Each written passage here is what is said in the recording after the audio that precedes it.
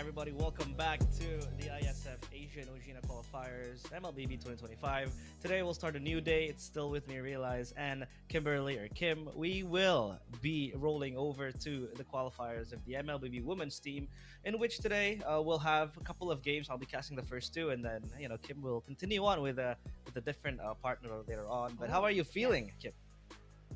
Yeah, I'm good. It's actually I feel like ISF did this on purpose. It's always PH and an Indonesian caster in the first day. Well, Yeah. yeah, of course, Peak MLBB is in the region, and Mm-hmm. I'm not gonna say the other region later. Another caster will be coming in to join me later on. But Yep. I actually started my career with MLBB, Mm-hmm. starting it off with the women's scene. I actually did get into mainstream first, so I really know a lot of like backstories about like the players, especially the local ones. I did cast a couple of international ones as well. So it's so nice to be back. I mean, I haven't done anything MLBB women still. Mm-hmm. So, Yeah, this might be your forte because one of some of the players here in the roster, some I know, some I don't. A couple of them also are signed to a professional team. For example, like the Malaysian team, they are signed to Navi or Natus Vincere Malaysia. They were able to make an appearance as well in MWI. I think it yeah. was a few months ago. I think it was a month ago. So it was still Yeah. close, and maybe they can also see MWI as an experience, right? But I think for women's MLBB, it's very nice to see it being proliferated again here, especially in ISF, because we know that the women sometimes they don't get much chance as the men does in MLBB. Oh, yeah. Maybe some of the regions do, like Indonesia. We have our own. We call it the national team of the earth because these are a very a collect a group of players that are very very good, but for some countries they don't really have that opportunity, so it's nice to see that they will be fighting here today in the ISF World Esports Asia and Oceania qualifiers. As we take a look at the groups, we have Central Asia, we have Kazakhstan, Kyrgyzstan, Uzbekistan. East Asia, we have Hong Kong and Mongolia. South Asia, we have Bangladesh, Bhutan, Nepal, and Sri Lanka. So yeah, these are I'd say teams that or nations, countries that don't really get the chance to Hmm. play. So it's very nice to see them having the opportunity to taste competitive MLBB in the women's scene. Meanwhile, we'll move on to the countries that are exposed to much more experience, like Southeast Asia A, Cambodia, Malaysia, Laos, and Brunei Darussalam. We have Southeast Asia B as well for Philippines, Myanmar, and Vietnam. For West Asia, we have Iran, Oman, and UAE or United UAE, Arab Emirates. Emirates. Wow. I see actually a lot of these countries that are new. We've seen shades of how they play in the men's MLBB. Mm-hmm. But let's take a look at the schedule that we have for today. Again, the first day is always packed. We start off with Cambodia versus Malaysia. Then you have Hong Kong, China versus Mongolia. You got Philippines and Myanmar again. That will go head to head for today, and Kazakhstan and Uzbekistan to actually cap off the day of our women's MLBB. So hope you guys don't miss out. If you want to support a particular team, just make sure to stay on the live stream. There's a whole lot of MLBB action. I'm actually curious about what the meta is like for the ladies. I mean, are they gonna do the same meta as the men's MLBB? Because I know I've seen a couple of MWIs where some of the ladies just actually have their own spin off the meta, and they actually make it work. So Mm-hmm. that's what I'm looking forward to see. I've seen in the very first like MWI, which I've had the privilege or honor of casting, I've seen a Yin jungle, and that was actually respect band. So there are things like that. So I don't know. Are you looking forward to any of the heroes here today? Realize Mm-hmm. any pocket picks that we might see for the ladies that you're maybe anticipating for today. Yeah, hopefully we do see that approach, right? It's all about comfort picks at the end of the day. If you really want to win out a game, I think for meta wise, I would assume that the teams here also work hard and follow the meta that is currently going. But do you remember that first day we casted ISF, and I think it was a match where we saw a Hanabi pop up, and then there was a Mia. Oh yeah, Hopefully we get to see we that got as well. clipped. Oh, we We got we clipped. totally got clipped. Yeah, we got clipped. Like there are clippers in the Philippines. Shout out by the way to all of the clippers out there. I know you guys are watching. It was such a feast. Yeah, even me and Nice too talked about it when I Hmm. was back for the men's MLBB. We talked about Yeah. the Hanabi, the Mia, the Tigreal. So it was just I guess so, I mean, in ISF, I think that's the main thing or the main point that a lot of the Clippers wanted to say. It actually happened on ISF, so I don't know if there were more Mias or more Hanabis that popped in rank games. Hopefully, you guys had win streaks, but it happened here in ISF. But hopefully, let's see these ladies pull it off. It's gonna be such a powerful first match already. Malaysia, one of the rising regions next to, of course, the Philippines and Indonesia when it comes to MLBB. And like what you said, realize Hmm. Navi MLBB just signed in uh, the ladies team as well. Also for the Philippines, I know the previous Smart Omega Empress actually signed up with the Navi MLBB as Yeah. well. So we have that. Yep, I think if we're going to talk about teams playing today, especially for Malaysia and as well as Cambodia, people would argue that hey, Malaysia is more exposed in the women's MLBB, especially Navi were able to partake in the MWI tournament a few months ago, like I said. But if you talk about Cambodia and we take a look at the list of the players here, we have players that have been there since day one. You said it, MWI 2022, Yui, Moshi. These are players that played in the first edition, the first ever edition of MWI 2022. They were in Impunity Starlets, and yeah, they were Yeah. able to grab a taste of what it feels like playing competitively in a very prestigious tournament for women's MLBB. So I think they also don't lack the pressure. They also don't lack the experience, right? So I would argue that the first match today, Malaysia against Cambodia, might be a close one because these are players that are Yeah. veterans. These are players that have been there since day one. So yeah, it's gonna be very amazing to see how the curtains will unfold today as we take a look at the first match. It's Cambodia against Malaysia. What do you think about this matchup, Kim?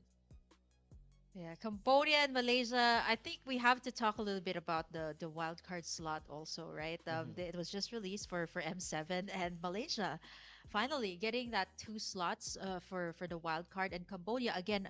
One of the next. I would like to say, like, if you think about the Southeast Asian regions, like Cambodia is just one of them next to Myanmar when it comes to, players that are good or rising in MLBB. We got the team roster here for Cambodia. You got UE, Tegami, Yui, and Moshi that will be playing for the roster here today. And like what I said, Cambodia, they're Hmm. just good. And I think I also had the privilege of casting the MPL Cambodia a few seasons back. And I'd like to say, like, it's just action after action. I don't know if you've seen clips of the casters of Cambodia that are just rapping in style every time Yeah. there's a clash because it's just so good. I can't even. I actually want to learn Cambodian because of that. But speaking of Cambodia, they're going to be going up against Malaysia here today. You got Syndicats, Rina, Fafau. Oh, Fafau's going to be playing. Hani and Shada will be playing for Malaysia. Fafau was actually in the roster of the first MWI when they were still, I think it was on air, if I'm not mistaken, on air Esports or the other Malaysian team. So it's so nice to see that up until this day, they are still in the roster and will be representing Malaysia here today for the match number one. Yeah, it's a national pride. I mean, it's one thing to play for your team. It's another to play for your national team, especially like how we were able to see. I think it was a few weeks ago where Team Liquid ID were taken down by none other than Cambodia as well, right? They were able to Hmm. cement Yeah, themselves yeah, a yeah. spot as the first place team in the qualifiers of Iesf World Esports Championship. In Asia and Oceania. So I think that also strikes a resurgence then in the Cambodia scene, right? I mean, the men's are able to pull it off against an Indonesian team, predominantly a group of players that are playing for TLID or Team Liquid ID. They were able to be toppled down. If you take a look at TLID being such a prestigious org, hey, a group of players coming in from Cambodia were able to beat them.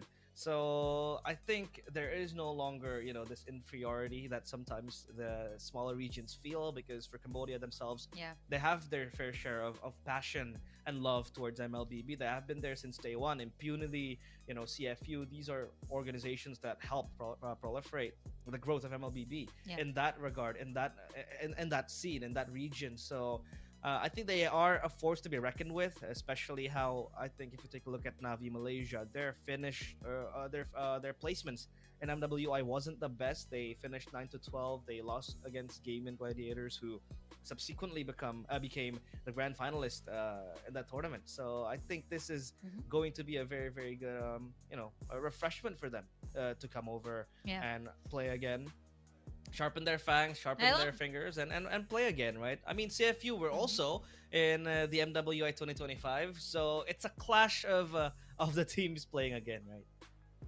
Yeah, I love how you mentioned the Cambodia win because it was such a big deal here in the Philippines, right? Like, Mm. oh, what happened? Like I think a lot of people, because it was intersecting with MPL Philippines here, so a lot of people either they watched ISF didn't catch MPL, some watched MPL didn't catch ISF. So a lot of people, there's this very big group here in the Philippines. I feel like there are also some active people from Indonesia, Malaysia that are in the group. It's called MLBB Events Hmm. Tournament. So it's everything about MLBB, and you just get this whole community talking about what just happened, and a lot of people were really shocked about um the results, right? Because Cambodia again beating the Philippines, not in a 2-1, okay? Like there wasn't even a game that was given to the Philippines. It was a clean sweep. I actually have to take a look at that matchup. I missed out on it, but it was quite a shock to a lot of us. But also, again, like what you said, all these rising regions, all of these regions that let's just put it at, they don't have the two slots yet for M7. Maybe who knows, M8, M9. They might actually have two slots because I'm actually eyeing Cambodia there. Cambodia and Myanmar. I think if you ask the Filipinos or the Philippine players or the fans, they actually say it's either Cambodia or Myanmar that actually has the right to get that one slot for the World Championships. But yeah, that's so it's actually not that far off, right? If you think about it, it's already the bare months right now. So Yeah. there's just a lot going on. I'm so happy there's a lot of MLBB action here and there because a lot of people are actually surprised that there are ISF qualifiers that are ongoing alongside MPL.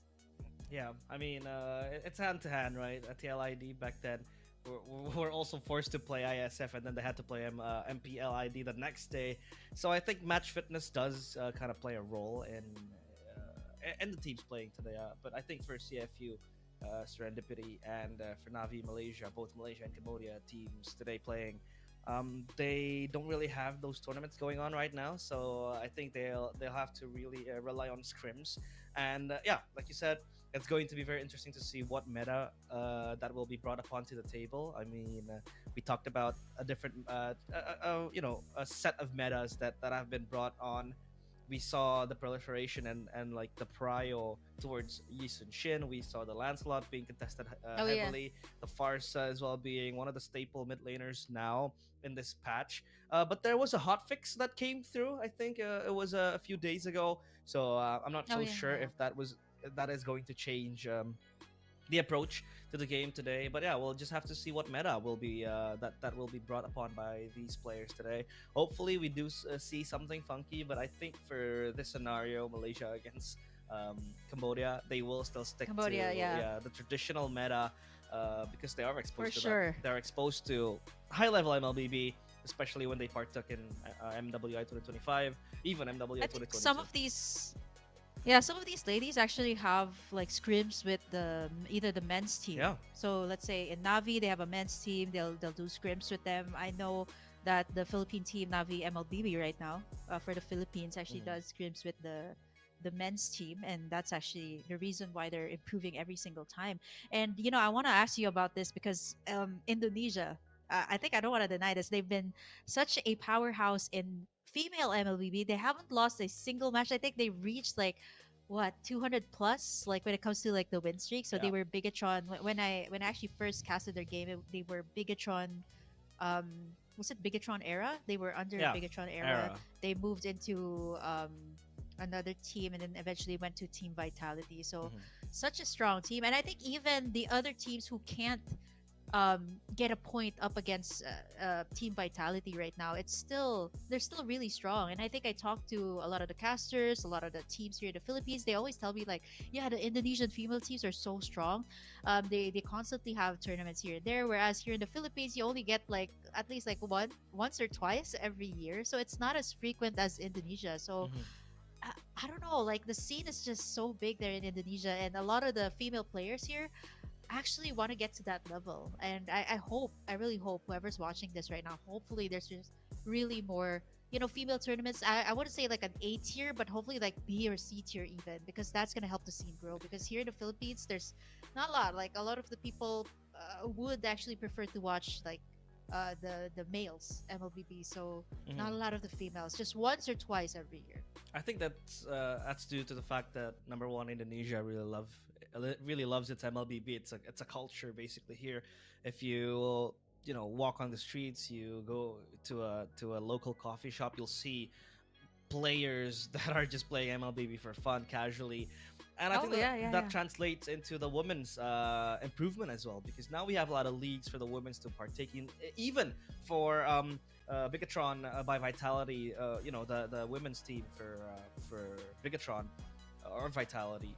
They are also given the green light to join in on the men's league in MDL, which is the development league. But still, I mean, being pitted against players that are so far from just being the best. I mean, it's going to be an improvement for them, right? I mean, if you take a look at MDL, it's mostly dominated by men's team, and then you see Onyx Partiui, one of the female teams of Onyx, and then you see Oh yeah, yeah. Bicatron by Vitality, that women's team also joining in. So I think that kind of exposes them to different play Hmm. styles, different metas, and then they are able to improve themselves because they are facing off against men's teams.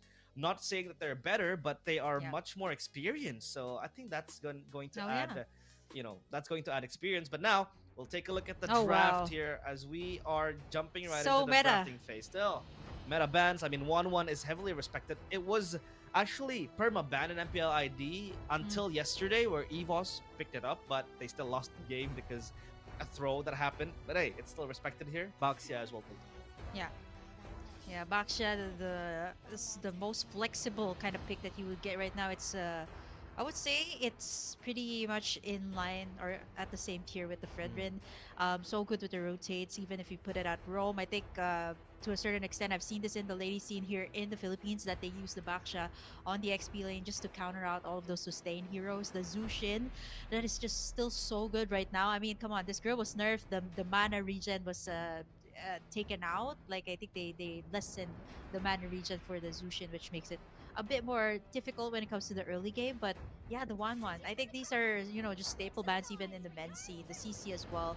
Apart from all of these like power picks that they're taking out, I think there's a heavy prio right now. If not on the jungle, it's actually the XP. The Lapu Lapu is so good. It had such a good run in the men's MLBB IESF qualifier. So I don't know if we'll be seeing that the prio pick on that, if not the Arlot. So um, I'm looking at the bans here of Malaysia. It seems to be centered towards like rotations, sustainability. Since they are the first pick, they can pretty much ban out whatever they want. Since Cambodia will, yeah, they have to ban out those power picks right now. Yeah, the power picks are very, very important to play with. So we'll just have to see. I mean, the CC taken out a very oppressive force of nature next lane. Oh So yeah, yeah, a very, very quick yep, setter, a very good setter, a very good frontline as well. Taken out because of the sustainability, like you said, they don't want to give sustainability to Cambodia. Because if you have a Chusin, very, very safe mid laner, Baxia as well with the anti-regen, Kalea with the Surge of Life that can always heal her teammates. So I think that's a very, very good ban. Now, though, for Cambodia, what do they want to take out here? I mean, the Lancelot is still there. The Yisun Shin as well is still up for grabs. So I think it's going to be a trade. I think Cambodia ban Yisun Shin here, and then they let Malaysia take Lancelot, and then they can take yeah, Farsa +1 in Red 1 too. So yeah, it's going to yeah. be very interesting to see. Yeah, I think for Cambodia, again, pick your poison. There's just so many good meta heroes here right now, and it's gonna be the Eastern Shade, of course.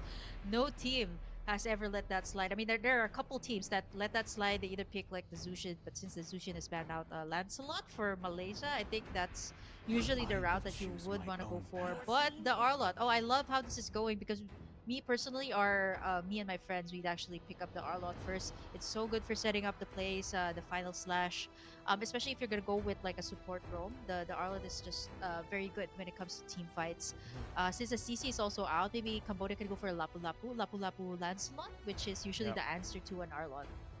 They can postpone taking the mid laner here, because when you have a Lapu Lapu, when you have a Lancelot, you have Prio on two different lanes, I mean two different roles. The Lapu Lapu is a very strong laner up against the Arlet. You don't really want to put the Arlet on roam in this patch. That Arlet is 80% going to go to the XP lane unless Yeah. something happens that forces it to be flexed. But they'll go for the Lancelot and Gatot Kacha. Oh, 50% right. Yeah, Yeah. Oh, so Gatot Kacha that had such a good run also in Iesf. That was probably the most satisfying AOGs that I've seen. Always yeah. on point. Shout out, by the way, to all of those roamers in the ISF men's qualifiers that use that Gatot Gacha so well. Malaysia now, I think this might be. Again, it's super flex here for the Gatot Gacha. You still don't know where it's gonna go. The Lancelot, See value of in me? obviously, is gonna go to the jungle. They You answer out with the should. Moskov and beef up their lineup with the Fredrin. So this is actually really interesting because a lot of the teams realize Hmm. always use like a center tank or either a hard front tank in their lineup when they have a Fredrin. But I actually want to see the teams utilize the supports because I know there were adjustments that were made into the Florine, the Rafaela that was reworked, but it's just so good to pair up with a utility jungler, Yeah. especially you going up against an assassin. You can beef up your lineup even more with the supports. I don't know if they're gonna go with that. So Cambodia, are you gonna pick up the mid laner, Every bullet of kind of mine ban is out a the gift last two for picks you. and squeeze everybody out of mid laner picks, but they're gonna go ahead and go head to head with the Moscow with a Granger still very good in the meta right now. Second banning phase, I feel like there's gonna be a heavy contest on either the roam and of course the mid laner for both sides. Hmm. So the Gatot Kacha gives them peel. I mean, the Granger also, just to make sure that there will be no bans towards the marksman, because in Malaysia we're able to take the Moskov quite early. The Fredrin up against the Lancelot, I think that's the matchup you want. So the Fredrin will have that survivability at least from having a tankier build. I mean, again, right? Tank against a Lancelot. But again, the Lancelot build in this patch is actually very, very disgusting. The War Axe Oh yeah. and then going to the Oh my Brute gosh, Force War Axe, Breastplate. Brute Yeah, Force, and then you add the immortality, so it's just it's it's a like semi tank. yes, I it's am still a not the tank a only lot. one It's still bound a by Yeah, tank a lot. these tanks a Okay, lot. I mean chains. half of his name is a tank, so it's pretty much that. He built it half tank, half damage, and the damage is still insane. I mean, Hmm. even if you built it that way, so it's just really I would understand why it's a prior right now. Malaysia still anticipating that this is a Gatot Gacha that will be played in the roam position, taking away the Phobius and Cambodia. Of course, these are smart last two bans coming out from Cambodia, honestly, because the Arlot and the Fredon are already too much front line that you need to peel. If you add like the Hylos and the Akai, there's just too much that you need to peel off. I feel like there's gonna be a contest for the Farsa here. Not unless Malaysia will ban that out, or not unless they want to ban out another XP lane here. But I feel like the This land Farsa is our should homeland, be. and it will Oh, soon be okay. a burial So the ground. Lapu Lapu, which is something I've been pointing out earlier. So Farsa for Cambodia, or are they gonna lock in their XP lane now? Yeah, I feel target like they ban. should get the Farsa. They have to get the Farsa quickly because there isn't much, there isn't uh, any more or any a wide range of options for mid laners to pick over. I mean, the Juicin is taken out. Push comes to shove, you pick up a Yves, but you go Farsa here. It would be very fine because you have Gatot Kacha to kind of cancel that out. But I think for Malaysia, the reason why they don't want to pick that Farsa quickly as well, because Gatot Kacha is picked up by Cambodia and that can always be cancelled. The Oh ultimate yeah. with the Farsa coming in with the AOG or the Avatar of the Guardian. So I think that's a dissuade approach. But hey, they pick up the Oh, Eve. I like it. Okay. Yeah. So do you actually okay, so these are two high ground mages, right? So I Hmm. feel like Malaysia they're gonna be forced to get somebody with the same range as an Eve, and I think the Farsa is the next best option. I think for Cambodia, they're like, yeah, sure, pick up the Farsa. We got somebody to access the back line with the AOG and the Lancelot as well to dash in and just pick off that Farsa. But then again, the positioning is going to be key here. If they feel like they can pull this off, I feel like, when it comes to the range, it's just really Farsa and the Eve. I mean, I've seen this even when the Eve was released. Like, it's always the head-to-head battle between these two mages. I don't know, which one do you prefer? Realize, do you prefer the Farsa or do you prefer What? the Eve when it comes to the range? Oh, they go for the Kadita and Belric? What is this? Oh, to counter out the basic. Okay, honestly, okay, come on. I love the Belric. I love the Belric. The return damage is just a lot, but let's see. Let's see how will this pan out. There's just Cambodia high mobility with their lineup, so I don't know how this Belric will fit in, or not unless they just want somebody to soak up the front line. Yeah, I'm flabbergasted on what they were able to pick up. I mean, you have the Love it Kadira. though.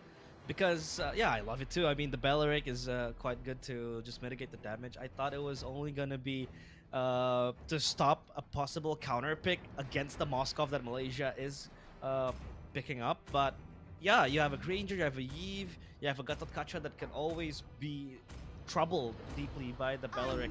And now they'll go for the Edith. Okay, so they have a setup.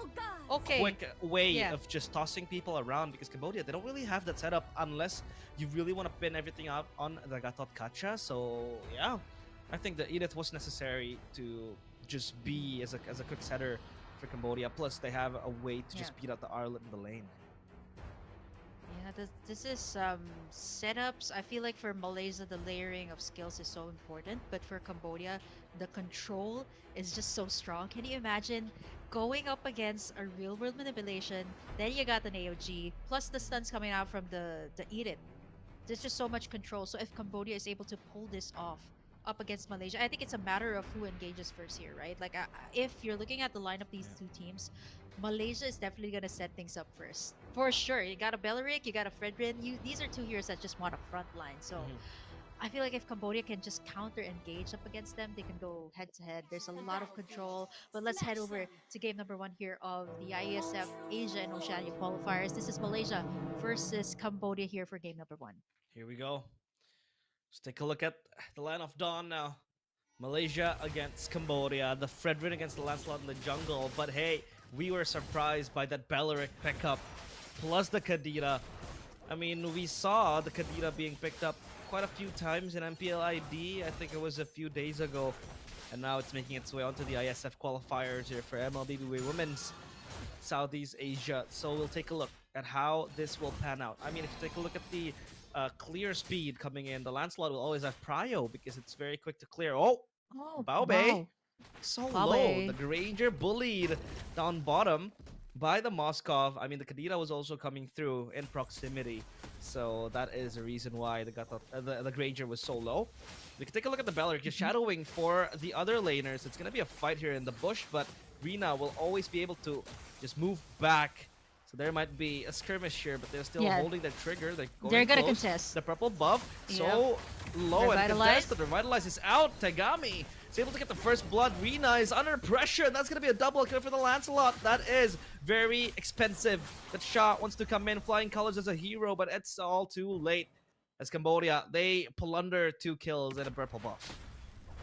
Yep, that's what you call disgusting from the Lancelot. That's not. I feel like at this point I want to check out the items. There's no items just yet, and that's how much damage she's rocking. Is that a impure rage on a Lancelot too? So yeah, the dashes, 2 kills already immediately for Tegami here, and I think this is just gonna go downhill if they keep feeding this Lancelot the kills. For Malaysia, I think this is about Fafao scaling up. Shah getting his lanes well, but I think for Cambodia, they're just, they know they have the control. They're just going to keep doing this. Cambodia going to start up the turtle here right now. Care of Tegami already at half HP. Look at how much damage that is. Look at the zoning coming out from Shah, but the turtle 1/4 HP. I think with the control that Cambodia has up against this turtle, they're just going to pick it up for themselves. The first turtle goes to Cambodia. Oh, there goes the RWM and the AOG cancelled though. There goes the rough waves. The flicker coming in from Moshi. He wants to catch Hani, and Hani is able to pick up or rather move back and retreat. So you can take a look at the pressure from Cambodia. So good. They have AoE control. If you want to step forward, the RWM will always wait for you. And the Gatot Kacha, defensively, offensively, can always pop the AOG to either run back or just dive in towards Malaysia. So not much control. Yuki with the Belleric hasn't been able to see momentum to pop the Wraith of Dryad.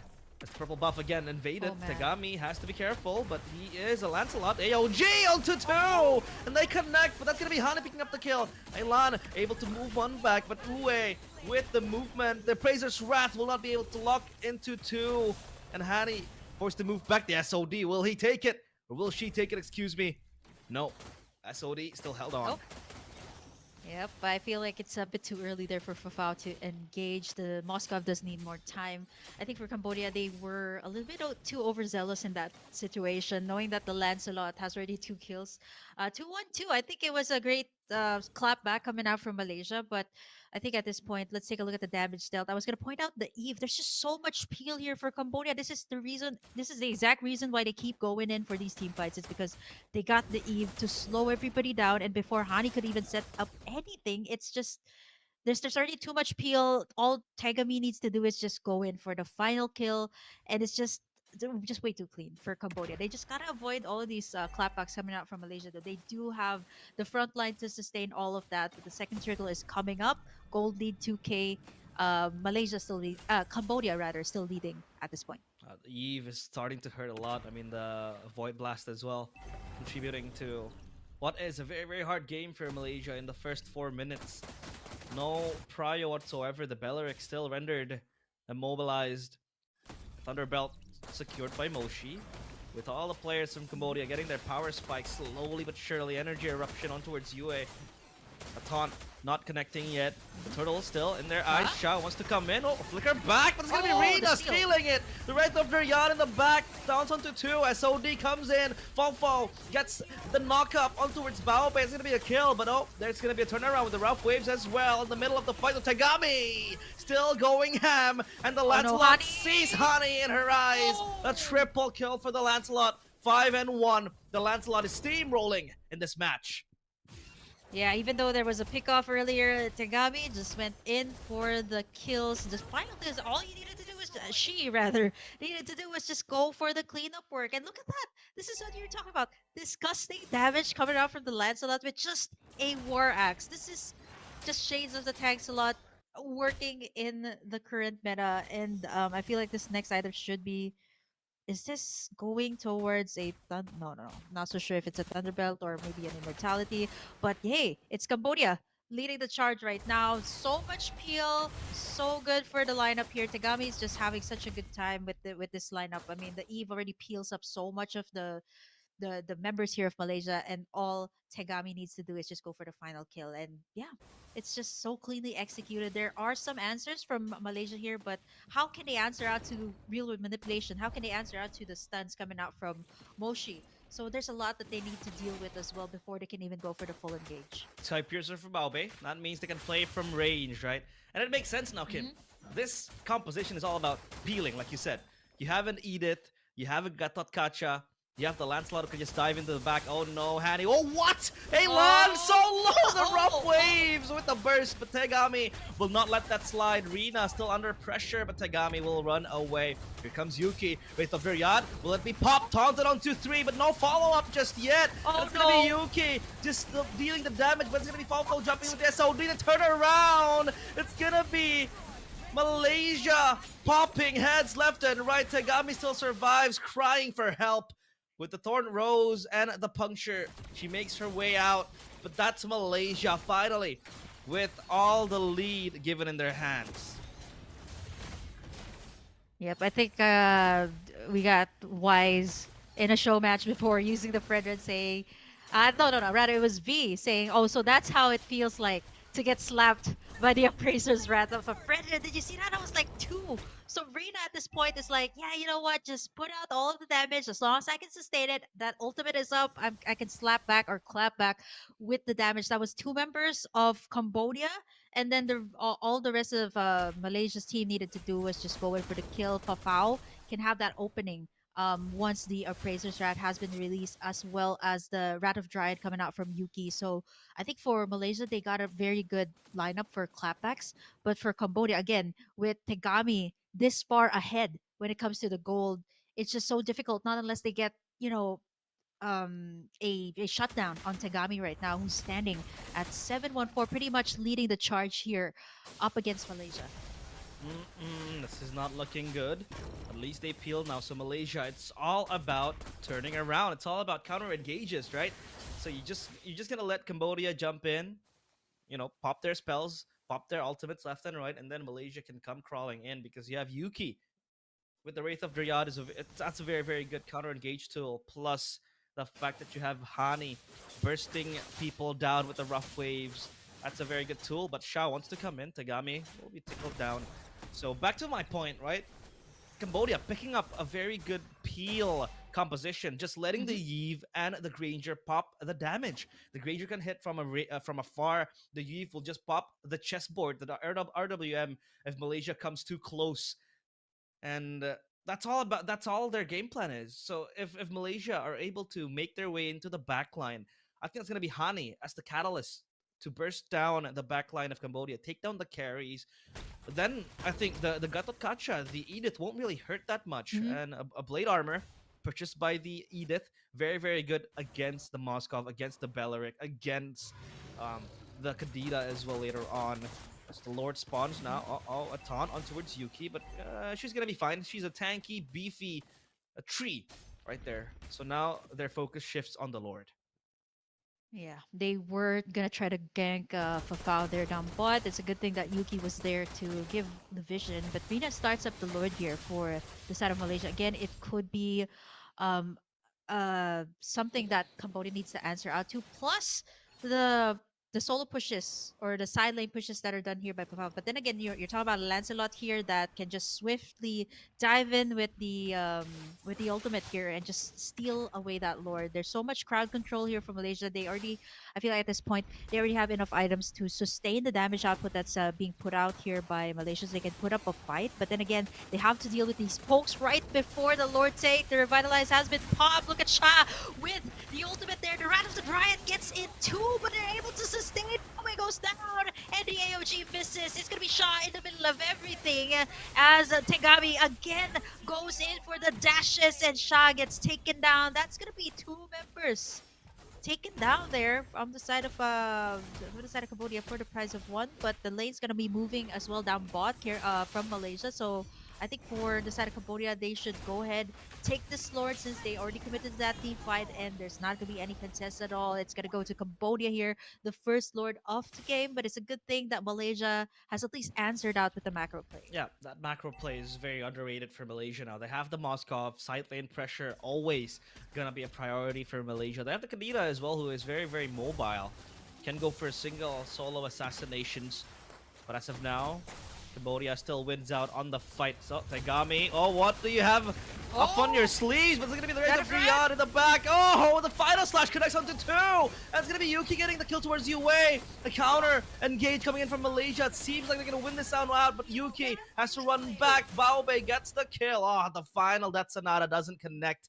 If it does, Yuki might be in big trouble. But again, just beating back and forth. Cambodia gets that win though, because now they have a pushing lane up top with the Lord, and in the mid lane, Bao Bei will take the fight onto her own hands. The rough waves has to be popped, and that's going to be a mid lane turret missing now for Malaysia. Yep, I think for Hani, again, the ultimates, it's just like a one-hit delete kind of combo. But at this point, how can you delete the members here of Cambodia when there's just so much engages that are happening first? Because you gotta get that combo in right if you wanna go for those kills. But Cambodia getting in a lot of these second-tier turrets already with the first Lord and looking at the damage still, again, still Tegami standing up top, followed by Elan with the Eve at second. Of course, peeling out the members here of Malaysia first. It's so difficult to go up against this. The retribution used there by Rina just to get in that red buff, but Cambodia is slowly creeping in the jungle side here of Malaysia. Rina standing at level 13, 2 levels below Tegami at this point. And now, let's take a breather, right? Malaysia, when do they really want to pounce back? When do they really want to hit back? Oh, the taunt connects, and that's going to be Tegami dodging AOG? everything. The rough waves doesn't really connect onto Tegami. A Appraiser's right in the back, and now they pop the ultimate from the Belleric, but Shah's going to get the kill. The SOD lands, but where is the teleport? Not yet taken by the Moskov. It's gonna be Fao just progressing down bottom, pushing the waves. Oh, pick off towards Tagami, and that's a very, very valuable kill. The Lancelot is gone, but still, Cambodia, they have priority in the mid lane. Shot with the final slash Oh, connects onto final two, slash! but no follow-up. It's gonna be a counter engage coming in from the Edith, but Baobei will get the turret whatsoever. Ui forced to move back. The taunt connects. Rina will again bounce forward. The Appraiser's Wrath connects. Moshi gets taken so low. Bao Bei still wants to take the fight, but look it up down bottom. Fao Wow. still able to dish out the damage, and she has to run away now.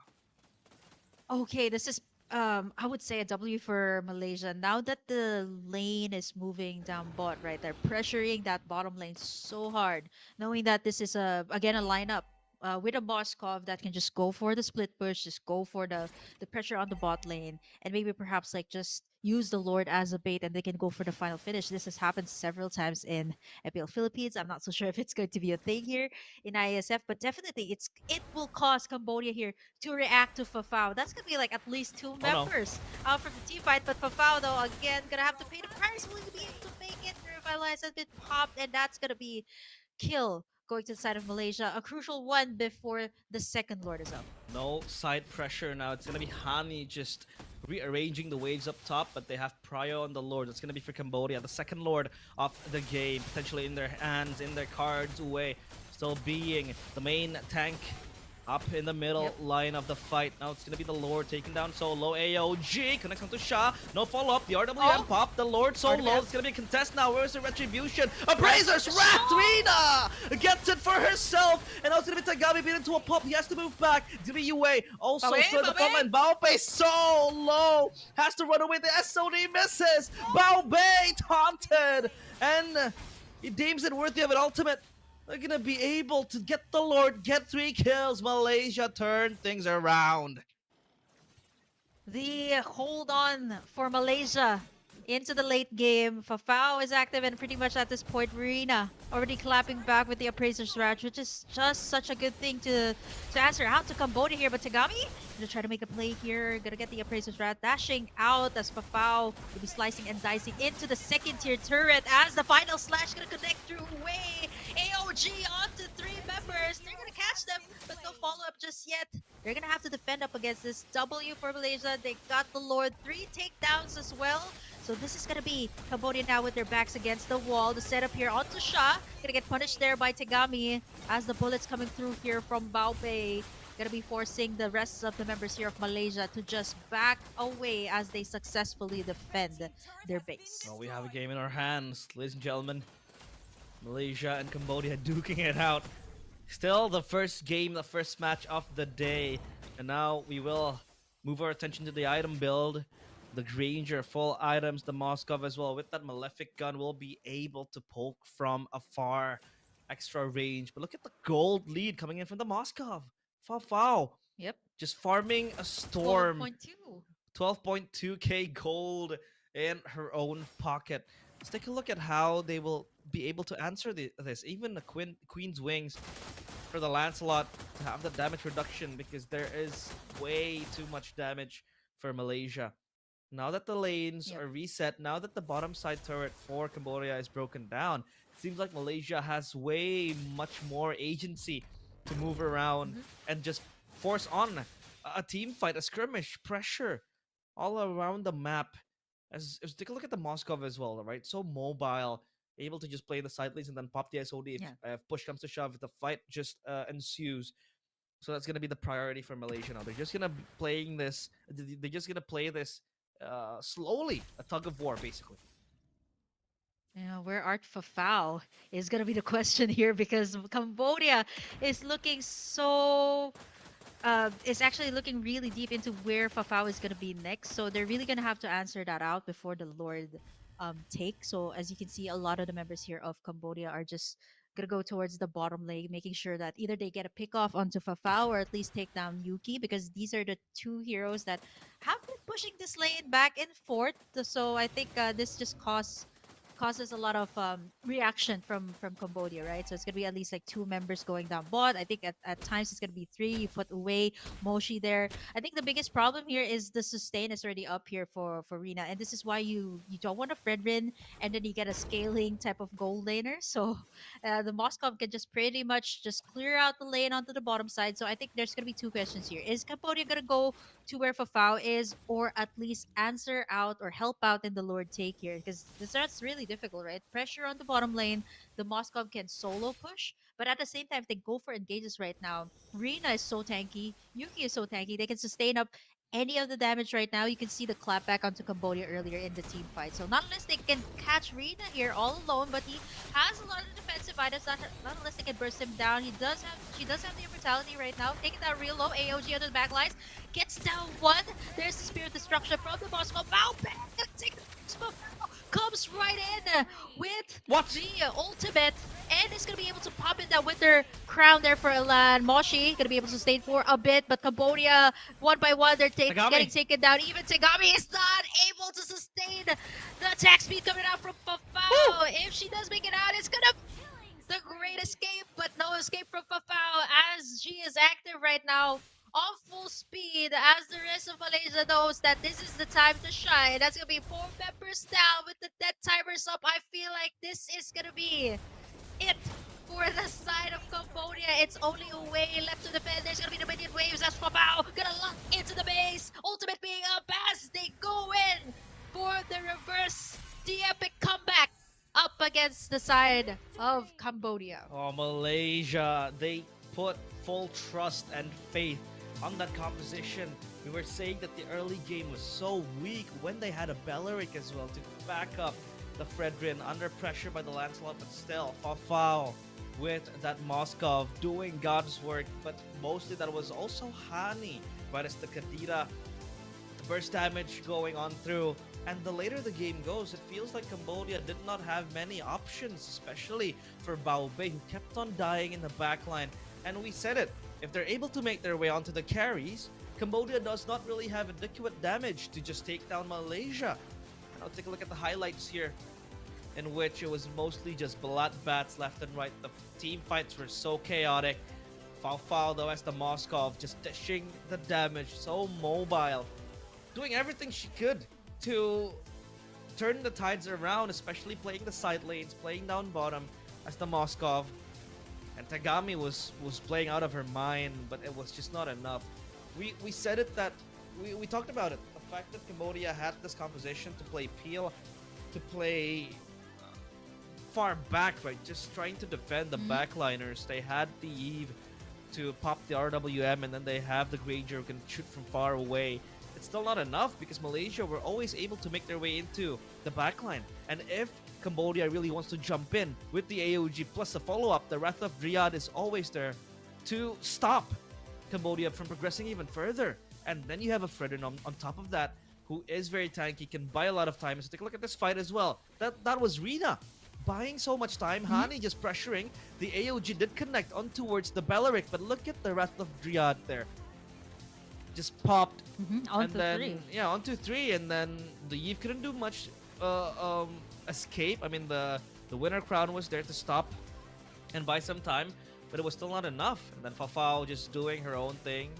I think the Malefic gun was so good here because the passive still registered just by hitting the purple buff, and that's the end of Cambodia in Game 1. Malaysia with a very valiant comeback, able to shut down and take Game 1.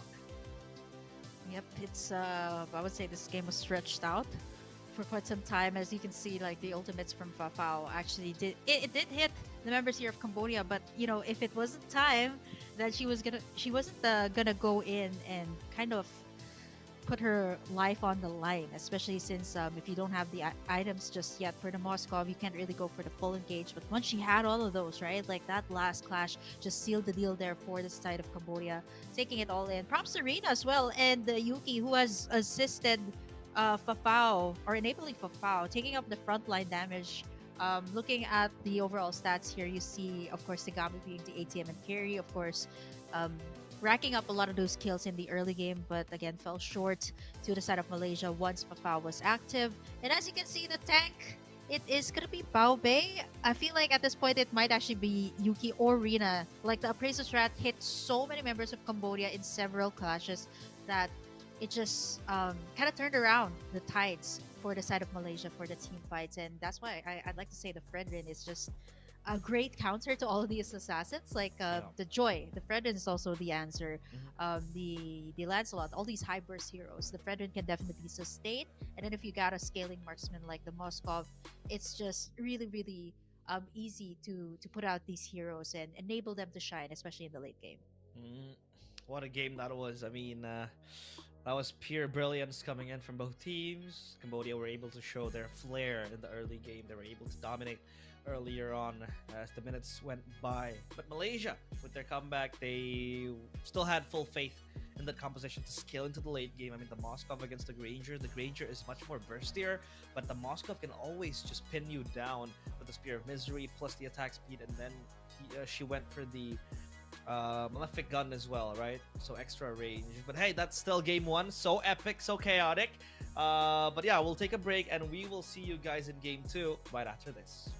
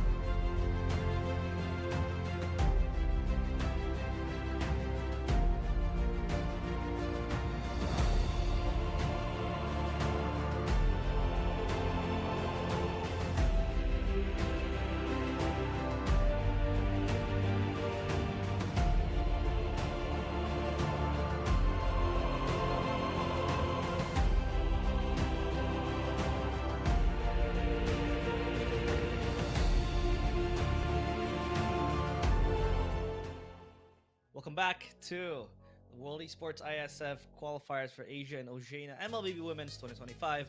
Still with me, Realize, as well as Kim. And take a look at the first game, and that was a very, very epic game, a chaotic one as well. We thought that Cambodia was going to sweep the floor with that composition that they had, a very, very strong composition, mid to early to mid. They had that front line sweeping for them. The back line was just gonna dish out the damage to the Iesf through the Granger. But hey, Malaysia said no. They initiated the comeback and they were able to take that 1-0. Yep, the lineup. But I feel like it was for a while, you'd be a bit worried, especially in the early game. It's like, how are they gonna cross that early game? So there's a lot of kills coming out from the side of Cambodia, care of Tagami. But I think ultimately, it was just the tanky lineup here, the setups, the clapbacks that can be done with the Belleric because there's return damage even with the Fredrin. Then right after that, all Fafao needed to do was just get the items and late game. Like there's a thing in here in the Philippines where you call where we actually say late game kaya pa, or it means that we can still do it.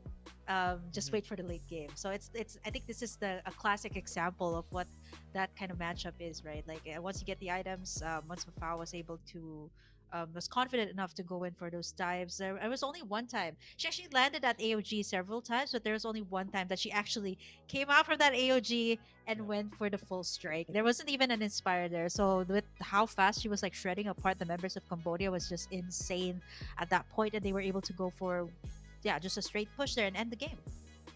That straight push was they initiated that because they saw the opportunity to just end that. But I think a very underrated portion of that game was the fact that they had the side lane pressure coming in from the Moscow, from the Kadita as well. I mean, none of the players in Cambodia were able to answer that. I mean, you have the Lancelot that could do that, but mostly the Lancelot was just looking for the backline, diving in to kill the Kadita, to get the kill going through the damage dealers of Malaysia. So yeah, that was a well-rounded comp from both teams. To be honest, Cambodia did their portion with the early game and the mid game. Malaysia trusted that composition, but I think I want to shout out to the Belleric pick. Right, the Belleric pick is very good because Mm-hmm. number one, you can catch the Lancelot diving in. You can just pop your ultimate, the Wraith of Dryad, and just get that kill. Or number two, it's somehow a counter initiation to the AOG from the Gatot Kacha, right? The Gatot Kacha surely hits people coming into and just flying in with the AOG. So once that happens, the Belleric can just ult away, and then no follow up would be done, because the moment you see an AOG flying in and then the three players are knocked up, obviously the teammate is gonna follow right on through from the back. But that did not happen at all because the Belleric, the ultimate was on time, right on cue, and I think that Belleric pick was very underrated, very, very good as well. So yeah, I we were love very me some underrated picks. underrated picks. I love me some underrated picks. That worked, Yeah. right? That worked because we saw Yes, some, that worked. we saw some underground picks like the Hanabi and Mia, but hey, that was that was just for laughs. So I think that Belleric pick was good. The Kadita as well, to just be a mobile, a menace for Malaysia to stop everything out. So yeah, that's a very, very nice set of picks. Respect. I really love seeing these in qualifiers, like picks that are uncontemporary, but they actually work out. I was actually wondering, I didn't get to dive into that earlier. I was like, oh wow, the Belleric's on a revitalize. I know this is something that the tankier picks always use, Mhm. especially in the current meta. I was expecting something along the lines of a vengeance to just return so much more damage, Yeah. but I think with the revitalize being put into play, you just know that it was just built for the team fights, right? Like there's a Fredrin up to soak up the damage. There's a return damage coming out from that. Plus, if you pop in the ultimate from the Belleric, there was just too much return damage going to the side of Cambodia at that. There was just too much to take in. But now we're going into the second game. It's a match point for Malaysia already. So Cambodia, they are on, they have the prio pick right now, still banning away the Baksha and the Arlot this time. That also did a great deal of setup plays for the side of Malaysia earlier. So respecting that just now. So XP Laner take out the permaban on the 1-1 for now. Let's see if it's going to be opened up later on. The Yeeson Shin, I'm not so sure if it's going to be banned or whatnot, but I feel like that's going to be up to Malaysia, right? If they don't ban it out, they can either pick it up or let Cambodia decide that. So either they can open up the Yisun Shin, Cambodia picks that up, they answer that with the Lancelot. So it's either or at this point. So Cambodia, their last ban for the previous game was a Kalea, if I'm not mistaken. So it's all of these center tags or the Fredrin, if Hmm. Malaysia wants to go for that same type of composition again, have that sustain in the front line, and then get Fafao on something scaling like the Moskov earlier. Hmm. Oh, Very, Matilda. very unique ban. I mean, a few patches ago, a few seasons ago, it was a perma ban, but now taken out to anticipate a potential Fredrin, maybe because the Fredrin Matilda is a very strong combo, right? Ah, yeah. So that could be the case where they really want to ban out the Matilda to tone down jungle pressure given by the Fredrin. Now Malaysia, a lot of options for bans. The Yisun Shin I think makes sense, and then you can just trade back. A lot Yisun Shin wide open. Oh yeah, they have to Yep. pick it up. Yep, it's the Yisun Shin or the Lancelot at this point. What are they gonna pick up? If they want to start it off with something different, they can also pick up the Kalea, right? But that's gonna give Malaysia the power pick of picking up either the Lancelot or the Yisun Shin. So Mm-hmm. I think for the men's division, it was mostly centered towards a Yisun Shin first pick, especially when you're on the blue side. It's a very good scaling hero. You can go with sustained side lanes even at that. Like if you have the Yisun Shin in the jungle, it's a bit slower compared to Lancelot when it comes to the scaling, since the Lancelot can pretty much just do pickups in the early game. So it's gonna be Cambodia locking in, of course, the Yi Sun Shin that has been banned away in game number one. Malaysia can answer that out with the yeah, they can get either a power pick right now on the XP, or again go for the Lancelot Gatot Kacha that works so well in game number one, or they can go for again the same lineup that they had was the Fredrin, Gatot Kacha, tanky front lines, and then Fafao on yeah, a Moskov or a scaling type of hero. Mm-hmm. I've been the last Oh, okay, Farsa. okay. Okay, so they want to have the team fighting presence again, and the Gatot Kacha to peel themselves away with the AOG. The Farsa is very, very good pick as well to go for first. But I think the Farsa is still kind of vulnerable to the Yisun Shin. But hey, Yeah, that's what the Gatot Kacha very is there much. for. So you're gonna need an extra frontliner to help shield and protect the Farsa because it's basically protect Mr. President. But now Cambodia, so they want to pick up here. An XP does make sense. The Arlet banned out, so maybe a Lapu Lapu could be an option as well. Or maybe they want to give me an Hylos. Oh, Kimi High Give me Loss. Hylos. So Okay. lethal. Such a lane bully for the Forza. Again, this is something that they wanted to avoid. So they pick up the Gatot Kacha Hmm. just so that they don't have that AOG to deal with if they have the Forza on their hands. But then again, Cambodia picks up the high loss and the Kimi that can just pressure out that mid lane, since the Forza just has very good wave clear and at the same time can go with the wings by wings and just go to the side lanes and just go in for those gank plays. But Malaysia Yep. will actually take away the Lancelot. So I was like, it's either a battle between sustain or utility, or just assassin versus sustain. But now you're gonna go with the scaling lineup, the Yusichin and the Lancelot for the jungle this time for the side of Malaysia. Now there's gonna be a heavy contest on the XP here for sure. Not unless they want to put that Hylos in the XP, which we haven't seen for so long. It's usually used as a roam right now. Lapu Lapu, the CC has been taken out as well as the Arlot. So I feel like at this point they will take away, yeah, a Kai or maybe the Lapu Lapu on the XP lane, or even the Phobius that is just so good in the laning phase. Okay. So trying to tone down and just tone down the options for marksman pickups, right, from both teams. The Granger band here might do good. What else are we thinking of here? I mean, some niche picks as well needs to be battened out. But for Malaysia, they are yet to pick up an XP laner. I mean, the high loss here for Cambodia could go roam, could go XP. Well,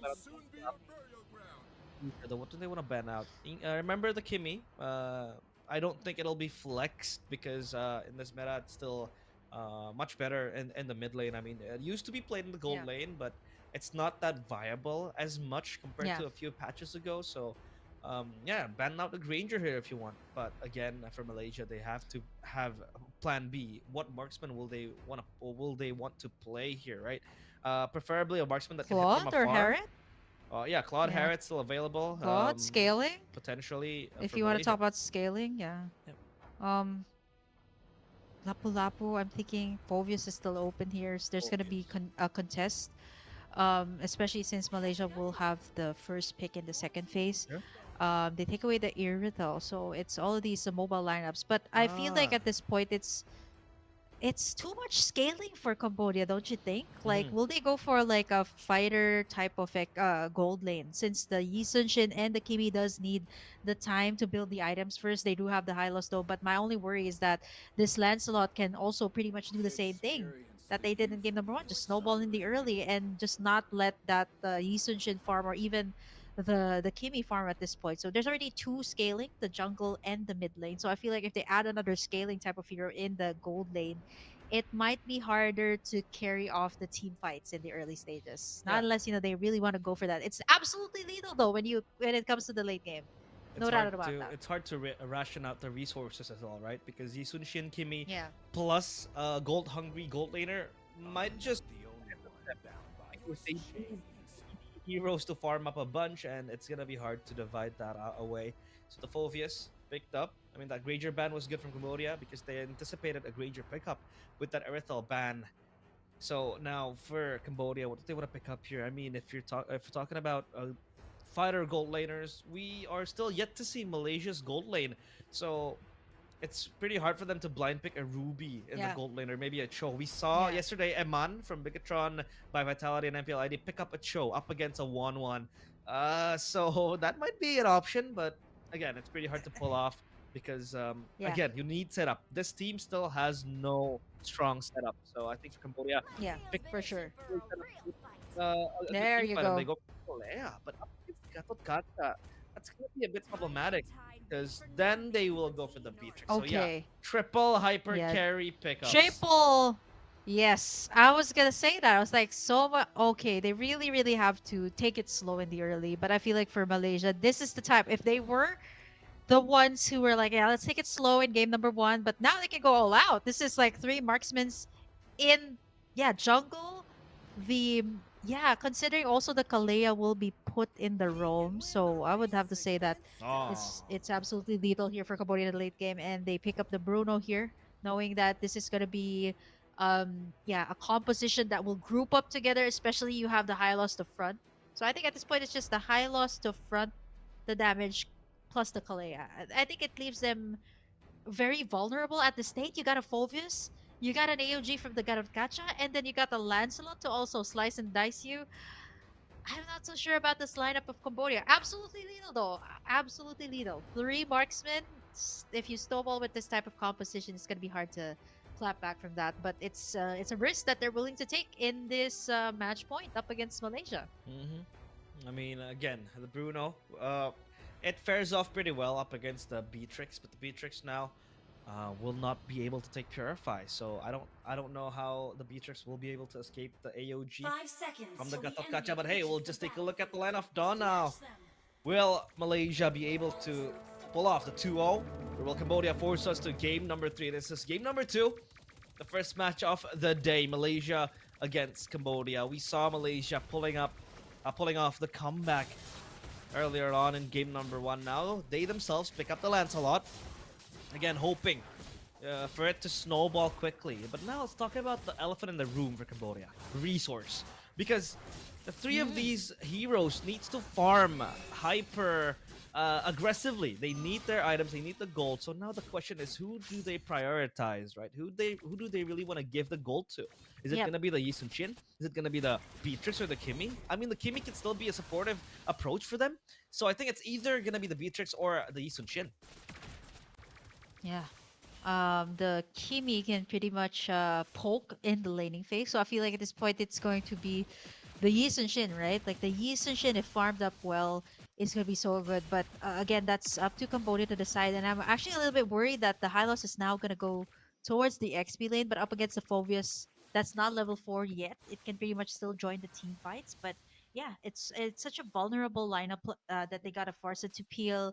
They got the Lancelot plus the setups from the Gatot and the Phobius. So I feel like the positioning is going to be important here for inside of Cambodia since they got three hyper carries or three 3 scaling types of heroes. So I feel like the early stages of the game to secure the turtle is super important here for Cambodia.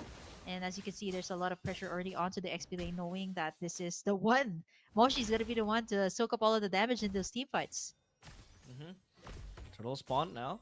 And it seems like the XP laner from Malaysia, Shah, rotating on towards mid, trying to patrol around that jungle from Cambodia. They will try to take this turtle for free. It seems like it's going to be uncontested as Elan and Moshi will try to move back. That's going to be the ultimate popped, but that's about it. Oh, look at Tagami just trying to invade from the back. The Yisun Shin under pressure. And it goes to Tsunami Slam. Oh, Rina taken down quickly. But that's going to be the Feather Airstrike to push away the players of Cambodia. First blood for Fafao. That's going to be the Yisun Shin taken down. Now they push back. Now they bounce back. The AOG Oh, the onto layering of 2. skills. So beautiful. Bao Bei with the Nibiru's passion. Not enough. Thorn Rose is enough to take him down. Or take her down. That's going to be Cambodia losing 3. As Malaysia take everything. Yeah, do they got the power? They definitely do for Cambodia. That's 3 marksmen. But like what I said, you're left so vulnerable once the Moshi and Wei is out of the picture, right? And they can definitely do that. So much peel, setups after setups. I feel like it's still too early to tell. I'd give them that. Like it's early to tell if they can get either kills or maybe even a bit more resources here. Maybe just maybe they can do that. But there's just a lot going on every single time, right? Like you see the AOG coming out from the Gatot Gacha. It just kind of counters out the rest of Cambodia. They're left either backing away from the team fights, knowing that yeah, a lot of these heroes that they have can't really sustain the damage output. Not like what they had in game number 1. So it's already 4 kills towards the side of Malaysia, not just yet for the side of Cambodia. Not unless they want to sandwich the members here of Malaysia, as Yuki already spotting out the members here of Cambodia gonna be already camping out in this turtle pit right before it heads up level 5. So I feel like at this point Cambodia, their heroes are slowly catching up. But again, there's just so much more to do in this game. It's just 4 minutes in, and with the lineup here, a more balanced lineup coming out from the side of Malaysia, it's gonna be really hard. Just one feathered airstrike, just look at that. It just forces everybody to back away. Turtle is up for the taking. Malaysia has taken the first one, so let's see if Cambodia will be able to take this for their side. Oh, Elad forced to flicker back. That's going to be a very, very important resource burn. Traction pulse sucks Shah inside, and that's going to be Shah moving back. The Tsunami Slam will lock her in place, and she gets the lead at AOG to counter it. That's not going to be enough, as Rina will be able to take down the turtle. They move forward, they pounce forward. Nibiru's passion popped by Bao Bei. With the gun down on towards Yuki, Yuki will be taken down. That's going to be a 2-for-none trade, but at least Malaysia are able to get the turtle. But is that going to be worth it? Is that the price for salvation? Yeah, I think at this point is the best that Cambodia can do in those clashes is just to, they can burst down these heroes coming up from Malaysia, right? They got a Beatrix, they got a Kimi to even poke and add up to that damage. They can definitely do that, but I think for Malaysia, it's just a matter of, again, Fafao scaling up at this point with the Bruno. And speaking of the gold earn, speaking of Fafao, she is going to be the top earner or the rich girl at this point of the game, stacking up to 4k gold, followed by Bao Bei there in the lane. Considering that this is a Bruno, right? Like up against a Beatrix that has just more utility under her belt that can kind of outplay the Bruno in the early game. But looking at how things are playing, again, this is the same case for Malaysia. They're just putting all of their resources just for Fafao to scale up. And as you can see, 4 members already down, but I'm not so sure if Bao Bei knows that well, as they create a lot more pressure. There's vision here coming out from the Yisun Shin, though, but what is going to be their next move, right? Who are they going to take down? Might actually be Rina here. Okay, they're not going to continue with the setup. Maybe pressure out the red. Stolen. Yep. Yep, stolen by Tagami. Just like that. Oh, no. For the red buff, though, all of those ultimates.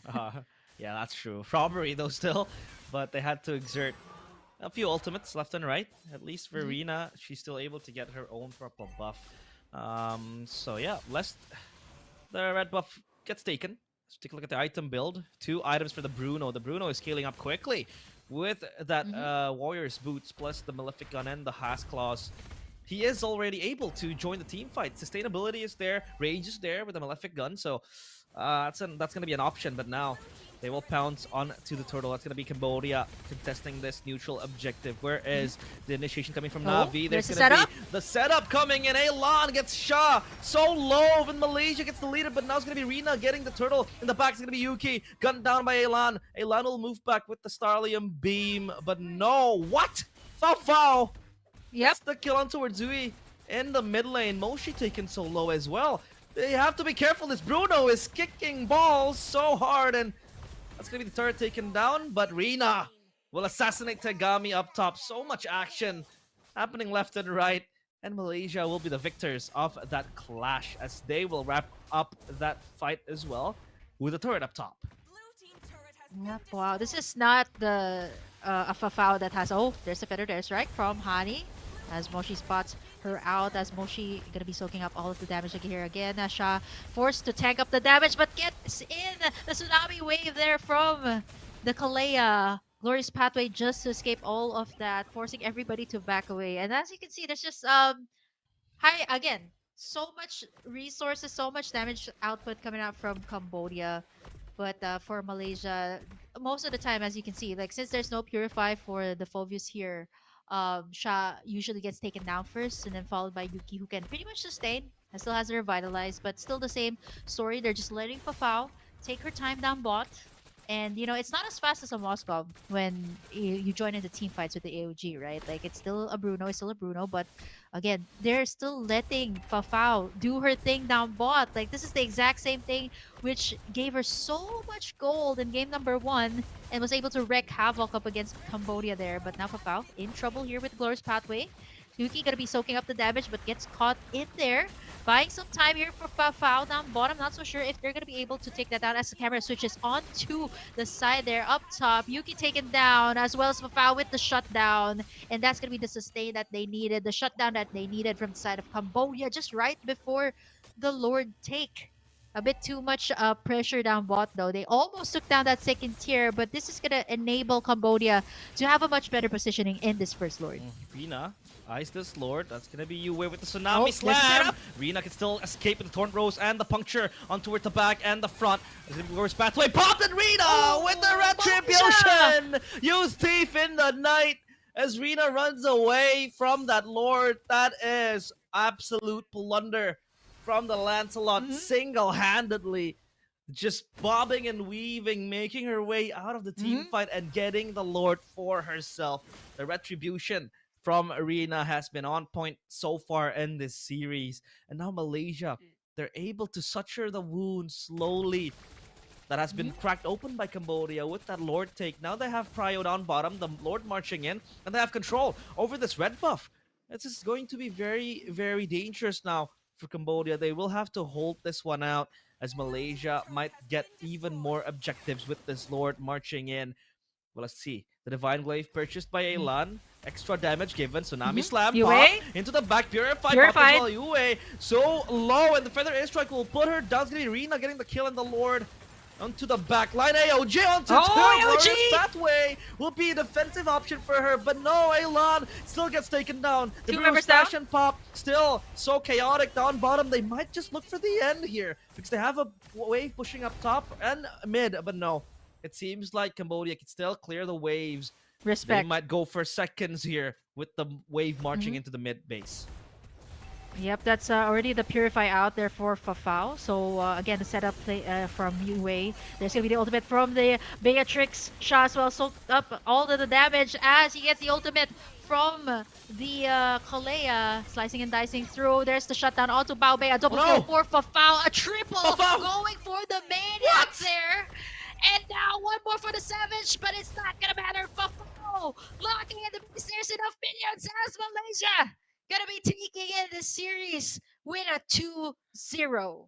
Wow! Malaysia quickly wraps up that game with a 2-0. And so quickly they shut down the base. They shut down Cambodia. It seems like Cambodia was looking to get the turnaround in that last skirmish. But Rina with the Lord Salvage, means that they have prio down bottom to push up the turret, push out again, create that hole in the base. And yeah, everything just came full circle for them. I mean, Fao Fao was a sleeping giant. She wasn't really in the fights, but she farmed up a bunch. She farmed up a storm, and she was able to get those items going. And she was so painful to deal with. I mean, that last kick of the ball towards Elan hurt so much, and she was able to pick up the Maniac. Let's take a look at the highlights here. Earlier on, Malaysia was still able to exert the pressure so quickly, so calmly as well. Um, they were able to get all the objectives, bar this turtle, I think, but still, what matters most is that Lord Steal from Rina. Again, Cambodia were able to layer their ultimates quickly and convincingly, but the problem is that Malaysia has the Gatot Kacha to become a contingency plan. Once the Tsunami Slam was popped, Cambodia did not have any more setup to move forward. Then the Gatot Kacha came flying in. You could take a look at how the Gatot Kacha never really pulled that trigger quickly. She wasn't really the main engager. She focused on counter engage. Look at this. The AOG prepped up and ready. No Tsunami Slam, no setup, and boom. Moshi, Yuki gets taken down quickly. Elan is well deleted. And everything else is just history for Malaysia. The 2-0 with a convincing fashion. The first game was a comeback. The second game was domination. Yeah, I was gonna say that they didn't want to put all their eggs in one basket for the side of Cambodia, and they kind of distributed it to all of the lanes actually, which is what I was saying earlier, right? Like it's very difficult to clap back up against this lineup. The Maniac from Fafao at this point, right? Like they funneled all of their energy towards that and was able to get the W. I would have to say though, this is a bit like there's the damage. Definitely there's damage there for the side of Cambodia, but I think the imbalance onto the lanes, right? There's just too much things that are scaling all at the same time. Where do you kind of want to put your focus on, right? Like once Yue and Moshi were out, it just leaves the rest of the team so vulnerable. Plus, there's also Purifies here from the side of Malaysia, which kind of cancels out the ultimates or the setups coming out from Uwe. It was a very good attempt, though. I feel like if they were able to kind of pull this off very early on, it might have gone a different way. But then again, it's just a mix and match of different things here for the side of Cambodia, as Malaysia again working towards what they know best. Again, let their gold laner scale up, let the rest of the team take care of things in the early game. And as you can see, the damage to the tower, the objectives, the turtle, and the Lord goes all to the side of Malaysia. The steal also from Rina earlier on to seal the deal there. Fafao being the main ATM, the carry, as well as the one that dish out the most damage here for the entire team of Malaysia. Props to them, which is actually also the reason why I put it out that they got in that 2 slots for the upcoming World Championships. It's just that the region is continuously growing, and I think even their MLBB women's scene is all the same as well. Well, it's pretty insane to see what happened. Malaysia, they let go of the Yisun Shin, but again, Cambodia, greed kills you. 3 hyper carries that weren't able to get to their power spikes. I mean, the Kimi was there to deal the damage. The Yisun Shin was able to burst, chip damage into the players of Malaysia, but still, Malaysia rationing all their resources very, very quickly. The Bruno was, again, like I said, a sleeping giant, all focused on farming, and was able to get her power spikes. Again, so painful to deal with. The crit damage came through with so much excellence. So yeah, that was a well-deserved win for Malaysia. Malaysia was a very, very good team in that regard. But hey, we'll take a break because after this we'll still have a few matches up in our cards. So stay tuned right here in the World Esports Iesf Asia Oceania Qualifiers for Mlbb Women's 2025. See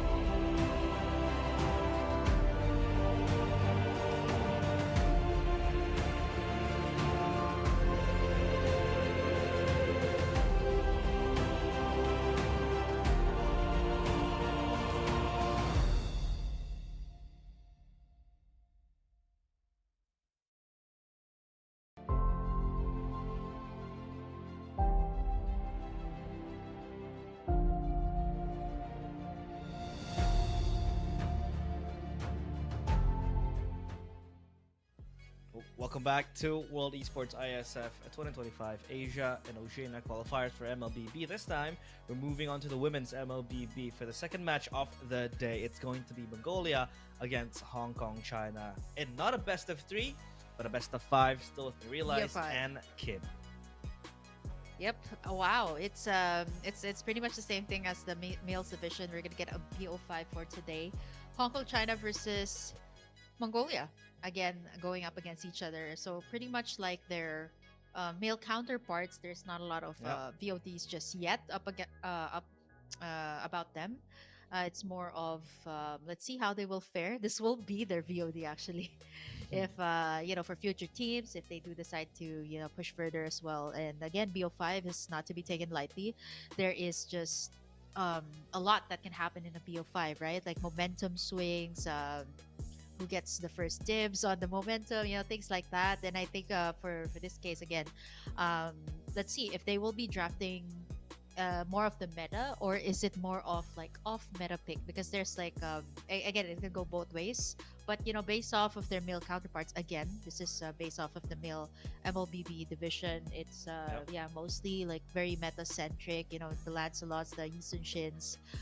We haven't seen any of the Lapu Lapus just yet. It has been banned away for the past game, our first game for today. But let's take a look at, of course, the game for now. It's going to be a BO5 between Hong Kong, China versus Mongolia, again, here in the group stages of the women's division.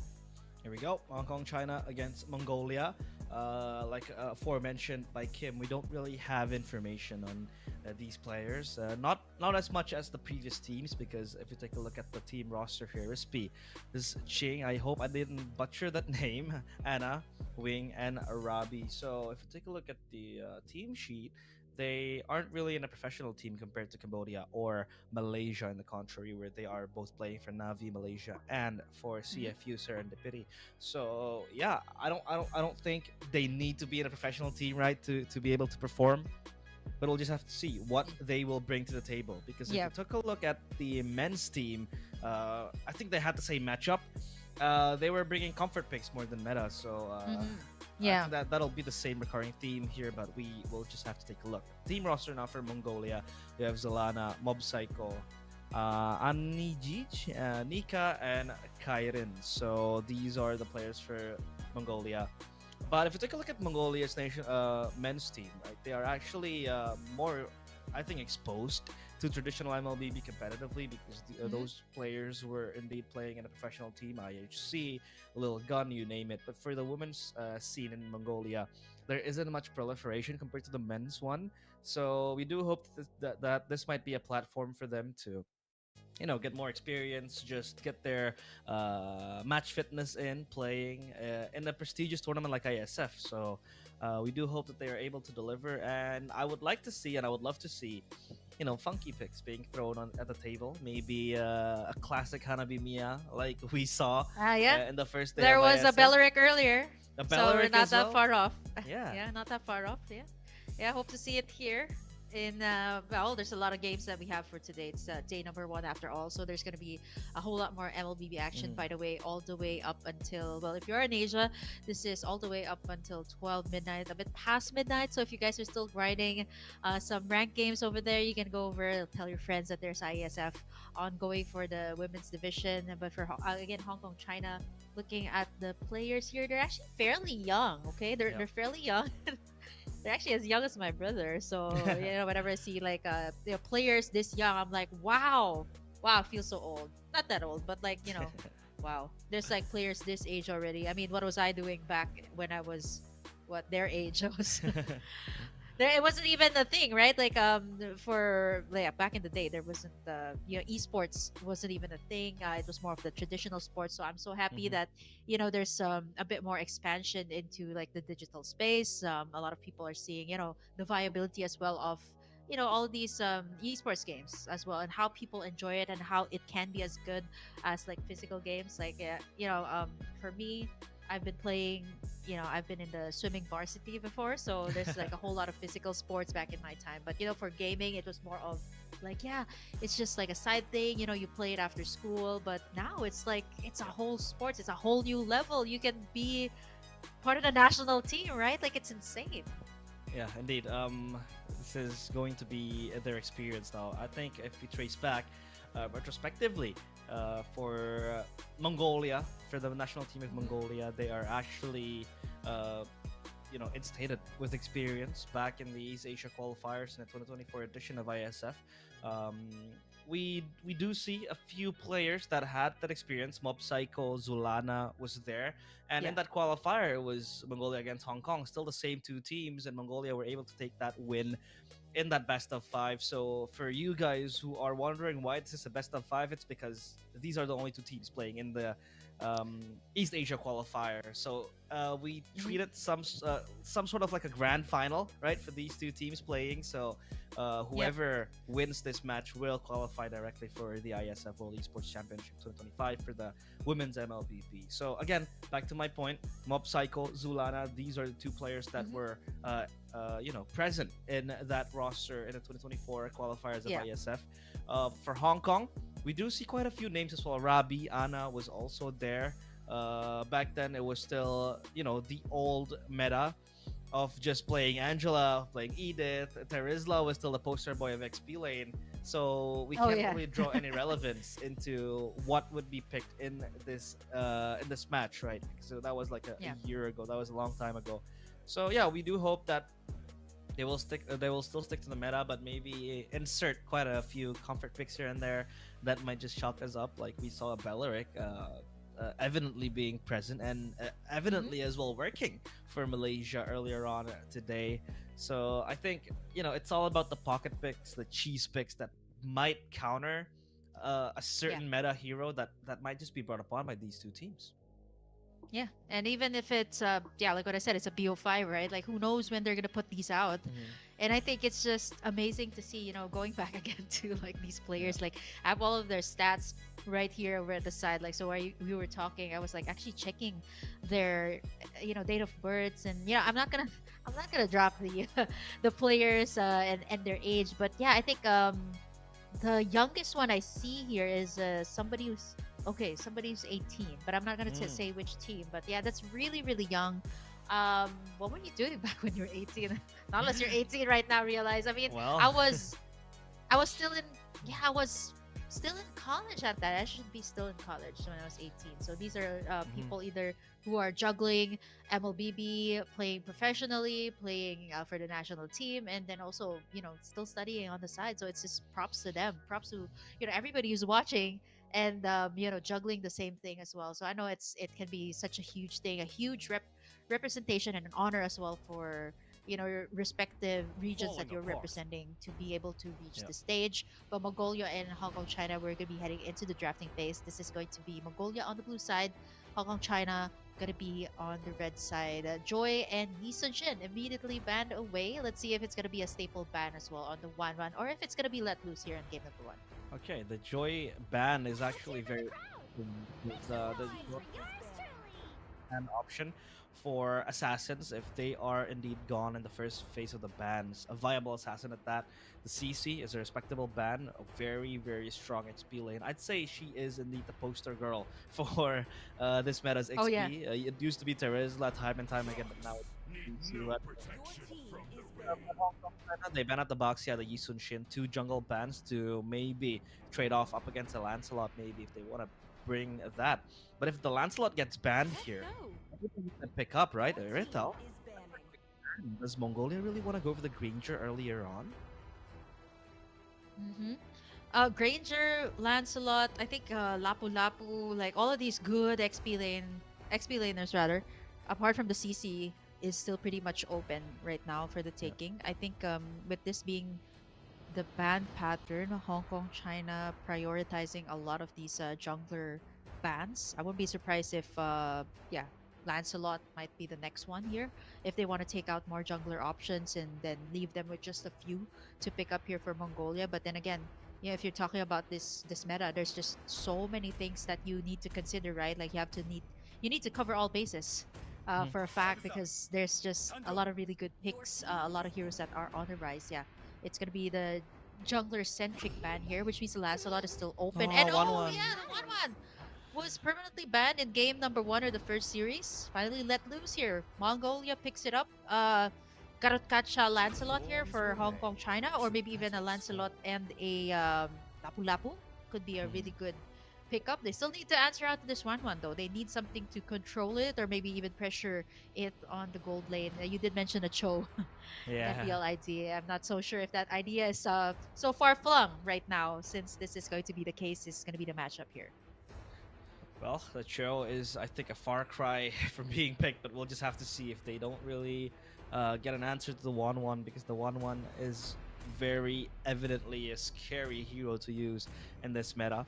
But we'll take a look at Hong Kong, China. With the Lancelot, they pair it up with the Kalea. Kalea. So the Kalea Lancelot combo. I mean, Mongolia can go Gatot Kacha here if they want. Gatot Kacha, Farsa, 2-3 on blue will be very, very good because they have team Mhm. fighting presence. Gatot Kacha, again, was proven to be a good counter to Kalea. Counter engages galore with the AOG. Once the Kalea has the Tsunami Slam, gone in the first initiation, the Gatot Kacha can just jump right in, and you have a 1-1 who Yeah. can kite from the back, so mobile as well with the steps that she can take. The passive that the 1-1 has. So that might be a very good answer to the Kalea, but we'll just have to see. The Gatot Kacha is also Zushin. very good against the Lancelot. The Chusin as well is open, but they Uh-huh. go for the It's Fredrin. open. They can pick it up. So the Yeah. Fredrin Juicin might be loaded Mm-hmm. up here from Mongolia. uh, Karot Gacha even so Yeah, if they pick up GK. the yeah so if they pick this up, I was thinking like Hong Kong China is setting up for like a Farsa play, right? Like you have somebody to set up the place, you got an assassin to assassinate the back lines. It's so perfect for a Farsa. And what better way to actually make your opponent double think their lineup is to just pick up the Karot Gacha. The AOG is just so good, even though some people would argue saying that it's a predictable ultimate, but I think it works so well in team fights. Whether or not it's casted or not, it's still Yeah. and something to intimidate your opponents, right? It's pretty much like the Franco. You just stand in front of your opponents and you just get intimidated. Like you don't know when it's going to cast its ultimate, and I think it's a very good overall pickup with the entire lineup here of Mongolia. They got a beefy front line, so it's gonna be up to the side laners. Lapu Lapu, come on, ban it away. Ban it away, Hong Kong, China, or not unless you want to ban away a Farsa, more of the mid lane bans here, since the Ooh.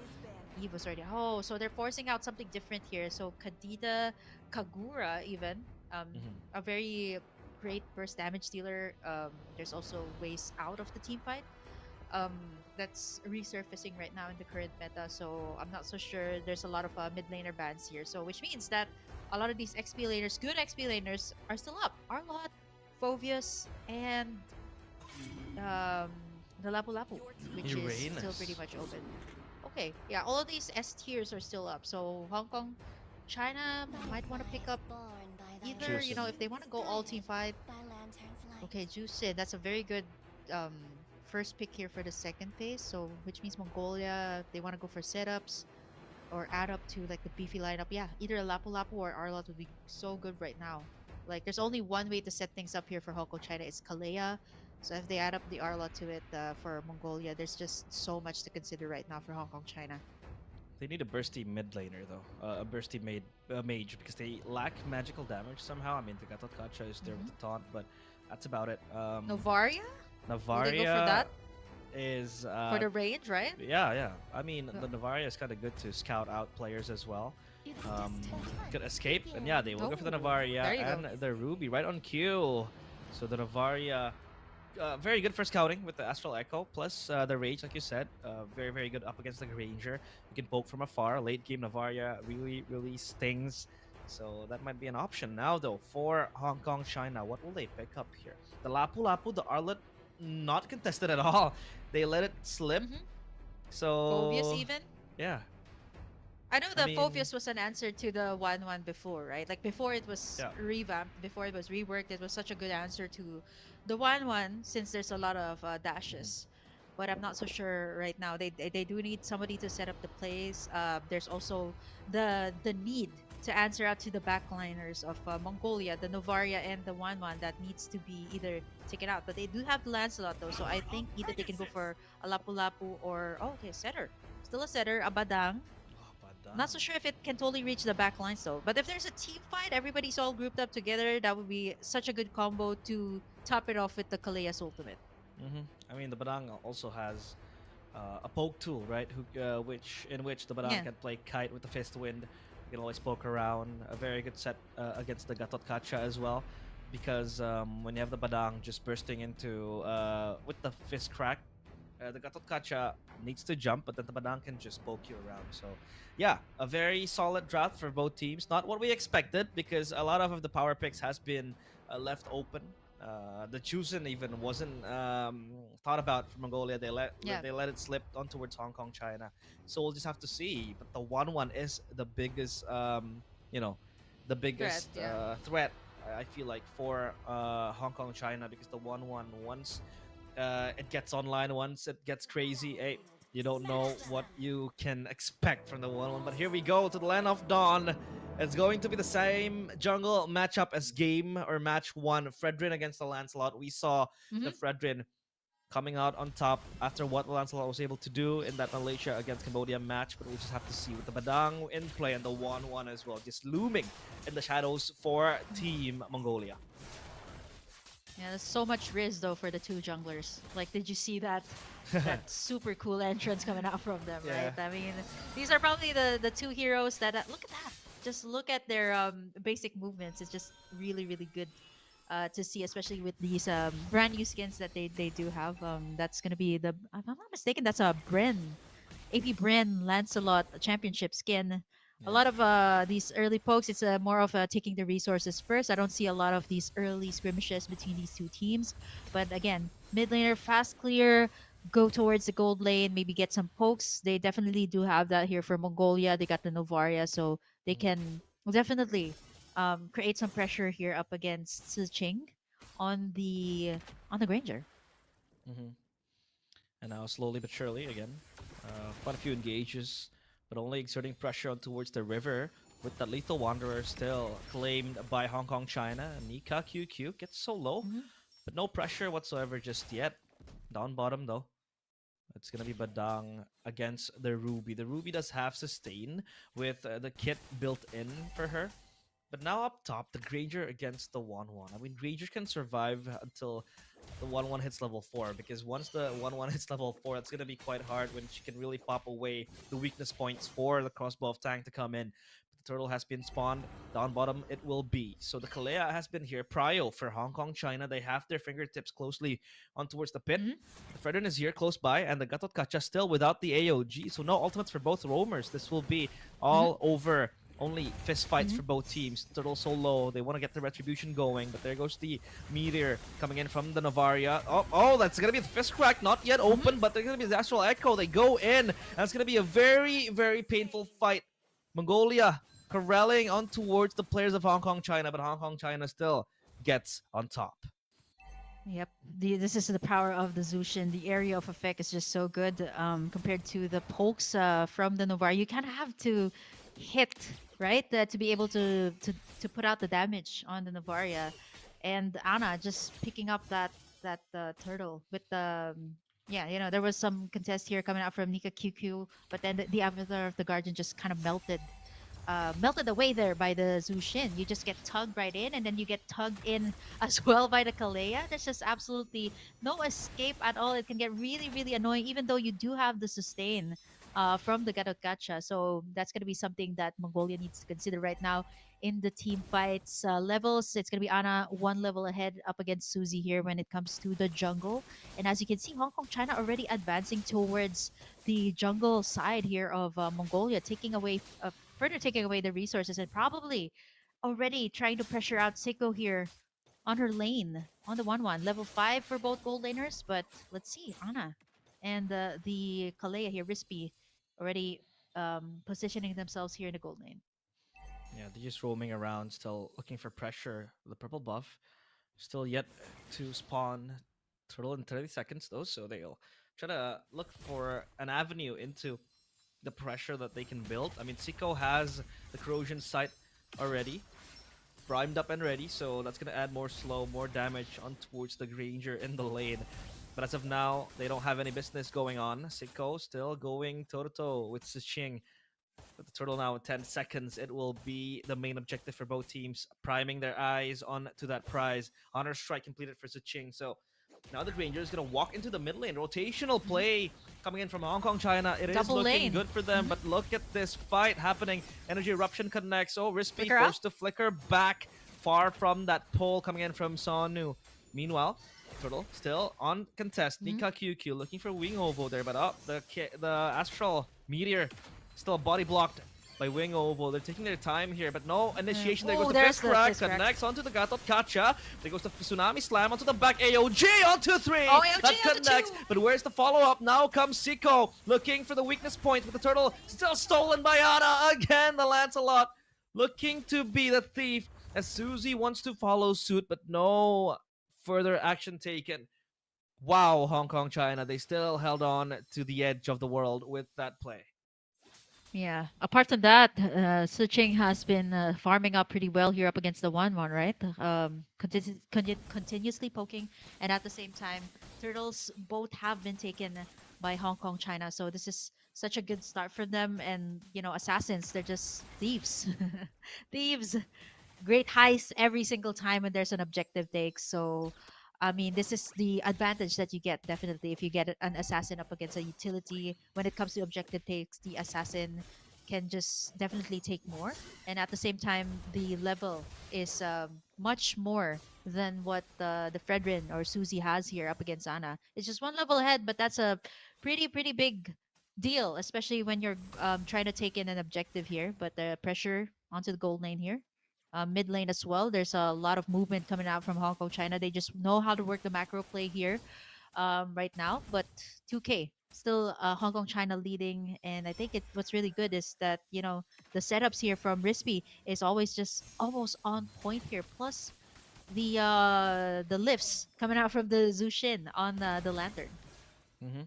A lantern flare will always be a zoning tool for Hong Kong, China, so they can push forth in the team fights and layer their utilities slowly. That's a Ching looking for the Nope, assassination to flicker out. Boblox Enjoyer. She has to flicker back. The Astral Echo does connect onto 4, but the meteor is not enough to take them down now. Ice set on that turtle. Siching with that Sky Piercer able to join in the team fights, but up top there's Oh, top action. top though. Oh, meanwhile, we can't really see what's happening up top because Ana is being pursued by Sonu, and she has the Thorn Rose to run away, puncture left and right. So Lancelot is gonna be fine. So mobile so far, looking to engage onto a bigger Mhm. fight, but they still hold their horses. They still don't really want to commit onto the fights happening, but Turtle still next on the menu for Mongolia. They have to match that objective taken by Hong Kong, China. Here comes Sicko close by. The 1-1 Mhm. has to be warded off. Oh no, AOG. AOG connects onto Ana, but she has the Thorn Rose. The Gatot Great Kacho will zoning though. eat it in flames. Susie gets the turtle, and in the back line, they're gonna come in. The I'm Offended still left Oh, unopened, Appraiser's but Strike. Sicko will jump forth, and that's gonna be Sonu with Boblox Enjoyer. Will get all the kills. They sweep the floor, clean house on towards Hong Kong, China. Yeah, it's only Wing Ovo left in that clash. That was so clean. It was the AOG by Nika QQ finally hitting in at least 2 or 3 members here of Hong Kong, China. And then the rest of the team, all they needed to do was go for the counter engage. And what's really good here about Mongolia's lineup is, apart from the Gatot Kacha, we completely forgot that there's also a Ruby here to kind of deny all of these engages that Hong Kong, China is throwing out. And at the same time, the Appraiser's Rat, again, time and time has been proven to be so deadly. One Appraiser's Rat can either take down 1 or 2 members here of Hong Kong, China, and it's just chaos after that. Four Yep. members down, there's no way to answer, even if you do have the damage here. It's very tricky to maneuver around that Appraiser's Wrath, especially when you take a look at Hong Kong, China's lineup. Kind of, I'd say, squishy to a certain extent. I mean, now though, Mm-hmm. Anna will be fine. She's a Lancelot. She is mobile. Now Yep. backup comes in. Here comes Rispy jumping in, looking for that Tsunami Slam, but none taken just yet. So they will back off. They deem it enough. And now let's take a look at the mid lane. It's Ching, like you said, farming a storm. In that mid lane, she'll try to threaten the turret, but not yet. So they're just probing around, looking for possibly a pickoff left and right. They're still holding their horses again into the mid lane. The pressure comes in, but as of now, Hong Kong, China, they're just trying to play the poke game, right? Again, like we said, they have the kiting tools to use, the lantern flare, the Granger with the Rhapsody plus that Fist Wind from the Badang, which can be quite a very very nuisance poking tool. But here Mm-hmm. comes the taunt, looking to get Ana. Ana has the Taunt Rose, so she will be fine. Nika QQ under pressure, but it's all good for now. So they're just trying to trade blows one for one. Mhm. Yeah, the turrets as well. Good lane management here by Mongolia, Zico. making sure that What? the lanes get moving out. But oh wow, burst it down just like that. As the Astral Echo is committed as well. Nika Kiku, the next one on the chopping board. Here comes the rest of the cavalry here from the side of Hong Kong, China. They're able to sustain here for Susie, but not for long. Such a good engage there by Rispy. That happened all so fast. We didn't even see it just as it happened, already deleted just like that without any magic damage. I believe that was the Tsunami Slam, and then the damage coming out from the Zushin as well. The Lord is up for the taking, but the damage as well from the Navaria is a lot. Susie can definitely tank up The the Lord. damage here. They have to watch out for the Appraiser's Rat. It's going to be the Lord Oh! who's going to be able to take it, and Woo! going to be Mongolia with the steal there from the Navaria. A double kill for Susie, and the rest of the cavalry here from the side of Hong Kong China forced to back away. That was Hong Kong China actually had the upper hand there, but when Mongolia right now goes in for these team fights, it's just a W after W. They got this first Lord, and now they can at least take down the second tier turrets here of Hong Kong China, leading right now with the kills, 7 kills with Hong Kong China with only 5. Mm, that was actually a misplay from Seiko. Just running and walking into the bush, the death bush of Mongolia, or Hong Kong, China, excuse me. But that steal from Bow Blocks was able to shut down the advances. Now Astral Echo committed, looking to scout the players. 3 detected. They want to jump in, but look at that Lantern Flare again. The zoning tool from Wing Ovo is holding Mongolia in place. The Astral Echo plus the Astral Meteor is a very deadly combo. AOG committed to just try to get the turret in the mid lane, and they will push back. So as of now, it's Mongolia with the upper hand in the game. 4.5k gold lead. They're looking to build it even further because down bottom the turret will be taken down. But they miss it. The Tsunami Slam into the back. Still holding in their ground. The Fist Crack Revitalize? connects. The Revitalize will sustain them for quite some time. There goes Captain Sicko speaking. And a Maniac with the crossbow of Tang. Hong Kong, China evaporate in that fight as they set their sights on the base. Yep, it's so new with that setup with the I am offended play, and then you combine it with the AOG, and now it's only Ana left to defend. Use that retribution out to buy just some time, but Seiko gonna be locking in the base. Inspire. No minions just yet. Susie taking up the damage. No. The shutdown from Ana. Oh no, they didn't have the minions at that time, and just the tower has too much of the damage, and now here comes Hong Kong China. They successfully defend their base, but almost there for Mongolia. Nice attack! What? Oh, right there, just like that. Wasn't even able to cast out the skill to escape the snipes coming out from Bowbox and Joyer. Standing at the 209, this is what we were talking about earlier in the drafting phase. How do they catch? I mean, they're able to catch Sicko, but how about the Navaria here? How about the Navaria? They aren't able to do anything just yet. There were attempts, but other than that, there's not even a Purify here from the Navaria. So even with the setups here from the Kalea, there's absolutely nothing they can do to reach the back lines.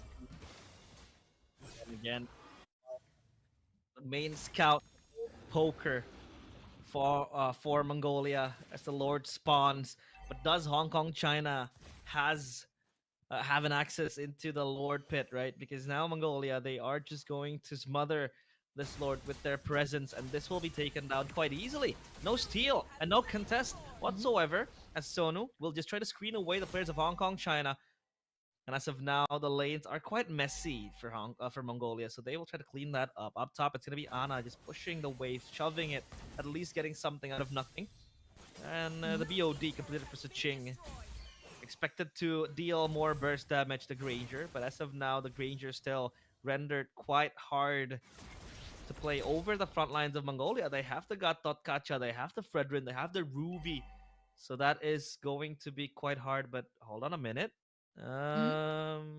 Yep, All there we right, go. Oh there we wait, go, a and foot. the action is back, and the I am offended, and there we go. Action Jackson once again a double kill, trying to go for another maniac. What is it with the first days? There's so many maniacs. Kudos to all of our ladies playing here today. This might just be it for the side of Mongolia. Here comes the vision from the Novaria. They're taking in towers after towers here from the side of Mongolia as the Lord marches down bot. Ana clearing out the ways as best she can. But will it be enough here for the side of Hong Kong, China? This is the best out of 5 after all. As Mongolia, they want to go in. There's the AOG coming out from Nika QQ, and still a godlike for Sicko. They lock in the base, and that's going to be it. Mongolia takes in game number 1. And that is why you have to ban the 1-1. Look at the damage he was able to deal. I mean, that single blunder did not phase Sicko. She was walking into the bush, she got taken down. It felt like she was behind in terms of farm, in terms of items. But again, ending the game with an 8-1-3 scoreline for the 1-1. Flying full colors with the crossbow of Tang being such a menace. Take a look at the highlights here. Earlier on, it was Hong Kong, China with all the lead they were able to get.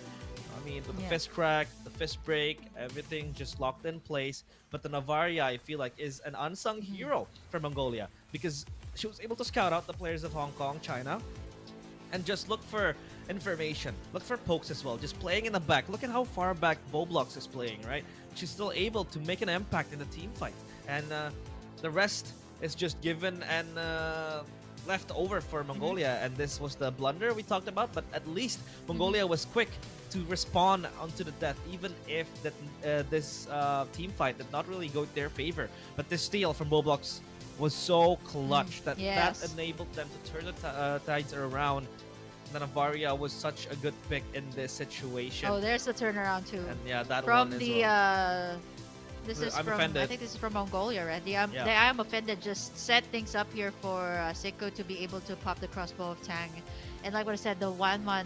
There's absolutely no escape from the ultimate, not unless you get a Wind of Nature, maybe even a Winter Crown, right? That was twice from Sonu, so I have to give it up to this girl as well, who was able to enable the 1-1 here to pop in that ultimate. That's really just what you need in every team fight, and by the time the Lord is up, you don't really need it. Full members up, they lock in the base, and it was over for Hong Kong, China. They did have a very good start though, with a 14-minute game. I actually thought they might have, if they can actually continue that strong start that they had, they might have at least carried over to the mid game. But you know, I think that's the thing about the current meta, right? Like if you get a turnaround either mid game or late game, it can kind of turn things around. And honestly, that's what I really love about Mlbb, right? Like you, as long as you have the turret, as long as you have your fighting spirit, you can just keep on playing, and at the same time, it might just, you know, tides might turn for your team. 15 minutes, almost 15-minute game, and kudos to Mongolia for all those setup plays from Sonu and even Nika QQ with the AOG. But ultimately, if you look at it, it's not that far off, right? Like mostly tower damage, of course, going to go to the side of Mongolia. If you look at the overall picture, it is going to be the 1-1 that will be taking in the ATM and the carry, of course, with the most gold and the most damage dealt towards the side of Hong Kong, China.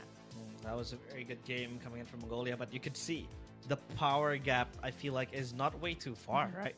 From both of these teams. Hong Kong, China was still able to deliver a very good game too. And as a matter of fact, they were actually leading and dominating the first few minutes of the game until that turnaround came in. So the 1-1 was able to hit its power spike and just become a menace for Mongolia. When there is a crossbow of Tang being popped, there is nowhere for you to run. Like you said, you gotta get the Win of Nature or a Winter Crown or even an Immortality if push comes to shove, but they weren't able to stop the 1-1. After that blunder, even Sicko, the reset, and just coming back from a mistake, from a terrible ordeal, she was able to at least become the main carry of Mongolia. But that's it for game number 1. Hong Kong, China, they still have game number 2, even 3, 4, 5 if needs be. But momentum is everything, especially in a long run like best of 5. So hopefully they can recover. So we'll give them a short time to take a break, as we will go back to the match later on. See you guys after the break.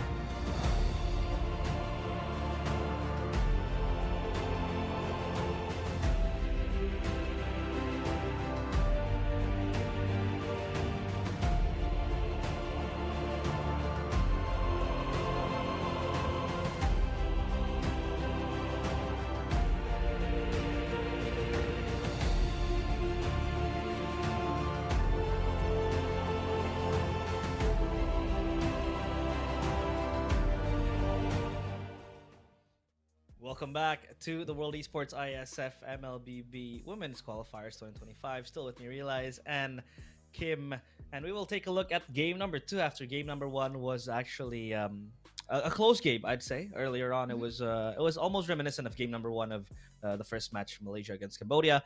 Um, a single team took over early game, mid to late it was another team. So we love when these teams trade blows. But what do you think about that game, Kim? Yeah, I mean, it's a best out of five. I think for Hong Kong, China, I thought they might have had it in the bag though. It's a very good start. But then again, you have to carry over to mid to late game, right? And I think for now, you can see the power of a 1-1. And I think most of the teams just don't want to deal with this. I feel like for Hong Kong, China, they should consider this ban apart from the Assassins. I personally don't like going up against Assassins, so I understand that. But the 1-1, like left unchecked, once it has the items, it can Yeah. there's no way to avoid it, right? Like Winter Crown, uh, a Wind of Nature, but there's also other things that they need to consider there. Apart from the 1-1, there was also the Novaria sniping them. So I think for this next game, it's going to matter also if they're going to be on the blue side or the red side. So maybe if Hong Kong China is on the Mm. they were on the blue side early. They were on the red side. So if they are on the blue side, they can actually pick up the 1-1 if that's something that they're comfortable with, or just either if you don't want to deal with it, just ban it away, just ban it away. It's really hard. Even I really have a difficult time dealing with the 1-1, so I just ban it away most of the time. Assassins, I feel like there's answers to assassins right now, but the 1-1, maybe if you can go head to head with it in the laning phase. But again, you've seen the power spike. So let's see in this next game. It's a BO5 after all, so it's not over just yet. For the side of Hong Kong, China, there's still two games that Mongolia needs to win to be able to secure the series in the bag. So think of it as a grand finals between these two teams for today. Yeah. So this is gonna be the only BO5 that we're gonna be having for today. Yeah, I think there will be other best of fives in the Central Asia qualifier, Kazakhstan against Uzbekistan. I think that will feature best of five. Have to wait for confirmation later on. So now, game number two, it'll be very, very interesting to see how the teams will draft. Will they let go of certain power picks that has been banned throughout other series we have seen? The one, the Juicin. The Juicin was picked in the second phase. So that is actually very kind of carefree from these teams, or maybe they know how to control the strength of some of the heroes being picked, right? I mean, the one is a must ban for me personally, because you could see what the one was able to do. Just come in, fly over the heads, no counter, basically against that Mhm. crossbow of Tang, unless you buy a winner crown, unless you are Aurora maybe, or unless you have a Yeah. immortality or a win in nature. So yeah, you gotta be wary of the one. And I think the Granger was actually a very good pick, because in response to the Irithel ban, they picked up the Granger, but against the one, I think it's very hard. So will this be another hardline counter? I mean, if they want to get, they might just copy what Bigatron and MPLID did. They picked up the Cho Gold, even Hmm. if it's not for To deal everyone, with that. to deal with the Yeah. one, or maybe a Ruby Gold is sufficient, I think, to tank Yeah. out the damage. But still, I don't think experimentation is the way to go in a final Mm. per se Yeah. for both teams. So I think they just gonna ban it out and probe for other picks in the gold lane.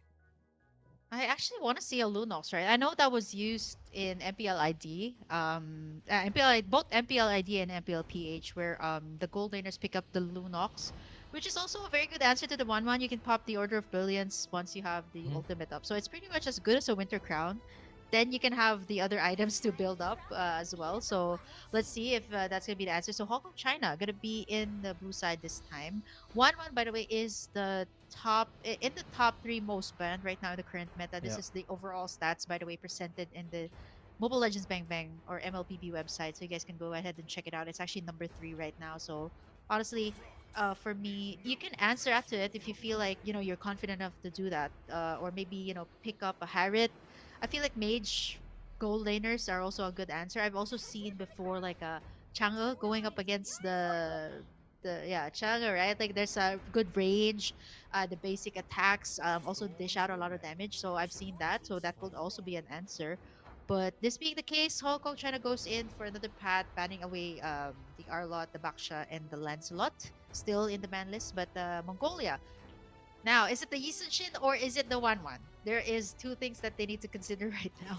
Or even, I think the Zushin also, it's difficult to deal with. But it's going to be the Yisun right now. Too much to deal with also if they add the Yisun and the One in the lineup. But Hong Kong, China this time, like what I said, if you can't, if you're on the blue side, definitely first pick One. So now Mongolia, they need to answer out to this. What are they gonna put up in the lane? Is it gonna be another marksman? I really feel like Ooh. I want to put up a.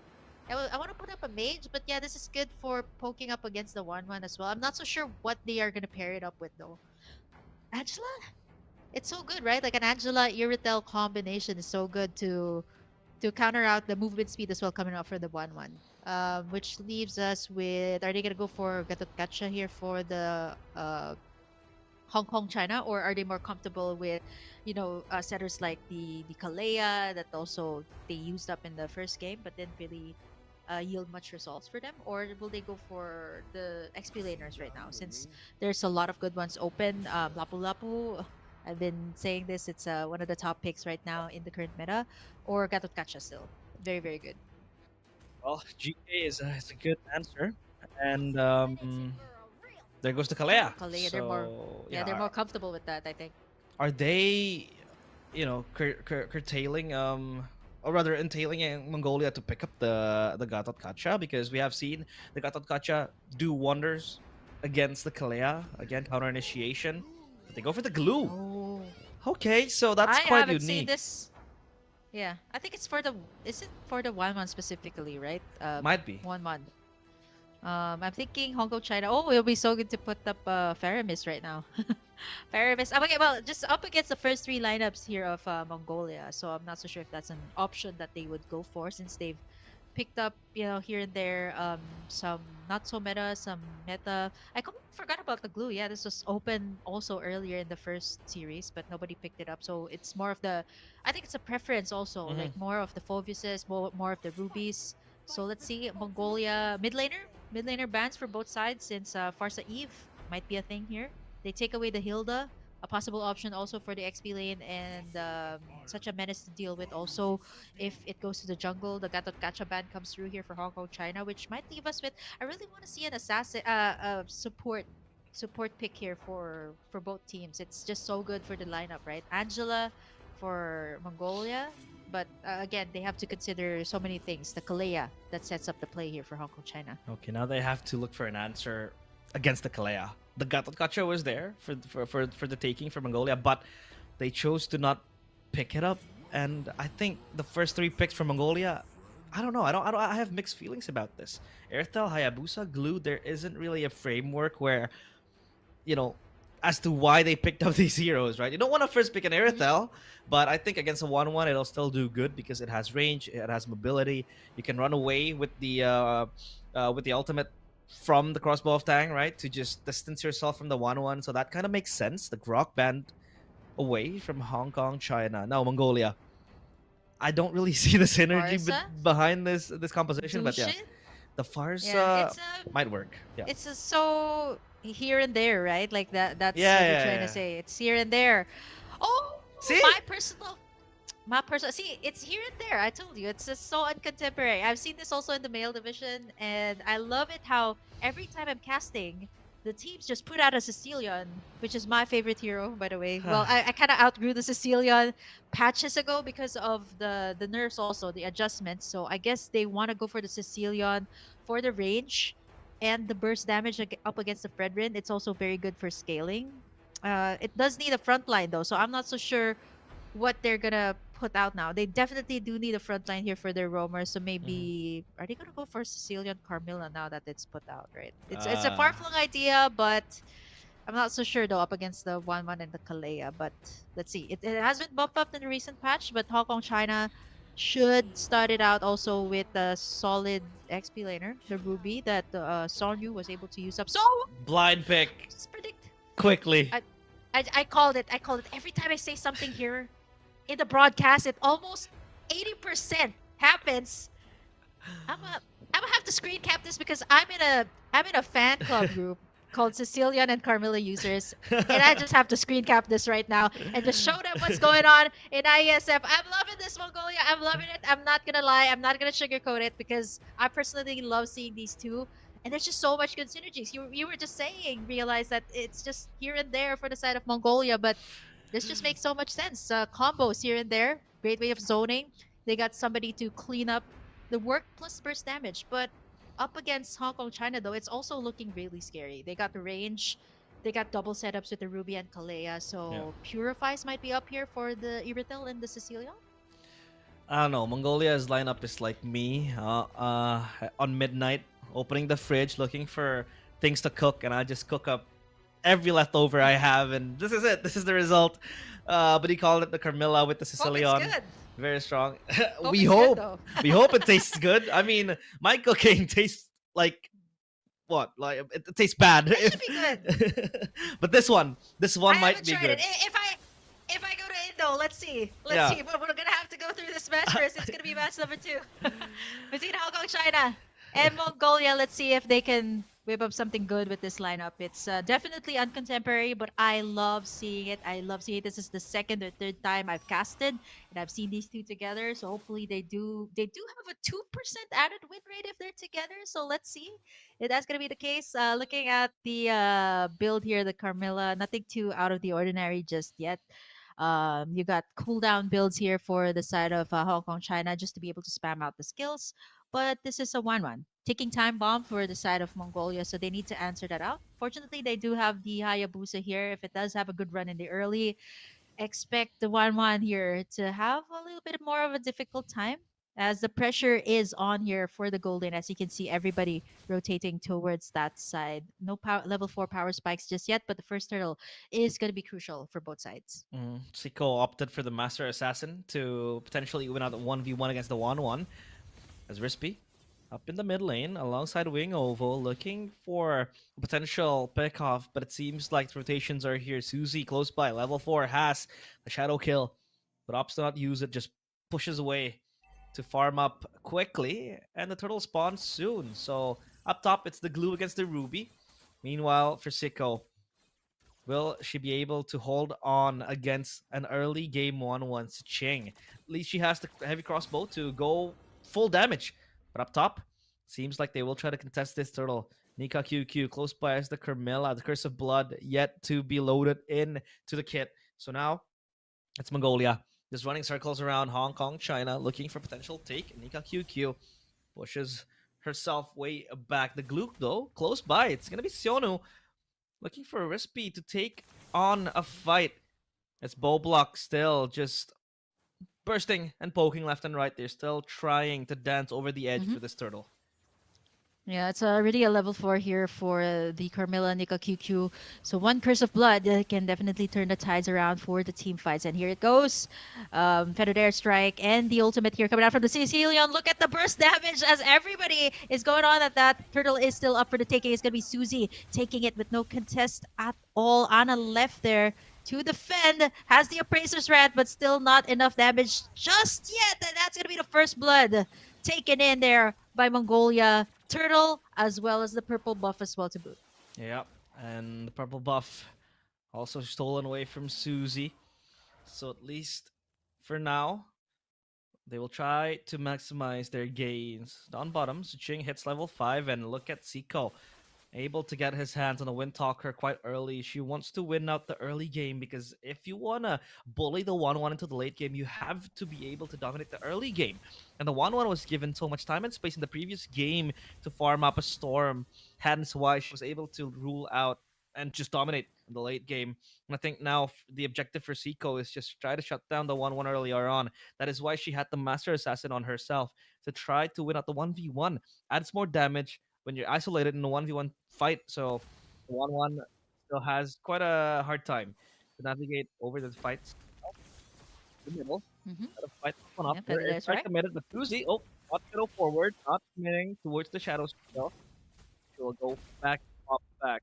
Next objective is in 40 seconds, so they will still have time and space to roam around and look for information. Oh, Tsunami Slam on Nika QQ, not overstepping her welcome. She flickers away, but there goes the relentless pursuit coming in from the Fredrin. Rispy will be able to collect that kill.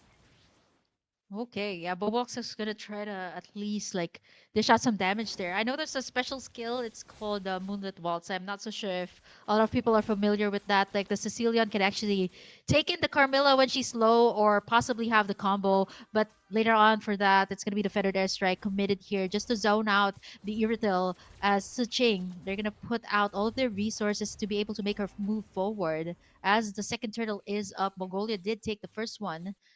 Let's see if Hong Kong China can actually steal this away. Sonyu as well, already over on this turtle pit, looking for the next target.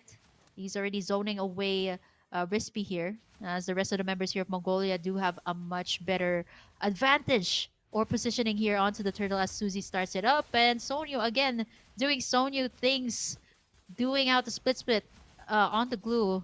And with that being said, there's absolutely no way they can go inside the turtle pit as Mongolia once again takes it without any contest Yeah, from the side of Hong Kong China.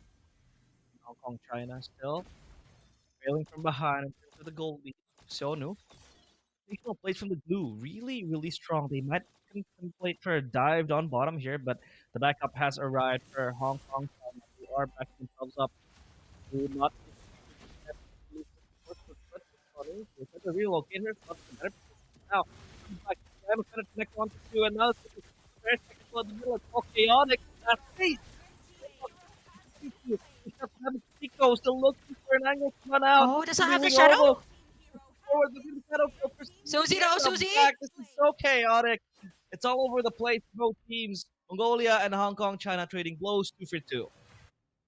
Yep, it's still an even team fight. I guess it's isolation is the key here for Hong Kong China. I mean, if Suchin comes in here with the um with the skills, it's enough to cause Mongolia to back away. You kind of don't want to let the 1-1 stack up and just be able to pop in that crossbow of Tang. But 3-3 is our score right now. Looking at the junglers here, it's still Suzy that is still leading the charge, 2 levels ahead up against Ana here. When it comes to the retribution, objectives can be easily taken in here by Mongolia, but I guess the pressure will be made up here on top. Ana gonna be zoned away here by Sonyu as Crispy. Again, looking for a target, but if it's Nika or Sonyu, that's not the targets that you want to go for. They're gonna try to go for the turrets, mirroring the move that Mongolia did up top. Feathered Airstrike has been committed here, but no more engages coming out from both sides. Not unless they want to go for Sonu here though.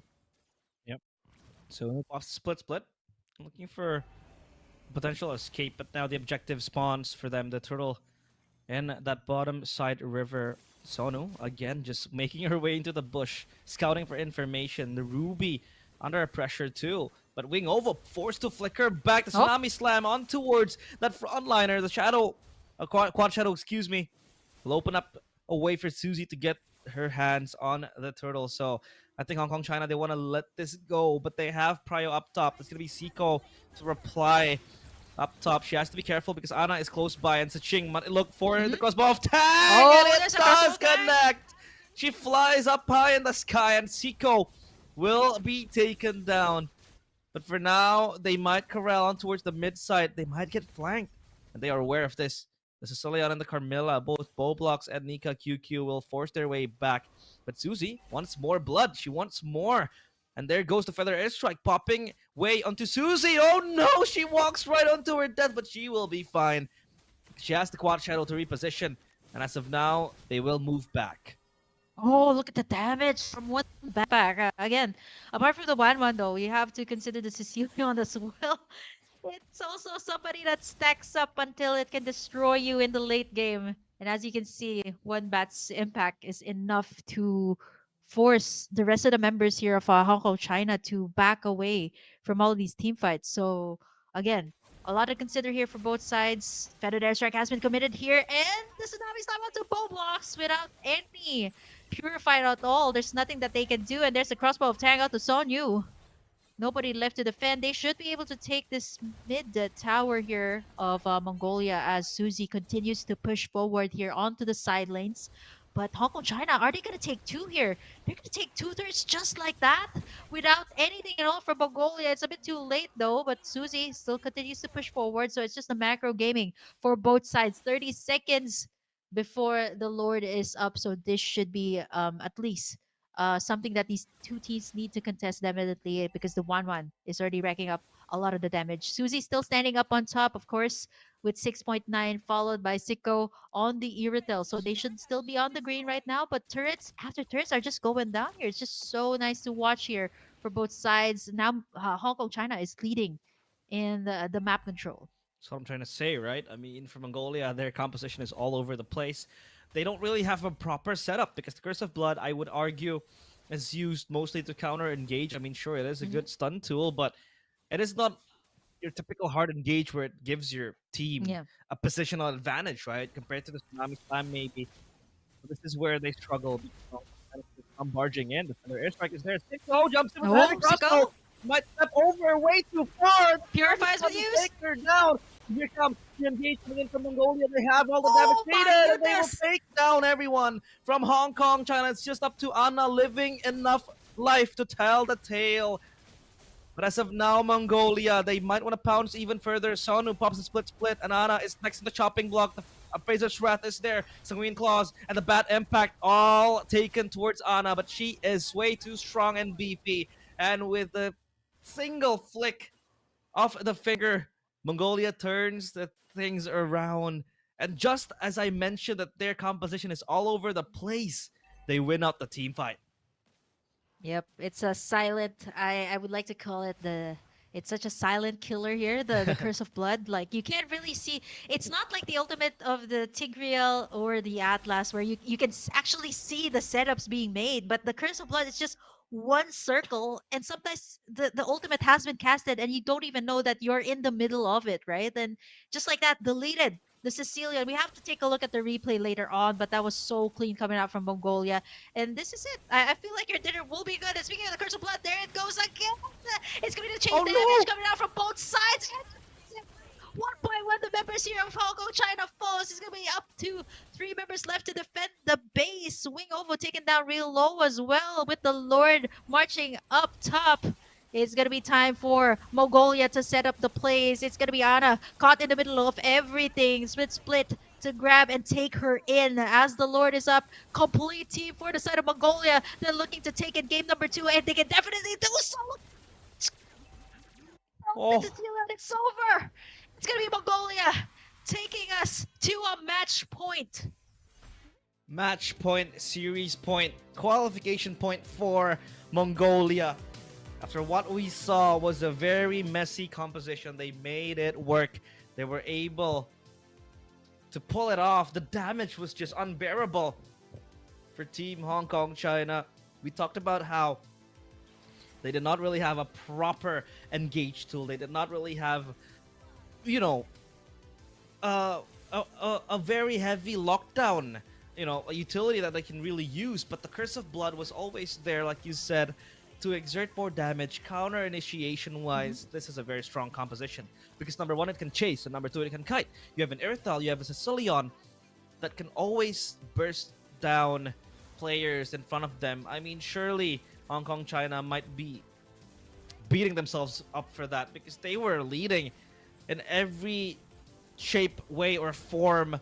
Even with the 1-1 being online, it was a Ching with the 2 kills. But that single fight, I believe it was this, right? Siko, Yeah. she was Oh, stepping there's the way curse too of blood. further, but there goes Yeah. the Curse of Blood, plus the Sicilian damage with the Bat Feast and Bat Impact, and everything just comes crashing down for Hong Kong China. Siko was able to position herself far back, right? Kiting as an Irithal is very easy to do, and that gives you this advantage, a positional advantage that Mongolia are able to maximize, and Hong Kong China are on the verge, or is on the verge of not making it for the ISF.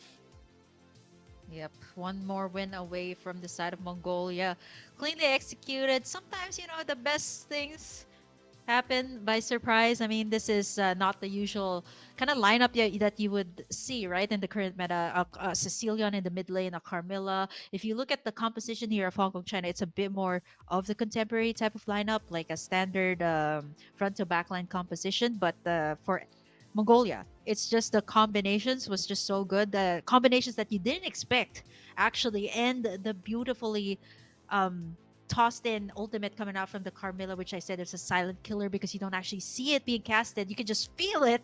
And once you actually feel it, you can actually be bursted down by the Cecilia plus the Iritel. And if you look at it, it's kind of balanced out from both sides. It's going to be Susie, of course, the ATM, and the main carry, of course, with no debts on the team, 503 rather, and taking in all the objectives here for Mongolia. And for a time, I think we've seen her rather taking in a lot of the turrets here. But overall, it was just a pleasant surprise from the combination here that we've seen from Mongolia, and that actually worked.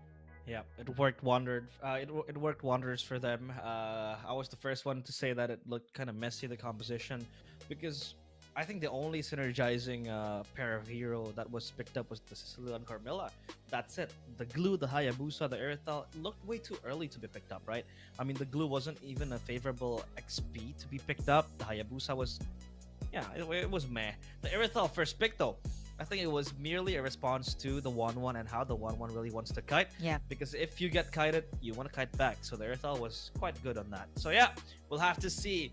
Match point, series point, tournament point for both teams. Will they be able to snatch the qualification, or will it be forced to a game 4? We'll be back after the break.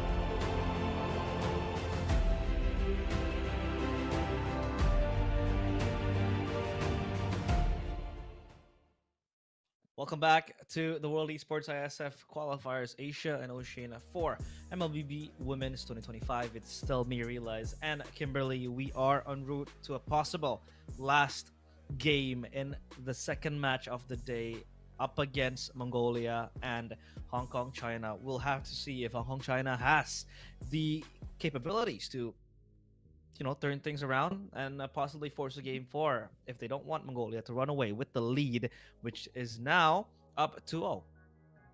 Mhm. So we got two O's, by the way, for everybody who's looking for some updates. It's an off-stream match, by the way. This is Malaysia versus Yeah. Brunei Darussalam. Malaysia won with a clean sweep 2-0. And earlier this day, we also had an off-stream match update. It's going to be Brunei Darussalam versus Timor-Leste. Brunei Darussalam won a 2-0, also clean sweeps off-stream. So if you guys want to see more of the results here on Iesf, all of the off-stream matches, all of the online matches that you guys have seen. If you missed out, you can just go on over to iesf.gg to catch in on the live updates here of the MLBB women's games in for Asia and Oceania. Yeah. So still a lot of games to go. It'll be my last match for tonight. But hey, Kimberly's gonna pull an all-nighter All day. accompanying you All guys. day. So don't forget to All day, prepare every your day. snacks, prepare your drinks. I personally my choice of drink is a glass of water.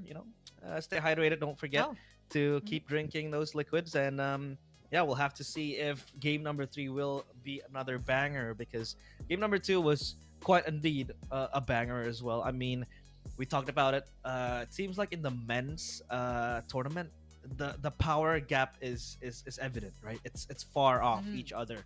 But for this match in the women's, I think both teams are very close to each other in terms of that power gap. They were able to trade blows. They're able to create good plays here and there and carries all around the game. So it's interesting to see now then, will they still leave the 1-1 open? Will they opt for other picks? Because we have seen so much respected picks just let loose by both teams. The 1-1, the Chusin, even the Arla and the Lapu Lapu wasn't really favored by them. So we might see a surge of new picks maybe coming in the third game.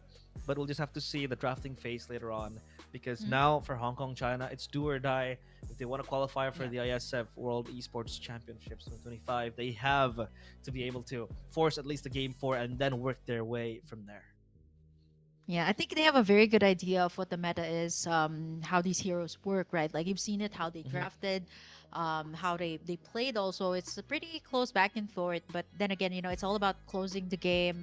The 1-1 of Suching had a pretty good, I would say, pretty good run or pretty good stats, but then again, not enough to close out the game. It Yeah. was more all about the team fights. It seems like that's the story for both of these teams, Hong Kong, China, and Mongolia.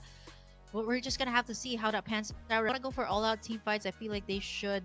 Yeah, this is probably the reason also why the teams prefer to go for more of the setter types of roamers compared to the healers, because I know that was also a thing before. It was so evident in all of the MPLs, all of the the metas all across the world. Mhm.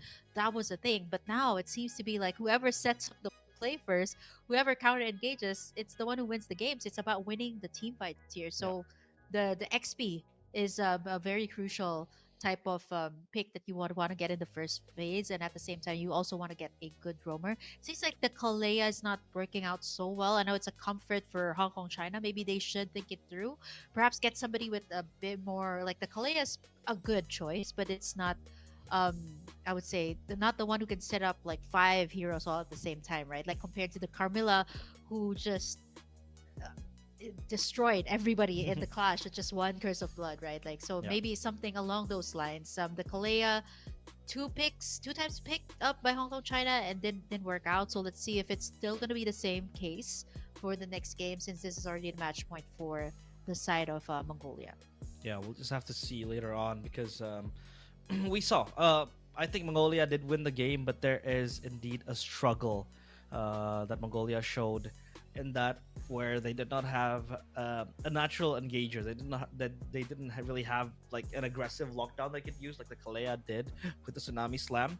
Maybe that could be an option for them to maybe contemplate picking the Kalea over other another roamer, because the Kalea is very high prio, and even if the Kalea gets picked up, you pick up a Gatot to go against it to have that counter engage tool. But the Curse of Blood was actually, with the Carmilla, was actually a kind of like a brilliant idea as well, to amplify the damage, plus the fact you have an AoE stun and then Sicilian just comes flying in, because in that last fight we thought it was over for Mongolia because Yeah. the Erythal was deleted.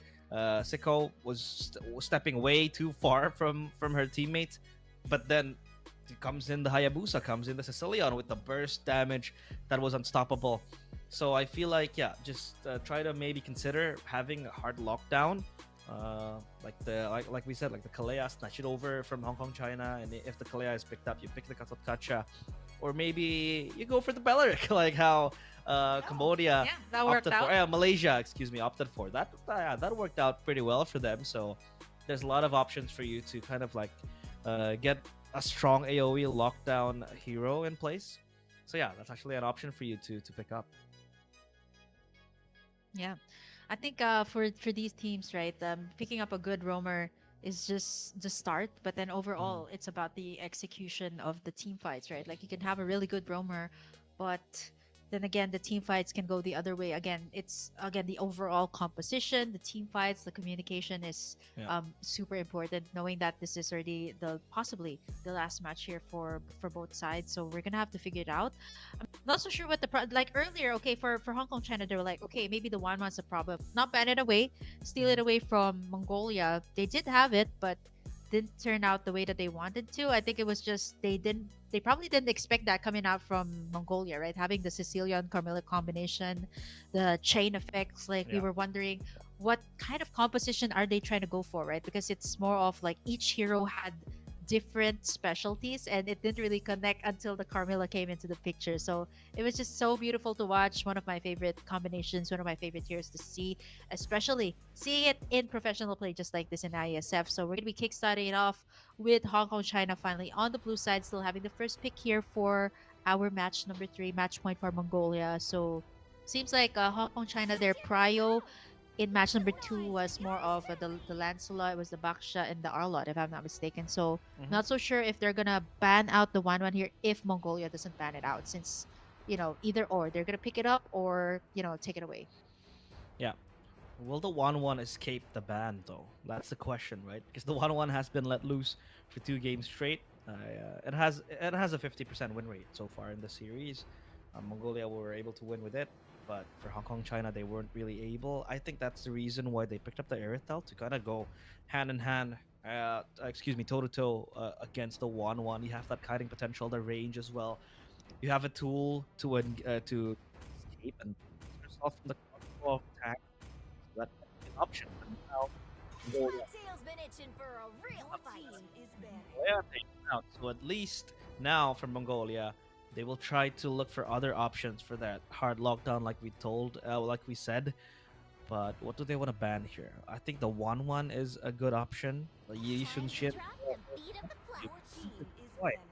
Will this be another trade of OP heroes? I mean, if they go and ban something else here, the Sun Shin is open, the Lancelot is open, Fredrin is still an option as well if you Yep. want to play with that.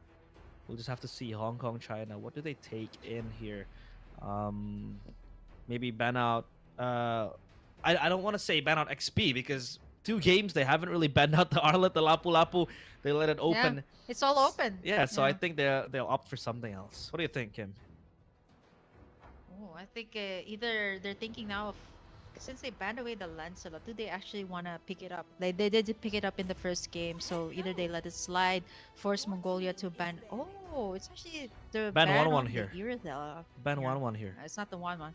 They Yeah, have to they ban should 1-1 here. ban 1-1 here. Yeah. Yeah, they're forcing Mongolia to ban the 1-1 or just let one of them slide, right? The Yisuchin, the 1-1, the Lancelot. These are the things that they need to consider. Zushin also is something, but I feel like for first pick, it's usually these marksman Yeah. heroes or the heroes that kind of snowball when it comes to the late game. Yep, there you go. It's either the Yisuchin or the 1-1 that will come through, or the Lancelot. And now this gives Hong Kong, China the option of picking up the Yisuchin, or will they go for something like a Lancelot first pick? Mm-hmm. Maybe we did see that happen. So will they go that route? But I think right now, if you want to go for a safer route and just pick up the Zushin, which is didn't really have much of a good win rate for today, but Anna seems to be very comfortable with this hero, so they lock in the Lancelot first, Yeah. which gives Mongolia the chance to either pick up the usage is wide open, not unless they want to go a different route. Gatot Kacha also another thing that they need to consider since it was banned away in the second phase. Or yeah, either a jungler and a roamer, a solid roamer here. Kalei is already out, so I'm thinking something along the lines of YSS and Gatot Kacha, or if they want to go for YSS and then maybe an XP laner, a solid XP laner, Arlot, go for that. Oh, there you go. Still solid XP, but could also be flexed into the jungle. Very flex pick from Mongolia. We'll have to see their other pick, which kind of makes the picture a little bit more clear on what they want to do with this. Yeah. So it's XP Uranus going for the traditional assassin lineup. So it's assassin versus assassin here, and yeah, the Hayabusa, which by the way has been banned away by Hong Kong China in one of the games. So again, let loose here for this game, which had a very good run in match number two. No deaths at all for Susie, so no shutdowns, but overall, just really good. Hong Kong, China, will they go for the Gatot Kacha now? Gatot Kacha, something to burst down the Uranus though. That's gonna be really hard to deal with. Hmm. I wonder why they didn't opt for the Yisun Shin because the Yisun Shin was quite open. Fair well against Black. Okay, the Chusen is up. The Granger. Mhm. I thought about Hong Kong China picking the Granger at blue one, but it didn't really make sense when the Lancelot was up. So yeah, that was actually about to happen. If Mongolia didn't pick up the Granger, then it's gonna be Hong Kong China who picks up the Granger because the Earthal is practically banned. But the Moskov is an answer to that Granger. At least you have side lane pressure. This time you're gonna have to contest it with the Lancelot and the hands of Hong Kong China. Now Mongolia bans ready to go. Rather, Hong Kong China will ban out first.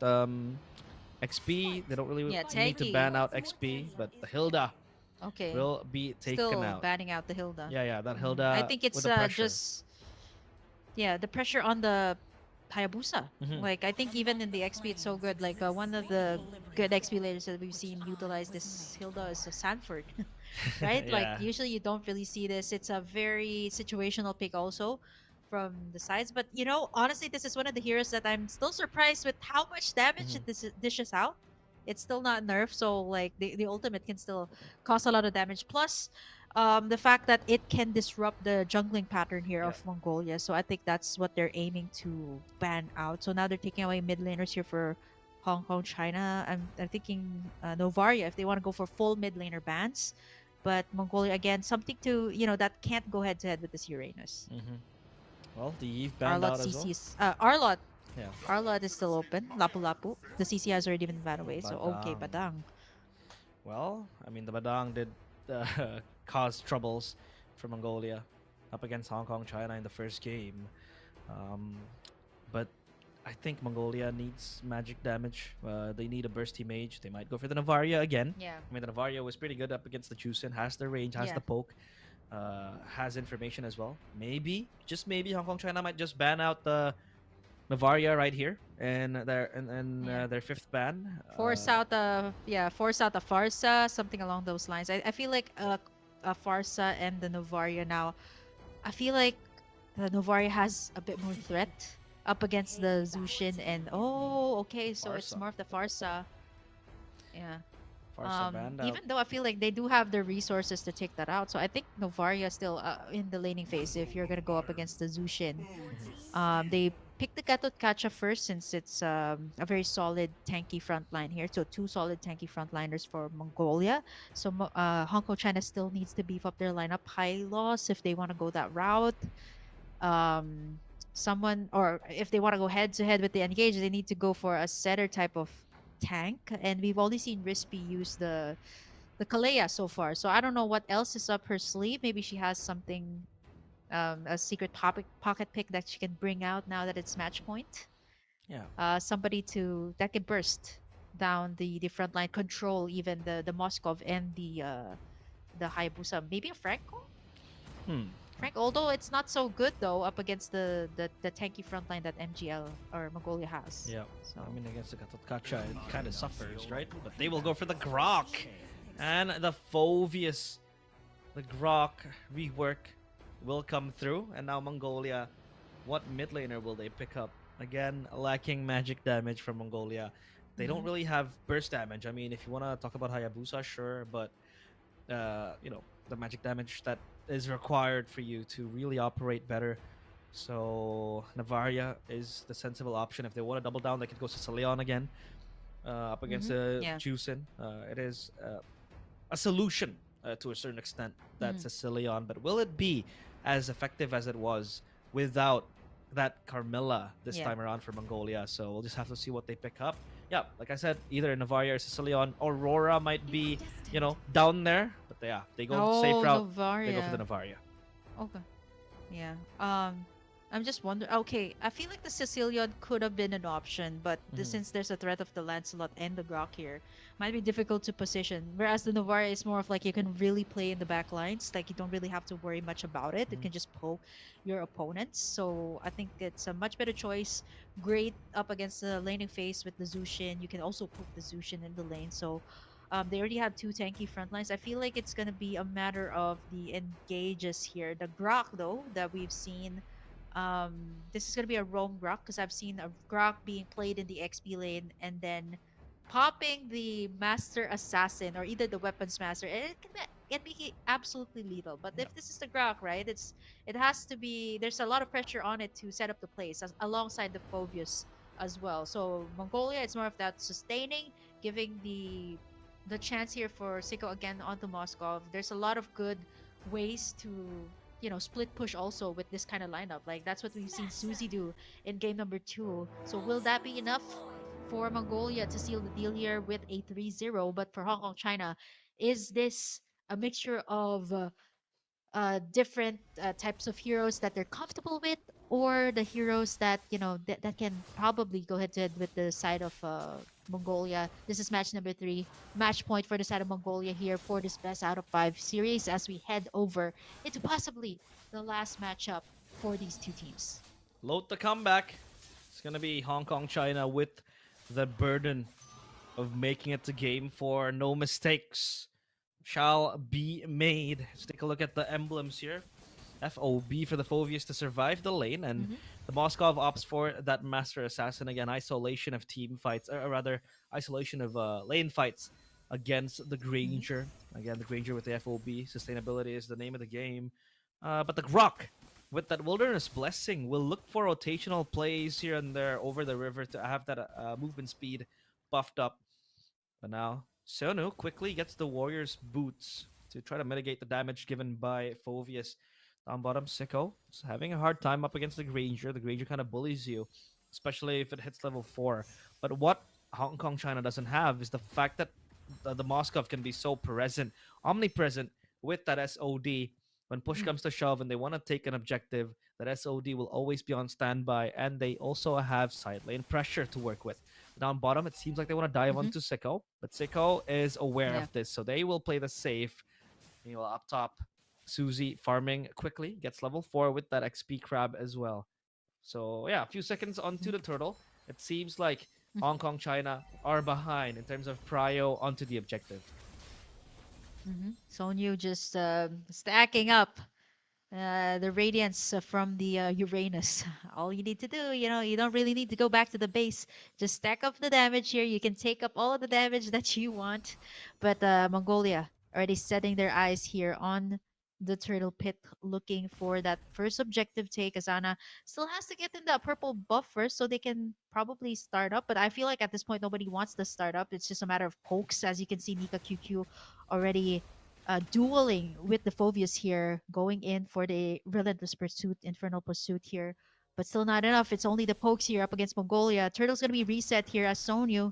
Gonna try to zone out the members here of Hong Kong China. I'm not so sure if she does know that there's somebody in that bush. Anna can just go in for the surprise play, dash in for the steal, and it's gonna get Oh, reset once again with the no! barrier. And Anna gonna take it first turtle, and that's gonna be the setup coming out from the Grok of Rispy. Sono forced to back away, still able to stay for just a little bit, but gets lifted in as the first blood taken in. by Hong Kong, China once again. This is kind of deja vu from what we had in game number one, and they got the turtle to boot as well for the side of Hong Kong, China. Oh, that was Navaria, or rather Bowblocks with that Astral Meteor that might be a bit premature, and the retry wasn't there for Susie, so that's gonna be Anna securing that turtle. It's going to be a very, very good advantage for Hong Kong China earlier on in the game. But as the game goes further, even far, I think Mongolia will also have an option with this Moskov that's going to be terrorizing the side lane. Sicko has to be careful. Lantern Flare close by. Nika QQ is always Mhm. on standby here. Dashes in. Has to stop them in their tracks. Actual Echo connects. Lantern Flare still knocks himself up. But look at that Wow, gold so much plating. plating. AOG forced to try to push back Hong Kong China. But that is the Granger. Ching with that gold advantage. The barrier deserts Nika QQ from her teammates, but she's gonna be fine. So at least that's gonna be a monetary value for Hong Kong China. They're still wanting to go for Sicko here, Mhm. but you need to remember that Sicko is mobile. She has the Abyss Walker. At least that's gonna zone out the players of Mongolia to let Hong Kong China shove the wave into the turret, and the turret is only at 10% HP. It seems like. Yeah, Susie's also keeping up with the levels here up against Ana, despite the fact that there's so much pressure on the gold lane. I think at this point, will they consider switching up the lanes? But it's so early on into the game. Well, 30 seconds before into the game. And now they're going to try to go in. There's a tectonic charge up the ground. Susie gets taken down, and Nika Kiryu dashes out to safety. With the purple buff taken in here by Hoko China, this is so much pressure up against the Hayabusa assassins that really need this purple buff to work to gank in the lanes. But this is gonna be the strategy here for Hong Kong China. They're gonna keep taking turrets after turrets, but they have to answer out to the Moscow later on. Sicko that still needs some time here to scale up, but they're wasting no time here for Hong Kong China. They're gonna go ahead, start up this turtle already at half HP. I don't think Susie's gonna contest at all. There's the AOG, but that's gonna be the retribution taken in. Hong Kong China Oh, taking the second turtle. Down bot, it's gonna be Ching all alone.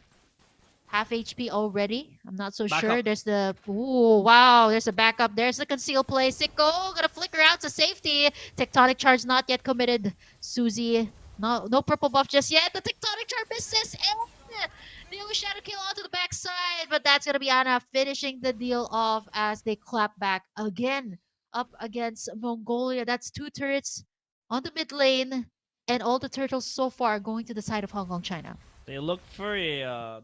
Oh wait, hold on a minute. Okay, that's gonna be fine. They look for a collapse down bottom. They really want to sway the Moskov right there, right? Seko. They are not giving him time and space to farm. Even Yeah. Wing Ovo popped the sprint to run quickly through the river as well to play that rotational game to get the kills and ganks going Yeah. fast. But Mongolia were able to dodge that one out. Only Susie going for a gamble to solo kill Wing Ovo in the back. And now the turret will be taken down. Ana is close by to respond, but it seems like Mongolia will be satisfied with what they're able to get right here. But Rispy, this Grok has Mm-hmm. been very, very valuable. And the demonic Mm-hmm. force popped to try to sway away Sonu, but Bowblocks is here. The Astral Echo is not primed up just yet, but Sonu will be able to tank this one out. He's a Uranus. She's a Uranus after all, so she's gonna be fine. And yeah, it's just gonna be a macro trade all over the place. At least Hong Kong, China are still able to get the mid turret as well. And Yeah. look at the Juicin. Look at Wing Ovo. She's all over the place looking for Yep. pickoffs with the Lifting Lantern up. Flare, just lifting up the players left and right, and forces Sonu to flicker away. Yep. They don't have the peel just yet. They come in the form of Novaria. They do have the pokes here, but Sicko again on the bottom side. That's at least like a 7K gold deficit up against the Granger here of Ching. They're really making Sicko not get his time to farm, but it's gonna be Boblox again. On the turtle, Sonyu gonna be able to sustain the damage. AOG put out there, but not gonna be able to land on anyone just yet. They got in the last turtle of the game. It's gonna be Sonyu. Flicker has already been used here, so Ching onto the backside. They're just gonna be doing the same thing over and over again, rinse and repeat for the side of Hong Kong, China. They're going to be taking as much turrets as they can. It's all about the macro play. It's all about the map control right now because Mongolia does not have the time to fire. Neither does Susie, right? Susie's so far behind. Up against Siko, he's like down below, even more lower than Siko in terms of the gold lead. And with the pressure that Hong Kong China is creating on the jungle side as well, the threat, the intimidation coming out from the Grok, it's a lot to deal with here for Mongolia. So they're just gonna have to wait it out. Let's see if they can hold out a bit longer here into the game. Is into this game. It's just 8 minutes in. Anna up top. Siko and Sonu as well. Level 12 has been reached. It's 2 levels ahead of Susie. So let's see if they can keep up with this one. It's gonna be the last or the first Lord rather of the game here. Mm-hmm. Match point, and Hong Kong China is still showing signs of life here as they duel and possibly force out the game number 4. That game number 4 is in their eyes. If they're able to maintain the tempo and the lead with this so far, 26k up for them. And now, though, Astral Echo again reveals the positional plays coming in from Hong Kong, China. They want to argue that that bottom turret is very important, but look at the backline. That's going to be the jump in from the Phobius with the Demonic Force, but Siko gets the Demonic Force cancelled. SOD to the backline. Not pop just yet. Susie will jump in with the Shadow Kale towards the Ching, but it misses, and Rispy gets taken down. No tectonic charge whatsoever as Sonu will pursue the players of Hong Kong, China. Again, they fumble the bag as the Lord spawns. At least Anna is still alive. Yep, that was such a good dash back from Seiko there, taking down the Phovius. At the same time, for the side of Mongolia again, the on switch for the activation of the Moskov is just here, right? Like you see Siko, still no deaths suffered by the way for Siko, right? Like they just kind of pressured him out on his lane 201, no deaths or whatsoever.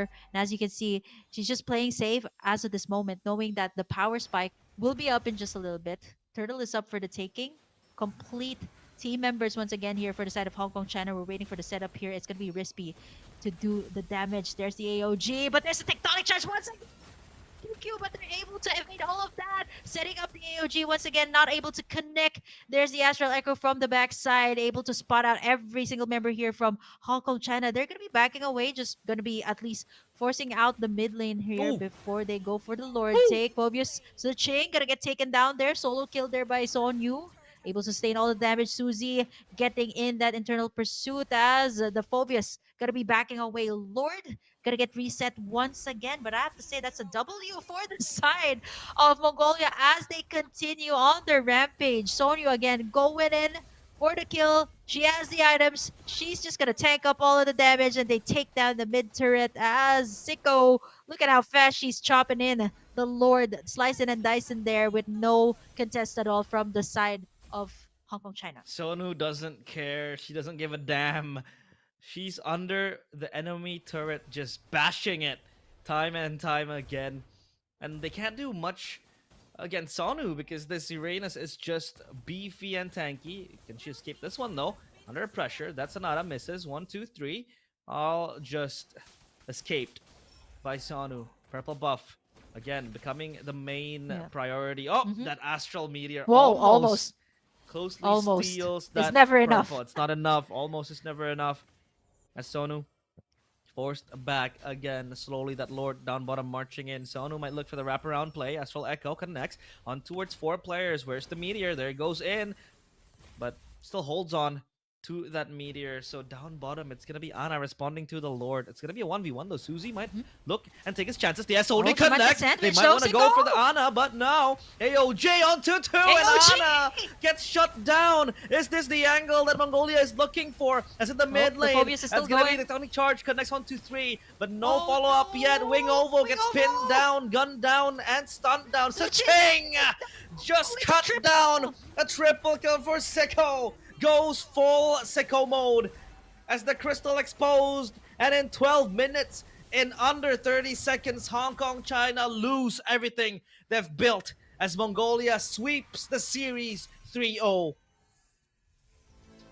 What a play there by Mongolia! Just like that, the 3 0. It was so close. I just have to say, I have to give it to Hong Kong, China. It was so close. In all of the games, they really started out strong, but I feel like for the power swing of Mongolia, it's a matter of like a mid game switches up until the late game. And I think for Hong Kong, China, they're scrambling for what to do next, especially when these power spikes are up. So I really love the attempt. It was such a good early game. Macro play, they could have gotten it all, but unfortunately, just one team fight can just absolutely change the tides here. Good job for the side of Mongolia. 3-0 up against Hong Kong, China. Let's take a look at the highlights here. As you guys can see, it was such a strong start here for Hong Kong, China. All they did was just macro gaming, just pressure out Siko on her lane, get in as much turrets as they can. But by the time that it reached the power spec again of the Moskov, it's just so much to deal with. And yeah, I gotta have props as well to Rispy for setting up these tectonic charges that made it so hard, made it so intimidating to go up against the side of Hong Kong, China. As you can see, it always lands almost all the time, either on Susie or on all of the targets that you actually want. But here's the deal, right? Like, this is where it turned around. Like, the Phobies actually thought that she might have gotten Sicko there. It was actually a clapback for the side of Mongolia. Sicko was able to join the team fight, grabs in at least 3 kills here in this team fight, forcing Hong Kong China to back away. And by the time it reached this next lord, Sonu was able to pick off the Granger here of Tsuching and able to get Mongolia much better positioning on this lord, and was able to, it was just game over for the side of Hong Kong, China. It was just a matter of seconds where everything was just closed in. The AOG and all of the layering of the skills was just too much to handle here for the side of Hong Kong, China. Good attempt though from trying to disengage here up against the side of Mongolia, but Siko was just way too much to handle here at this point. Getting a triple kill, eventually landing a wipeout on that final clash, getting in that base and getting in that clean sweep up against the side of Hong Kong, China. Oh my god. It might be, it has to be heartbreaking for Hong Kong, China. Yeah. The way they lost, it was on the back of a single lord pushing down bottom. It seems like the way that Mongolia were able to win was through lord pushes down bottom. They were able to make it collapse. And Hong Kong, China, after that 4 kills that they were able to get, which was, by the way, quite, I'd say quite dominant early game coming in from them. After that, they weren't able to get anything more. Mongolia, look at Nika QQ 009 as a roamer, as a tank, did not die a single time. And we'll take a look at the stats here. ATM is obviously Sicko. The Moskov came full bloom towards the late game. The carry is still Sicko as well. Wingman is Nika QQ. The tank, the Boblox Enjoyer with 46k damage. So yeah, the Novaria again was a utility pick somehow. 007 always was able to open up the map with the Astral Echo plus the Meteor. If the Meteor hits, it almost guarantees you that you're down one man, because if it hits, you get taken down half HP, and then you're basically rendered useless for the team fight. So you are forced to go back, and yeah, it's all just done and dusted for Hong Kong, China. Obviously not the way they want to lose like that, but Mongolia, well deserved. They are going to qualifier for the Iesf Mlbb Women's, at least. Congratulations to them. Yeah, it was such a long, I would say, back and forth, right? Like the skills almost at par with each other, but it's a matter of, again, the overall gameplay and how they close out the game. It was a valiant effort from the side of Hong Kong, China. Props to them. Very, I think they know how to work the early game, but when it comes to closing in the game, I feel like, this is a very good experience for them. It's a good run for the qualifiers, but hopefully you'll see more of them maybe in the next few years. But for Mongolia, they sealed deal here with the 3-0, so I'm looking forward to see more of them in our final matchup once they go to Riyadh once again. So props, GG's to both of the teams. We'll see more of the MLBB matches later on. We have 2 more BO3, so this is only going to be the only BO5 for the day, so don't miss out on any of the action. More of MLBB later on, but this is going to be any final thoughts for what you've seen here today? Realize a lot of uncontemporary picks. I know this is going to be your last one, as you're going to be we're going to see another familiar face later on here. Yeah, in the qualifiers. But yeah, any final thoughts? Well, I think it has been a very fun to watch two series. We saw quite a few surprising picks with the Beleric, the Kadita that happened in match number one. Match number two, though, I feel bad for Hong Kong, China. They were able to show signs of brilliance, and their macro play was so good. You could see how fast and how constant they were pressuring Sicko to get shut down. They looked for the collapse, they looked for the gank, but it just didn't happen. So tough luck for them. I do hope they stay as five and continue on grinding to look for even more experience and tournaments to play. But as of now, their journey is over. Mongolia, though, looking like a strong team, even with all the unorthodox picks. Like, it seems like it's out of place. The glue, the Hayabusa, and then you saw the Sicilian and the Carmilla as well. It's been a long time coming since we saw that. It's been quite some time, so yeah, I think so far it has been a very, very pleasant two games. Malaysia still on top as one of the strongest teams to be beaten right here in Iesf. So yeah, we'll just have to see what happens later on. Yeah, yeah, plenty of 2-0. So I'm sure that dinner will be good for Realize. That was the answer to your question. Hope you're gonna be having a good dinner since a lot of these uncontemporary picks worked out so well for the teams. But for now, it's gonna be us taking a quick break. Realize Kim will be right back with more of the MLBB action here on ISF Asia and Oceania qualifiers. See you guys in a bit. Goodbye.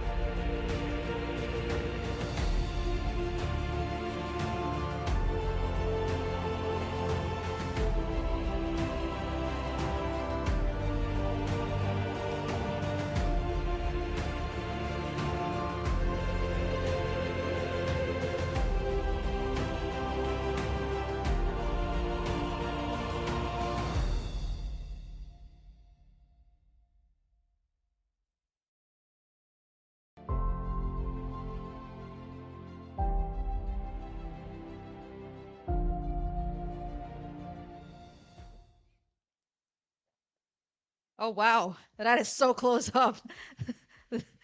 Did I get this right? Okay, yeah, I'm gonna adjust that later on. But yeah, wow, what a welcome to IASF. Welcome back to the Asia and Oceania qualifiers. This is, of course, the group stages. Still a best out of three. You've seen a BO5 earlier on. Still with me, Kim, and we're gonna be bringing in someone new. I did kind of hype you up earlier. Husky, welcome to IASF. I know this is not your first time here. We're gonna be casting the Philippines versus Malaysia matchup in a best out of three. How are you feeling? Yeah, I'm feeling great. It's Philippines against Myanmar because while I watched the Malaysia one, we did came off to a good start. But yeah, I'm feeling really great. There's never going to be enough MLBB action, and these teams, these players, they're no pushovers. We've seen them every now and then. Hmm. We've seen lift trophies throughout the years. So I am excited again to see the ladies duke it out on the battlefield. Hmm. Yeah, these ladies so close to my heart. I gotta shout out to the ladies here because I started my career here casting their games, and I've seen them in their original roster. Well, they've had some like shifts here and there. You got Vivero, Perez, Diagon, Alpuerto, and Amor is still the same roster that all of the Filipinos have come to love. And yeah, we love this Filipino team. They've been in several ads here in the Philippines, and they have brought pride and joy to the country. They're going to be going up against Myanmar. We got Afu, Jay, Anna, Kiko, and Shelly, another powerhouse country in the realm of MLBB. And I think it's going to be so exciting to see these two go head to head. We also opened this up in the male MLBB division. So I don't know. What are your thoughts about this, though? I mean, I've seen a lot of the Philippine games, but I'm pretty sure you've seen more. Like, what is it looking like right now? I think on paper, I would definitely still side with the Philippine teams. I think, as a region, right, as a country, Philippines is at number one, at top of the world. But if anything, if the IESF qualifiers has proven anything to us, at least from the male division, is that even kings can bleed, right? We saw, the Philippine male Hmm. division not really making it to the top two, Oh and yeah. I wouldn't mind if I get an upset here, but it would be a devastating upset if the Empresses from the Philippines not make it through this. Although I would say I want a full series. Like, give me 3 games, right? Like, it's like 10 p.m. here, but I'm still awake for some great ML action. And bring me the 3 games. I want the full package. Yeah. High five. I'm gonna have to put the high five on this. Yeah, I got it. Yeah, High hold five on, hold on. because it's also 10 p.m. Hey, there you go. High five because it's also 10 p.m. where I am. We're in the same time zone. So wherever you guys are watching this from, hope you guys enjoy some good MLBB action because you're talking about the Philippines, the home of the champions. Not just to the male team, even to the female team who has brought us pride and joy. So I'm looking forward. These ladies have gone a long way. I always say this every time I'm in a broadcast because these ladies have started it out in well, it's still a major city. It's not like Metro Manila. They started out in another major city in the country. They had to move here to Manila, which is the capital of the country, to train in MLBB. Eventually got picked up by a very big organization, which was Smart Omega. They became Smart Omega Empress from a small team down south, and then now they're representing Navi MLBB. So they've also won a lot of apart from like championships, they have a couple of ads here in the Philippines. So it's so nice to see them on stage every single time. But for the Cambodian team, they've given our male division quite a fight, actually, opening up the male division so strong. Let's see if this ladies team can actually keep up because I know that Myanmar is also a region that's um, really, really good in adapting to what we have in the meta. Yeah, I think for a region like Myanmar, overall throughout the years itself, right? Like, even in the baby years of MLBB, they've already shown to be a top contender. They were Oh top yeah, four in the in first, M2. yeah, the top four and the top two as well. And I think ever since then, people, sometimes you let this region slip your mind, and then they come back, and then they show you what they're made of, and then you're reminded again why Myanmar is such a powerhouse. I think this current meta actually fits what Myanmar wants to do, right? It really fits their Hmm. play style. They like to go hard and fast, and I think it's also Aggressive. Yep. aggressive, and it comes at a time where I feel like aggression gets rewarded, and that's why it's so exciting to see a region like the Philippines who likes to be a bit more tactical, a bit more patient, and how are they going to deal with all these, all these frontal force from other regions who like to go hard and fast. Yeah, but I mean it's an all-out brawler. I've seen that in the male division. Here in the female division, I think it's the skill set is so at par. Like when you talk about like other teams that go head to head. So far we've casted the Hong Kong, China, and Mongolia game, and Hmm. then we opened up the day actually with teams that are, the skill level is not that far. So I'm looking forward to see what these ladies will bring out. Philippines, definitely, these ladies go on scrims with MDL teams, MPLPH teams. Even they've got really good coaches at the back. Myanmar team is definitely not that far behind. If I'm not mistaken, they're also a powerhouse when it comes to Mlbb. Yisun Shin, X-Borg, that's something new. The Yisun Shin, though, and the Uranus you often seen in the ban list. I'm not so sure if the one will be let loose here. Top picks so far in the current qualifiers, we have the Lancelot and the Yisun Shin often contested for the jungler role. Yeah, this just the two premium junglers, right? It's either or. If Lee Sun-sin or Lancelot goes through, it's 100% guaranteed first pick. And like you said, the 1-1 also was a good shout. People usually don't want to deal with the 1-1 right now. The export is probably one of the outliers here, especially being banned in the first phase. And it's probably an indicator to the Philippines that Myanmar wants to run something of a tank utility jungler, because export, you Oh, usually yeah. don't ever ban him in the first phase unless you have a very, very specific plan you want to go for. So that already kind of rings some alarm bells of what Myanmar wants to go for, wants to pick. Tusin ban also very common. Now, I think if you're Myanmar right now, you probably leave Lancelot open, which I like it. Right, Mhm. you have a choice. The Philippines, either they take that risk or they roll the dice, or they ban the Lancelot. CC ban is great. One of the strongest XP lanes Mhm. right now. You don't really want to deal with that. 1-1? Do they? I think this is Myanmar forcing them to either ban out the 1-1, leave open the. Oh, the Yisun Shin's already out. So yeah, Yeah. Lancelot if you don't want to go up against that jungler. So a 1-1 or a Lancelot. I mean, if the Lancelot's banned away, it's going to be the 1-1 first pick here for Myanmar, not unless they want to go a different route. Oh, okay, so Mm. they leave both open, so they can at least take one. Either the Lancelot, like obviously Myanmar's going to be only able to take one pick. So it's either the Lancelot or the 1-1 here. Not unless they want to go a completely different route. Some teams actually start off with the Kalea, but with the Lancelot open, I feel like you should just pick that up, especially when you're on the blue side. Yeah, I agree. I think you take the. I think Lancelot is too big of a pick to give up, and picking a 1-1 first pick is setting yourself up. I would say for failure, right? Because Farsa, Lancelot all kind of goes through to red side. I think you take Lancelot now, and you just have to accept the fact that you get a 1-1 matchup in that gold lane, and then you pick something that can at least survive. I think Granger isn't too bad, or they go Wow. this route, like the Farsa first pick. And Farsa. I personally wouldn't dig it, but you can kind of see the idea Mm-hmm. behind that, right? You want 1-1, Yeah. we're gonna have an answer to it. But now Mm-hmm. Lancelot becomes a problem. Lancelot 1-1. Oh, that's so little from the Philippines. I'm just thinking, is this a Perez hero? Like we've seen Perez on different types of hero. I've seen her on a Chang'e, on the gold lane. We've seen mages on her, but Hmm. let's see. I mean, the 1-1 is wide open here. The Lancelot 1-1 combination so lethal, or would they want to go for an XP lane pick first? Because an Arlot is still up. Yeah. Gatot Kacha even that has been prioritized by some teams if you want to go for the setup place. But yeah, it seems to be the Gatot Kacha 50% right.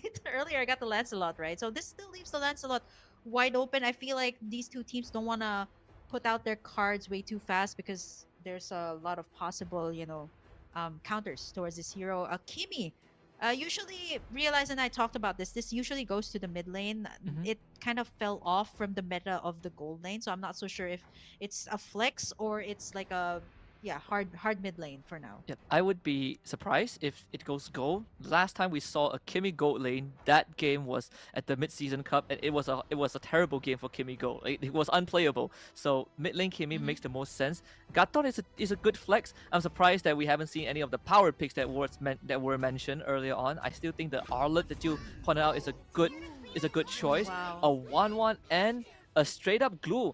Not too bad. I mean, you already saw the mid laner, so you kind of take away the possibility of a Faramis direct counter. So this Yeah. glue, if the Gatot wants to get flex into the XP lane, now it's sort of a no go. So they're trying to box the Gatot pick into the roam role. Yeah.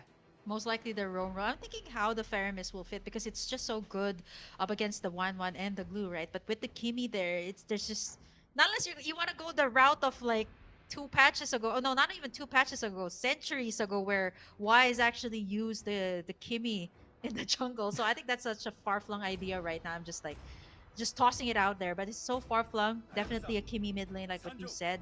Hayabusa pickup for um It should be Alpuerto's pick. So yeah, this is a comfort pick for her. They go for the assassin lineup, somebody to take down the back lines, which is very much understandable. So think going second phase, I think they can ban out the Lancelot here since there's no junglers just yet for Myanmar. Yeah. So Kalea now gets banned out fourth by Philippines. Honestly, this entire drafting sequence so far has not been within my expectations, at least from how the teams wanted to approach it, right? Like even the first pick itself. But I can see the idea behind it. I think for the Philippines right now, they are trying to take out big ticket support, right? So this Kalea, I completely agree with it. I think Kalea is a decent ban. Something like what do you call it? I think the Cho, they could look at that as well. Something like maybe a Badang would be okay too. They still need to look for their own XP and gold laner, right? This Lapu ban, I was just thinking of that, right? You protect both the 1-1 and the Farsa, so covers a lot of bases. Yeah, the Phobius is still up also. Like if you're gonna go all out brawl, all out team fight, since the Gatot Kacha kind of sets up the play, then you got the Phobius to kind of add up to all of the counter engages that the Philippines can throw out. Let's see, the last ban here still on the roamer here for the Philippines, so they take out the Hylos. Honestly, that's going to be such a pain to deal with. You got the glue to zone everybody out, and then you got a Hylos to tank up the damage. It's just going to give such an easy game to the Farsa and the 1-1. So the last ban for Myanmar is it's still going to be Diagon's hero, taking out more of the XP lane. Let me see. It's the Arlot. The Grok, by the way, is still up. That was actually utilized well by Hong Kong China in the last and final game, but did not find that much success. So it's gonna be Perez's hero that they're gonna limit out. So yeah, they acknowledge the fact that this is gonna be a Kimi on the mid lane. So I'm thinking something along the lines of Beatrix, Perez on the Beatrix. She's just so comfortable with that, or Perez on something uncontemporary. So there's like two kind of Perezes that you can get here. I'm talking about the gold laner here of the Philippines. So there's two types of Perezes that you can get. Will they go for a more contemporary type of marksman or a more sustainable type of marksman? There's two ways that she can go. Yeah. I think Granger is the safest pick right now.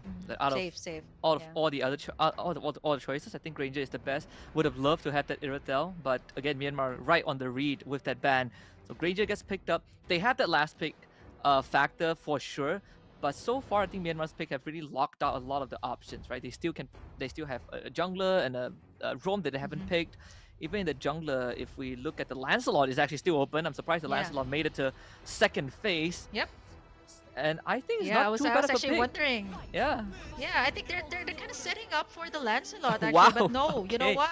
Cancel out everything that we said. Yeah, I was about to say that the Lancelot makes so much sense because you got a traditional front to back line composition, which is definitely what you want for assassins, right? You got the Farsa to peel, you got the Lancelot to clean up if ever, but yeah, they go all full utility here. Wow, that's three beefy lineups here for Myanmar. This is the same tactic that their male division actually used, and it was so hard. The Philippines had such a hard time peeling, and with the Granger there, they do have two marksmen here. But let's see if that's enough to peel out the front line. They still do need to wrap this up with a nice XP laner that can set up the play. Oh, wait, no. Wow. It's a Jawhead Roam and the Gatot Kacha. Okay, so you were saying earlier that they're trying to box this Gatot Kacha into the Roam. But yeah, you know what? Philippines is like, yeah, no, we're going to go with a Gatot Kacha still in the XP lane and Vivero. Yeah, Vivero's going to go for the Jawhead instead. So single target pickoff. I'm just not so sure how she's going to reach the 1-1 and the Farsa though. Yeah, it's very single target heavy. Yeah. I would assume, for this draft for the Philippines, it's all about trying to get ahead, right? I think if they fall behind, they are going to be in massive trouble. But if they can get an early, especially for this Haya or the Granger, then this Jawhead suddenly becomes very good. Whoever you picked off gets executed by a Sky Piercer or just overwhelming damage. But that's the key that this Filipino draft has to achieve. You got to be able to go fast. You cannot fall too far behind. Yeah. Wow. Single target pickoffs. You're talking about two scaling lineups in the mid and the gold lane. So two marksmen. Very lethal as well. If you're talking about peeling Myanmar's lineup. But yeah, wow. Philippines. Proper targeting is what I would say here for these players. And I'm sure these ladies are definitely familiar with that. Let's head over into game number 1 in this best out of 3. It's the Philippines versus Myanmar here as we kickstart off this series in the second half for today. It's an action-packed day, but let's see. Will the Philippines hold it out or will Myanmar actually score the first point? We're gonna have to find out. It's single target pickoff versus sustainability here. It's definitely something that doesn't surprise me as much. I think the Philippines. They looked at the draft and they're like, bring it on. But you can also expect these kind of early pressure from the Hilda itself. DJ Shelly going to check where this Hayabusa is going to be at. But thankfully, with the Jawhead and the Kimmy around, it's not the easiest for the Hilda to just run Yeah. up, because sustained damage can actually eat through her health bar if she stays around for too long. So there is some form of deterrent from the Philippines, but it doesn't take away the fact that Myanmar has so much pressure just with this Hilda Akai alone. It's a gatot catch in the glue on the lane. I wouldn't say that's the easiest for Diagon to take in. But looking at how this is panning out, no engages just yet. It's just a matter of vision. It's a matter of finding out the location on where the Philippines is. But with Vivero in sight, giving out information as well to El Puerto, she can be able to safely farm. I mean, with the Hilda's threat there, it's not that easy, right? Especially if you're a Hayabusa, the damage is also insane coming out of the Hilda. I don't even know where it's coming from. It has never been nerfed and still has stayed the same up until this day. But looking at this, 1 minute in, 23 seconds before the first turtle, I think information is so vital. But for now, Gold Laner is going to be cutting out the waves, freezing in the lane as much as they can before the first turtle take. 14 seconds towards the first turtle take, no casualties just yet. Even this freeze is very beneficial for the 1-1, so you don't put yourself at threat of the Granger, but you're also securing every single resource for yourself. And of course, you see here that DJ Shelly just trying to zone the Hayabusa away so that they get priority over the jungle. The Haya is basically out of the fight. Oh wow, Vivero gonna get in. There's the ultimate available for Jay. Diagon as well, trying to look for an angle. Feathered airstrike there, committed by Afo, but it's gonna get cancelled out there by Diagon. She's taking a lot of the damage here as Riku and the rest of the gang. Let's see if it's gonna be the Philippines. It's gonna be a red three. Very good, taking in the turtle for the side of the Philippines, and now they're sandwiched and boxed in as Vivero gonna try to go in for the knock-up and gets the first blood up against Myanmar. Philippines takes in the turtle and the first blood. That's a lot to take in. That is actually the worst case scenario that fight could have played out, because DJ Shelly baited out Alberto's ultimate very early on. There was no shadow kill. She was down to half a health, and yet they're about to get another pick off. So that's another pick. Oh, shadow kill is up. So that's the second takedown for the Philippines. This is completely not on my bingo card. Myanmar, this is not the result that they want. That should have been a free turtle. Yep, I mean the Philippines. I mean, what can I say? Alpuerto has been dubbed as somebody who never misses with the retribution. I mean, it's either like 80 to 90% taken on all of the objectives, and that's what she can offer. AOG has been used there by Diagon, nicely used to evade the ultimate there from the Farsa Perez as well, having a very good time. Ejector, the toss again coming out from Vivero. Just giving in the kills to Perez as DJ Shelly a little bit too late to the party. 3 kills for the Philippines, starting it out real strong. And this is a complete disaster start for Myanmar. They are down almost 2,000 gold. 2 out of the 3 lanes have collapsed. And this also takes away the functionality of DJ Shelly, who does not want to be stuck in the lane. In fact, she wants to be able to run around, support Riku, get these ganks off, or create pressure in the enemy jungle. But the Philippines have been able to free themselves from that choco, and now it's their turn to run around the map. This is exactly what you want in a Jawhead. Somebody who just sets up the play. The shadow kill onto DJ Shelly is able to sustain all of that. Feathered airstrike has been used as well right before the turtle. So they're just baiting out all of these skills here. There's so much threat from the Philippines too. Like you get the Jawhead to just toss somebody in, and almost immediately there's the answer from Amores, slowing everybody down. And as you know, the Kimmy can definitely be a lane bully up against the Farsa here. Kiko Cutie joining in the clash here onto the mid lane. The turtle as well is up for the taking. 1/4 HP as Riku starts it up. Alberto can just go in for the snipe steal, and they know that for a fact because they're not even going in. Vivero giving in the vision here, and Diagon going in for the AOG. Riku, turtles is up for the taking. Diagon gonna be able to take it in for the Philippines once again. Riku goes in for the heavy spin. A turtle taken in by the Philippines. No casualties just yet. Apple forced to flicker out as Amores goes in for the flicker kill. DJ Shelly evading all of those skills, trying to heal up in the bush, but that's not going to be enough. Alpuerto as well gonna take in that purple buff away from Myanmar. That's another free turtle given away to the Philippines, and DJ Shelly goes down. Mid-tier 1 falls. Jay arrived. He managed to defend the structure somehow. But Myanmar have essentially lost control of the game for now, right? As much as we say that this draft from Myanmar, you can see the idea pretty frontline loaded. The one thing that they lack is damage. Right, they are relying a lot on the Feather S, right? And once that is out, they actually don't have much juice left in the tank. And even in this case, I don't think they can even take down the Jawhead. Yeah, well, Vivero is just absolutely fearless on that. Fearless to take in that glue head to head, right? Like usually you see a glue coming into you, you'd be wanting to back away, but Vivero just knows for a fact that her teammates can definitely back her up. 5 kills and no answers from the side of Myanmar. I do love the fact that they're making the side lanes move. At least like something is moving into the game, right? It seems like the team fights almost all the time have been won by the Philippines, and even Jay and DJ Shelly, they don't know where to go next. Perez, Kiko Cutie gonna be able to stack up for a bit. Piercer is also up here for Perez, so that's gonna be a lot more AOE damage coming in. The Wind Talker is up here as well for the taking for Kiko Cutie. Inspire is still up.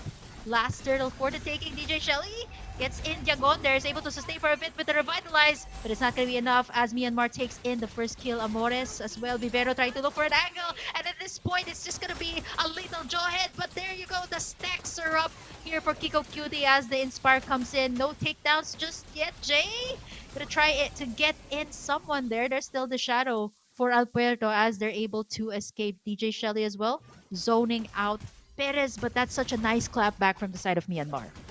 Yeah, unfortunately, it's a mid laner for Roma, so it's still more worth it for the Philippines. They both will respawn in time. This time, Turtle finally secured by Myanmar, and they make the call to back off, and I definitely like this a lot more, right? You want to cut your losses. The Farsight was able to get in some gold. Would be nice if the Farsight didn't go down, but this tier 1 top is going to be in danger. The slam, the spread of the glue is going to be the key here to isolate the members here of the Philippines who have been together rotating, 4-man rotation here. Like it's only Alberto that's going down bot trying to clear the lanes, but as we look at the item builds, what do we have here? It is actually Perez leading the charge here with the most gold, 5.4k rather. Alberto actually wants to go for maximum damage. Malefic Raw, the second item, right after the Hunter Strike. And because of the side lane towers on the top lane that has gone down, and just how much ahead Philippines are, they can easily just walk into this jungle and take up space.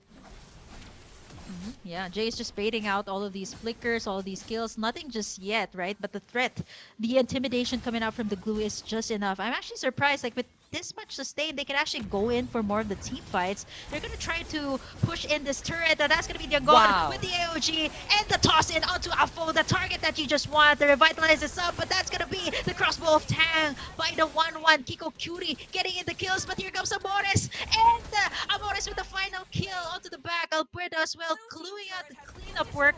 4 members down and a turret down mid. They can also take in another one. DJ Shelly, the only one left to defend. I don't think you can defend this one. That's going to be 3 members. Vivero, Perez, and Amores taking down that turret. 2 turrets and an almost wipeout. That's what we call a symphony of skills. You see that? We play that back in slow-mo. It is starts with a traction pulse into an AOG, followed by an unstoppable force toss back. So the coordination of the Philippines from the Philippine teams is just immaculate, completely catching Afu off guard, understanding that this Farsa does not have a flicker off online just yet, takes her down, and then the fight essentially ends, right? Most of the damage on the Myanmar is already gone. No Lord for Myanmar. If they fight this, I don't think they can win. The Philippines, they are always ready to pounce if Myanmar oversteps. Yep, and Vivero as well, looking for the next target. You know, it feels like whenever I see a jawhead, it feels like a cat. You know, you just want to toss everything in. You just want to toss everything to the side.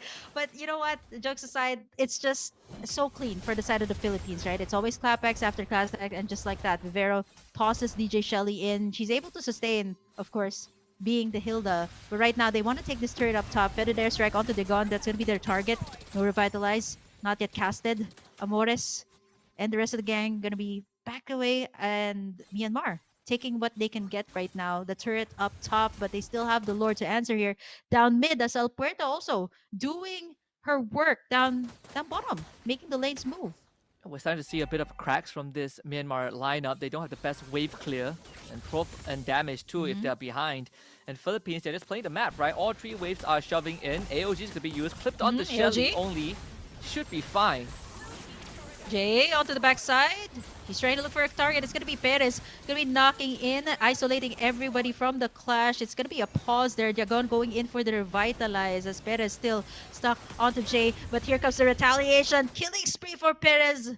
And that's a beautiful answer coming out from the side of the Philippines. Nice attempt from Jay though, but this is the Philippines again. Ejector from Vivero as DJ Shelly is not going to be able to take in the damage from Amores as well as Perez. It's a double kill and El Puerto goes in for the final takedown with that shadow kill. 4 members down for the side of Myanmar. I'm so surprised. Like, it's such a tanky lineup coming out from Myanmar, but just like that, the Philippines is able to melt down the front lines. But that's what happens when you are more than 10,000 ahead of your enemies. Another AOG.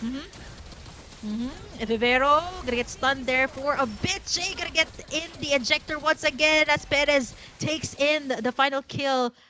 It's going to be Afo, DJ Shelly, and Rico left to defend. All the inhibitors are going to be gone in just a bit, but here comes the retaliation. DJ Shelly going to try to go in for the ultimate. Yagon going to be able to sustain all of that, but while all of that is happening as well, Alberto and Amores going to clean up the work up top. 2 inhibitors down, 15 kills for the Philippines. I feel like at this point, the only thing left for Myanmar to do is just to get either shut down goals, right? If the Philippines is way too deep into their base, but how can they? They do have the front line though, but the damage, it's up to Kiko Cutie to be able to get in that crossbow of Tang. And if not, Hafo on defended airstrike. But still, it seems like it's not enough to take down. Like if you compare the two lineups, right? Myanmar is way tankier than the Philippines. They are. I think even on even ground, Philippines eventually are going to outskill Myanmar with just the heroes that they have. Granger, Hayabusa, Kimmy. They just have a lot more sustained damage if the fight drags on. They have Sky Piercer, a Sky Piercer owner, which in this case is Perez. I think she has the 30 stacks of Sky Piercer. Actually, no, 40 stacks of Sky Piercer right now. So she's halfway there to max stacks. This Lord is most likely going to be secured by the Philippines. And even if Myanmar wants to contest this Lord, Philippines can just say, you know what, we're going to let the wave push in. And then when you deal with the wave, we will take the objective. It's a lose-lose situation for the Myanmar. Yep, they're starting up this Lord, but I think for the Philippines, they're respecting the fact that at any time, Rico can go in for the heavy spin, but it's going to be DJ Shelly again with the ejector as Rico going to try to find in the target. Heavy spin not yet committed. Revitalize has been used up. Amor is going to be the target here by Jay, but it's not able to get anything, and here comes the Navi stickers as the AOG use defensively there by Diagon. Heavy spin, all of the ultimates used to just disengage us. Wow. Going for the double! 3 members down for the side of Myanmar. It's Jay and Kiko Cutie. No, rather, Afo left to defend here. Will it be enough? They do have defended airstrike though, but up against the 5 members of the Philippines here. Will it be enough? DJ Shelly is up, but there's too much damage coming out from the Philippines. Pennies going for the kill. 3 members down. They're trying to lock in the base. There's minion waves in as El Puerto again still unstoppable. The Philippines starts it out real strong. 20 kills in 13 minutes as they take game number 1. Just a flawless game from the Philippines. There's nothing much that can be said aside from the fact that they played an almost perfect game. And it all started from the first turtle. That it just should have theoretically went over to Myanmar. They should have been the Myanmar team that starts the game with a decent lead. But somehow the Philippines were able to weather the storm. And within 4 minutes, in the 4 minutes since the first bell rung, they basically took control of the game. And they were able to spill that lead to the rest of the map. This is probably the only period where Myanmar was able to get some sort of a clap back, but even then it was at a cost of a very important member of the team. In this case, that was the Farsa. And then this is where we see that amazing 3-man out combo, the 3-man combo from the Philippines, which really demonstrates that how in sync they were with the skill usage. And there was no comeback mechanic from Myanmar because this draft does not have the damage if they fall behind. And to make matters worse, they don't have the wave clear to deal with waves as well. Like this 1-1, if she's severely behind, you bet that the crossbow tank is not going to be able to do anything because winter crowns are going to be a thing, at some point in the game. And in this case, the Philippines didn't even need a winter crown to win the game. Yeah, wow. Just beautifully executed here by the Philippines, showing why they were the EWC champions just a year back. And as you can see, cleanly executed every single time. And even with this, right, there's a tanky front line to sustain up all of the damage. It still was not enough. Vero's ejectors were always on point, by the way. Props to that, as well as giving the opening all the time to Perez and Amores to take in the kill. A very, very dominant win for the Philippines. And as you can see in the stats, 13 minutes. It is all going to the side of the Philippines. And you can see with the amount of damage and the amount of gold, it just shows you how far they were ahead of the game, even from the start. Yeah, just again, very good understanding of what to do. They understood that if they were able to get ahead, if they were able to weather the storm, suddenly this jawhead becomes a big, big problem, right? Anyone that this jawhead grab and just lobs back to the team, it's going to get executed by this Granger. I think Perez picked up the Sky Piercer when she had 2 kills, so that's like 60 Sky Piercer stacks by when the game ends. And it's not just a big problem for Kiko Cutie and Apod to deal with, is the fact that these front lines suddenly are now endangered because you have a threshold that they just instantly pop. So that's what makes this Philippines draft so dangerous. Not to mention, it's very hard for Myanmar to start walking up when suddenly you consider the fact that Amores has that traction pulse, that is AoE vacuum, and then you have Diagon's AOG, and then another AoE ability. So at the end of the day, even if Myanmar can deal with all of that, you still have Vivero to worry about. It just locks onto your key targets, toss them back, and then boom. And that's a body for the Philippines. So overall, very good execution from the Philippines. And they are now in the driver's seat. Myanmar needs to somehow bounce back. Yep, it's a BO3 after all. So for everybody who just reeled in from the matchup of Hong Kong, China, and the matchup of Mongolia, this is back to the BO3 that we know. So it's a match point for the Philippines. It's just insane to see how fast this game panned out, right? Like we've seen in the male division that it actually reached out like up until 20 minutes, even a little bit more than 20 minutes. So it was a bit longer matches that we've seen, but for now, right, like it was super fast execution. I'm so surprised at how fast that both of the marksmen were able to scale up from the side of the Philippines, the Granger and the Kimi, which we don't really see that often in the mid lane. It's mostly on the Zuxians and the Farsas in the current meta. And that's why I think we both sort of agreed that the Lancelot felt like the pick to go for Myanmar, because you have some backline threat aside from just having a Farsa bombardment. But unfortunately, they don't really have that. So I want to see if they can bounce back in game 2 with a renewed state of mind. But they're gonna get a little bit of break. So will us. We'll be back just a bit for game number 2 between Myanmar and Philippines.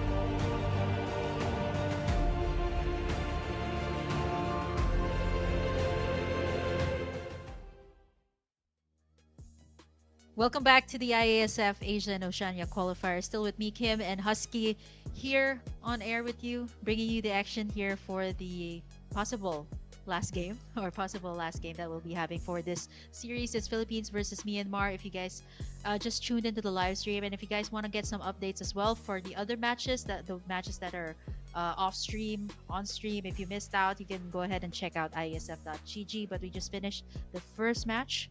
Very, very dominant game from the Philippines. I mean, it's the home of the champions after all, but we'll have to see. Let's see if Myanmar will pull out something off their sleeve and maybe force out the game number 3. We haven't seen a 2-1 game just yet. I mean, in the male division, we did see it a bit later on into the competition, but this early on, let's see if we'll have a game number 3.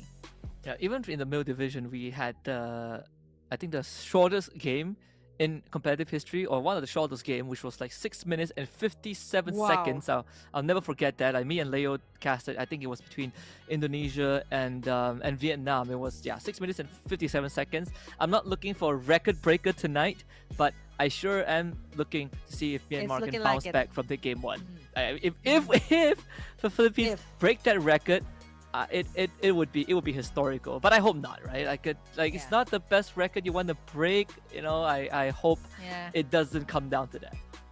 Yeah, I mean, how do you even end the match that fast? I mean, it's way too short. You just go straight, push in the mid lane. I mean, that does happen. Like, if you want to test that out in classic matches. But yeah, I'm not so sure how that's possible, because the shortest match that I've ever casted was at least like 6 or 7 minutes. 7 minutes. Yeah, 7 minutes tops, 7 to 8. So yeah, that's super record breaking. I have to take a rewind and take a look at that matchup. But yeah, Philippines. Let's see if Myanmar will bounce back. Philippines, they're definitely very seasoned. I think that's something that I can give to them.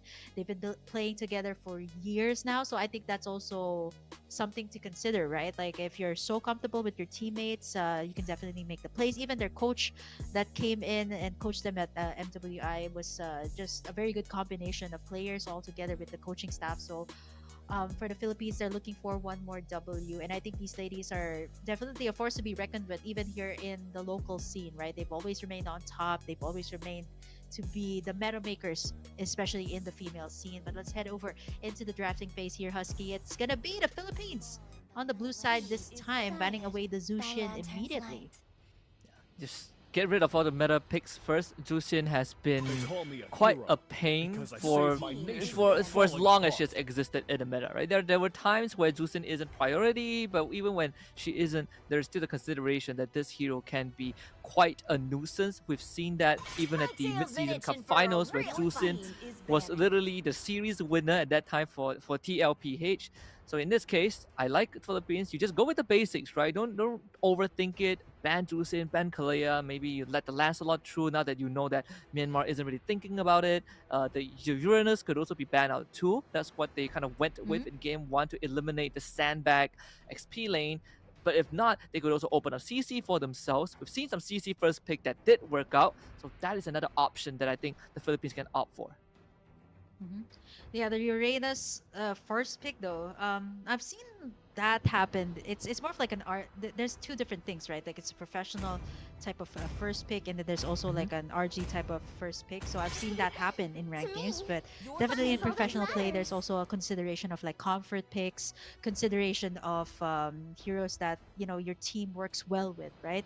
But looking at the Philippines here, it seems like they're taking away the Kalea and the Zushin. That's so lethal on the mid lane. Great wave clear, great sustainability as well. And the Uranus being able sustainability still taken out. I know Jagon uses this hero, but it seems like she might want to go for more of the setter types of XP laner, which is why the Uranus is a constant ban coming out from them. I mean, if you have a Uranus, you're definitely more or less going to be contained in your lane. Not unless you can take down the Uranus that fast, right? But Myanmar, again, these are heroes that are honestly on top of the list right now in the meta. Wanwan being the top 3, Yusunchin being the first one banned. This is available, by the way, on the website of Mlbb. You guys can check it out. Top 3 bans, even in the ranked games overall. So let's see, final ban. Will it be a Lancelot, or will it be... They first picked the Farsa earlier, so I feel like it still should be a meta last ban here. Yeah. So they banned the Boxer again, just like last time. Now, we Lancelot? we have seen that even Lancelot, when Lancelot was let through, the teams don't really jump at it, at the Mm. first opportunity. So maybe that's something that they're banking on. We've seen the Hayabusa as a potential pick for the Philippines, so that they have options that they could go for. So if that is the case, I wouldn't be surprised if they opt for a different first pick. We still have the CC. I think there we go, the CC first Yeah. pick. So not too big of a problem, right? It's either Hayabusa or Lancelot. Myanmar can only pick one, so the Philippines aren't too worried. Yeah. The CC first pick, and I'm not so sure if you're seeing what I'm seeing, Husky. Is this really it? The band's just oof. Let me guess the band. CC, and then are we gonna go with the there you go. There you go. I was kinda surprised by that. Are they gonna let us guess the entire pick and bands? Like get a surprise when we reach game number 2. But wow, Myanmar immediately almost responds with the almost the same pick as the Philippines, the Kimi and the Gatot Kacha that worked out so well for the Philippines in game number 1. But with the CC Power pick here for Diagon, I feel like this is such a good start. Will Alberto go for a Hayabusa or a Lancelot this time, which has been open by the way since game number 1? Yeah, I think they could. I think if they are considering either or, they will pick it now so that it doesn't get banned out in the second phase. Um, if not, if they want to play like utility jungler, there's the Akai, I guess. I mean, Fredrin, that one has kind of fallen off. The Joy too. We haven't Wow. really talked about the Joy a lot, but this like if game 1 was any indicator that the Philippines draft is pretty fast, this one is Yeah, this is really really fast. oh, this still leaves a Fredrin open, right? Like usually players would counter out the Joy with the Fredrin. Honestly, Myanmar was going for that type of lineup, right? Sustain, utility. They can go for the Fredrin here, not unless they have other plans for this Gatot Kacha. But it's so good to pick up the Fredrin here right now. It might be banned out in the second phase if they don't pick it up. This also kind of baiting them out to pick maybe an XP laner also right now to go head to head with the CC. Probably one of the best ones right now, S tier. So Myanmar, what's it gonna be? Fredrin? Oh, wait. Harriet Wow. Okay. Gold. Yeah, Harriet Gold, and then yeah, still Kimi mid. That's Wow. So much magic damage though for That is Myanmar. a ton of magic damage. Yeah. Hold on to magic damage. I think who do you ban out? You probably start banning out mid laners right now. I mean, the Farsa Yeah. is still up. I mean, Farsa. look, Hmm. Farsa, the Eve is also not Kadita. too. The Kadita too. Even the Eve isn't too shabby, even though Yeah. there is a Gato Kacha. But we know the Eve also went through a bit of a tweak. Now her abilities actually give you shield the more you damage someone. So that is something that the Philippines could look at.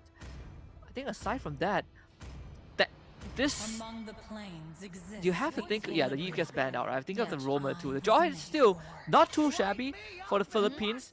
They could go for. Let's see, the Kalea is banned out. There is Cho Badang. I know Hilda Rome has been Yes. quite a thing lately. Hmm. Yeah, they're also there's a selected ban, a very situational ban also, the X-Borg. Usually people ask like when is it good to use an X-Borg jungle, right? Like it's usually the last option when all of the sustain utility junglers are out. They ban away the Farsa as well, something that Amor is so comfortable with. Good range as well to go up against the Kimi and the Harriet with the Joy being put into play. I would still say a Fredrin is pretty good here in the lineup of Myanmar. Great to sustain up the damage. Return damage is also pretty good as well. Not unless they want to go the route of the assassin. So much magic damage. They definitely have to pick up some physical damage dealers here right now. That lies in the XP lane. I'm looking at maybe you could go for Arlet. Lapu Lapu is Lapu your next Lapu. best option. Mhm. For the dive. They don't really have much crowd control. Only the Gato. I mean, Gato and Kimi does have, but it's not the most reliable in the world. Right? I could say the same for the Philippines. They take the jungler first, the Hayabusa. I like that pick. You can sort of survive against the Joy with the shadow kill if she all-ins you, and you also get to see the whole draft before you decide on who the XP lane is going to be. So this XP lane is very important for Myanmar because it's a gotcha pick, right? It sets Myanmar up for success and also potentially allows them to win the game off of that one pick. Whoa, there you go. There's the Kadira. I was waiting for that. It's a very flexible hero. Both the roamer and the mid laner of the Philippines can use this very well. And looking at this lineup, there's the setup that you're looking for, the Ruby. So this means it's a Ruby Rome and then Kadita mid lane for the Philippines. And for Myanmar, locking it up. So they already have their jungler. Still, I would still say a Lapu Lapu is good. Somebody to engage apart from the Gatot Kacha. If not, I'm thinking an Arlot. Yeah, right. An Arlot would also be another optimal choice here. Or a Phovius if they want to go all out team fight. Phobius isn't I'm too not the only one bound bad, by I these guess. I can see chains. the Phobius. There's a ton of movements from the Philippine side, but at the same time, this Phobius, I'm looking at this Phobius to be the only front line, right? This Phobius and the Gatot, the job for this Phobius is just to not die, right? You are Yeah. throwing your body in front. You're making sure that you're always staggering Yeah. the right target, and eventually, when you go down, you've made enough space for your damage dealers to actually, Yeah. pop off. It's still a lot of magic damage though. Um, yeah, like all their sources. I mean, the Hayabusa though, physical damage, but majority like their mid laner, the gold laner. I think to a certain extent, the Phovius also it's like a mixed damage. Like I know it used to be magic, but now it's like a mix of physical and magic damage. But yeah, hey, Myanmar. I think it's a matter of layering the skills well with this kind of composition. You got the Gatot Gacha and the Phovius to engage, but I still don't see any answers to the joy though. Like, how can you hold the joy? Not unless you got the Infernal Pursuit up against the joy, right? Like, it can keep Yeah. popping in that ultimate, and once it farms up well, right? Like, there's so much damage that the joy can dish out. I know it has been adjusted, nerfed, even buffed up in some of the recent patches, but hey, still pretty good. The next best option that you can get. And I love how the Lancelot, which is completely ignored by both sides for both matches straight. And I love how there's a different type of tempo that we're seeing. But yeah, like what you said, the tempo of this game can actually go super fast. Depending on what will happen, of course, in the first half of the game. Alpuerto is known to take in all these objectives really well in the first phase. So let's see if that can happen for the Philippines. If they snowball with this type of lineup, it can be so good. But then again, if you look at the lineup of Myanmar here in the mid, very, very good for poking, very, very good for wave clear. Oh, absolutely. I think at the end of the day, it's for the side of for Myanmar. They need to understand that this XP lane is very important, right? And we say that CC is one of the best XP laners right now, even in Mhm. terms in lane against the Phovis. Jay is not going to have a good time at all. She is going to lose that lane. She constantly needs to call for help, and even let's say she gets a good trade off, Diagon can just heal back up with the passive. Once she gets the War Axe, this entire lane just skews in favor of the Philippines. Yeah, wow. Yeah, it's the pressure as well. Like you can see how Myanmar rotates more towards that XP lane instead of the gold. And the Harriet and Granger matchup, I would have to say the Harriet also I would say it's a fair matchup between these two, like the Granger and the Harriet. As you can see, both of them are just freezing in that lane, but now Alpuerto, Riku rather, trying to go for something there. But the turtle's gonna be up in just a bit, so they can't commit to a lot just yet. But DJ Shelly though, level 3, no AOG just yet. They're just spotting out players after players here for now, but no one going for the full engage just yet, as the turtle is finally up. The first turtle up for grabs for both sides. It's not going to be an easy one for Myanmar to contest. But I think the Philippines can let it go if they are not in a rush. This draft, again, they're not really too bothered about these kind of small Mhm. fights, but here they go. It's going to be Riku picking up the first turtle. Shadow kill as well has been committed. There's the revitalize. Amores going to try to pick up the back lock. And that's going to be Riku down the first blood for the Philippines. But Amores is in trouble here. Afu as well as DJ Shelly going to get in that revenge play. Alpuerto as well in trouble as Jay going to be trying to force the retribution. Oh, well, retribution has been used though. So this is going to be a contest for the purple as Alpuerto denied. DJ Shelly going to be picking that up for the side of Myanmar. Yeah, willing to use the AOG just to not only get the purple, but also get a kill in return. So that is already a win for Myanmar, and now they get to move a little bit more. Again, the threat comes from this rough ways from Amores. When she has to petrify, I would assume that she has to pull yourself together for that lower cooldown on the battle spells. And catching these targets is going to be important, right? The 3 targets that she wants to catch, Hayabusa, Kimi, and Harif. Ideally, if you can blow up the Harif, then that would be perfect. But that small win does give Jay some breathing space. Now she's up 1 level, up in goal, and she can hold the lane better. Oh no, Vivero. Wow, there is the electrifying beats popped up. All of those resources, Amores as well, gonna get caught in between. She does have the thalassophobia there just to sustain the damage coming out from Riku. But this is also Myanmar showing their aggression from the start, and the Kimi, as I say, it's such a lane bully up against any members. But right now, they're going as well, facing the threat of James. What? Internal pursuit, flicker out as well. Level 5 for Jagon, but that's going to be Jay one level ahead of the XP lane. But here comes Alberto as well up top, popping in the electrifying beats. She should be able to take down Jay.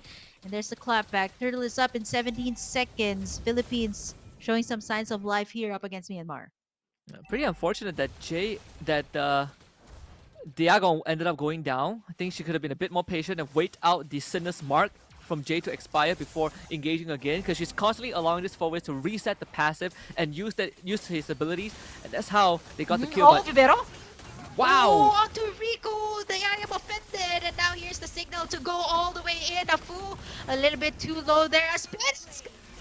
And the knock-up, as well as the dance coming out from the Harriet. Vivero goes down as well. Now it's Digon and Amores with Alpuerto. Gonna try to find an angle, but it's gonna be Jay securing the turtle for Myanmar once again.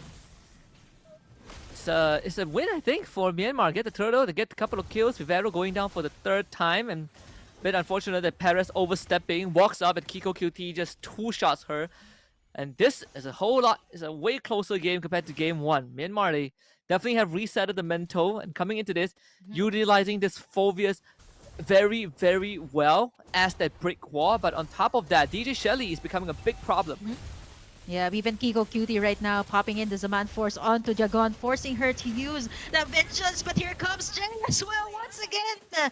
3 members, 4 members. But that's going to be a turret down bot as well as down top. It's going to be Riku, Shadow Kill. They're going to be able to sustain all of that Shadow out for Riku as the Philippines gets in the turret down bot. Just mirroring the move of what Myanmar did up top. Shutting down the strongest lane of Philippines is already a big win for Myanmar. Of course, they can't really, be complacent just yet. It's just a 1k goal advantage. Philippines still has a lot of ways to come back into the game. The amount of crowd control, the amount of single target burst that they have, and that pullback. There's the I'm offended again, setting up the place here for the Philippines. Electrifying beats, Alberto on a killing spree, and finally Jay down. Afu reaching that level 8 as well, 1 level ahead. Alberto hasn't been shut down just yet. Like most of the time, we are looking at either Dragon. That is the main name of the game here for Myanmar, trying to shut down the XP lane so the Phobius can have a much better time, right? Like as you were saying earlier, the CC is one of the best XP laners, but to be able to contain it that much, right? 2 deaths, and 2 of them came from Jay, which had a much better time up against the CC. But for now, the Philippines, though, they have to secure in this last turtle. All the turtles so far, this is the reason why the XP and the gold as well went to the side of the Philippines. Flicker out for a fool. Nice attempt, though, by Vivero. Flickers are available for now. Jagon as well, zoning out Jay. But here comes the turtle. Alberto again, going to be clearing out the waves, making it move. Radiant armor is up as well here for Vivero. Turtle is still up for the taking, but as you can see, level 9 for Rico as well. Let's see who's going to be able to take in the turtle as Jay goes in for an internal pursuit. No takedowns just yet, but this is a different Myanmar that we're seeing here for now. They're a bit more confident up against the Philippines, but it's not game over just yet. Definitely not. Philippines have the ability, to just do down numbers. Here we go. There is the Rough Waves combo, and I am offended. Zaman Force has been popped up in the Shadow Kill, and it's going to take down Vivero. Mega kill for Alberto, taking out the backlines as well. If you take down ours, we're going to be taking you as well. Triple kill for Alberto. Afu goes down as well, and it's a wipeout for the side of Myanmar. What just happened there? I actually thought that Riku would have gotten the kills onto the backlines, but the answer from Alberto, 6-0-1 on the Joy. It's just fantastic stuff from marvelous play from the Philippines. You gotta give some credit to Amores too, with constant knockups, with her ability, and Alberto's patience in that fight. When she finally unleashes the electrifying beast, it essentially just gave 3 members of Myanmar a 10,000 voltage, voltage surprise. And that's Malefic draw for Perez. 6-0 for Alberto. Holy Crystal out. The first Lord has just spawned. Whatever lead that Myanmar has completely vaporized off of that Mm-hmm. team fight. And now it's Philippines in the driver's seat, and they have more than enough abilities to blow up whoever they catch. Let's say if they somehow were able to just one-shot this Gato and Phobius, the fight essentially ends because then there's nothing from Myanmar's side to keep Philippines under control. Yep, the Blood Wings has been purchased as well here for Afu. Extra damage coming out from the side of Myanmar, but this is where it comes into play, right? So much magic damage, so Vivero can actually already sustain that. But speaking of Vivero, there's the setup, there's the AOG, and they're gonna be knocking up the players one by one. A double kill for Riku, the shadow kill, but Alberto still comes up on top. But that's gonna be 2 for the price of 1. I would definitely have to say that's Myanmar. What just happened there? The AOG, Zaman Force, Alberto is still here, the Lord is still up for the taking, but I think it's a bit too risky to go away and dive in for the steal. That's going to be the gold swing back to Myanmar if Alberto does get shut down. But that's going to be Myanmar taking in the first Lord of this game. Once more, Jay is the savior of the team, just surviving for way too long. See, the Philippines, they had the idea they needed to take this Phobius down as fast as possible, but unfortunately, it was not fast enough. So Jay just kept on bonking them with the Monolith, just keep on staggering them and healing up with her abilities, and in the end, stalled out the fight enough for Myanmar to finally take over. And that's what Jay has to do. Keep repeating that process, and Myanmar will have a good chance of winning. Now, with this lore, they are going to be able to wrestle back control of at least the game for now, right? The Philippines are putting in a lot of emphasis of keeping this mid-tier one alive. Yeah, Vivero's gonna be the one to set up the place. As you can see in her stats, she's the one that needs to be frontlining and setting up the plays here for the Philippines. And I think that's what's really good about the lineup here of Myanmar, right? They can just go for the counter engage after Vivero goes in for the I am offended. So it's a matter of, again, positioning from the players. But right now, it's gonna be Myanmar under control right now. They got the Lord. They should be able to take down the outer turrets here of the Philippines. So it's still the first Lord. So I wouldn't say this is a lot of damage, but at least a lot of pressure on the turrets. But Alberto as well, making sure that the side lanes are moving. So she's gonna make some split pushes happen for now. But the score is a bit even out right now. 10-11 with Myanmar still leading the charge. The Lord is still up though. They haven't cleared that out just yet. They're cutting down the waves on the mid side, making sure that the super minions come in here so that they can take down at least this mid turret. There's the I'm offended, but there's the AOG from the backside, but a little bit too deep into the base of the Philippines. They have shadow kill to add up to the damage. They're gone, able to stay, but not for long. Jay again with the power moves there, but that is going to be a W for the Philippines. Yagon for the price of 3. I would have to say the turret right there just saved the lives of the Philippines. 14 kills right now, clapping back up against Malaysia, Myanmar. Yeah, Vivero with the kidnap of the century, able to, of all people, dragging the Harry back with the I'm offended. I think it's a bit of a mistake for Myanmar because, you know, if you don't have the Purify, the last thing you want to do is to be in front of a Ruby like that underneath a structure. So Philippines, again, making use of these openings that Myanmar presented and using it to kind of get them back into the game. And now they're 3,000 go ahead. Vivero just got the immortality, and now that gives her a lot more capabilities to go in aggressively start these fights and have a second chance. She becomes at least a less juicy target for Myanmar to just unload their abilities on, just because she has that second life. Wow, the Holy Crystal is up as well here for Kiko Cutie. So the lane management is so good for both sides. I have to say though, like it's super clean. You don't really see a lot of the turrets just being given away freely, but still up on top. Alberto not yet shut down by the side of Myanmar. So that's something that they need to consider. Their backline is just wide open when Alberto goes in for the electrifying beats that can actually melt down the squishiest heroes here coming out from Myanmar. But this is going to be the Lord Dance, second Lord of the game. Let's see who's going to be going for the engage. I feel like Vivero is going to have to calculate or time the I am offended a bit more, a bit better this time. Let's see. Because Myanmar has all of the tools to counter engage. But for now, it's going to be Riku picking up the purple buff before they go in for the Lord take. Alberto is up top, making sure that the lanes move as well. They need that very much as of the moment, so that the side of Myanmar can go ahead and maybe perhaps answer out to the moving lanes, but the Lord half HP already. Let's see, Vivera trying to look for an opening here. I'm offended onto DJ Shelly and the knock up from the Ocean Oddity. But here comes Jay as well. It's not so easy to go up against the Phobius that has the Infernal Pursuit. So that you don't want to go for the overcommit here as a Fu. Trying to get in that middle lane turret, but Philippines able to sustain for now. Diagon as well. Nobody gonna go for the full commit just yet. The Lord tugging in and out, weaving in and out here for the Philippines. 1/4 HP already. Alberto can just go for the retribution here. I feel like they're just baiting out the Lord. Maybe go for the hero lock at this point. Yeah, I mean, they're not in the rush, right? There is a slow push up top as well, set up by Alberto earlier on. So Myanmar finally sends Riku to deal with it. The moment Riku shows up on the map, Philippines are going to rush down the Lord and force an action from Myanmar. Jay as well, looking for an angle here. Jay with the Lord stick goes ahead and takes her down again.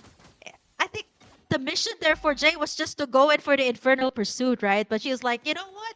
Getting in the Lord was just a very good icing on top of the cake. They steal the Lord away here from the side of Philippines. Alberta did use in that retribution, but for now, the plan is just to defend.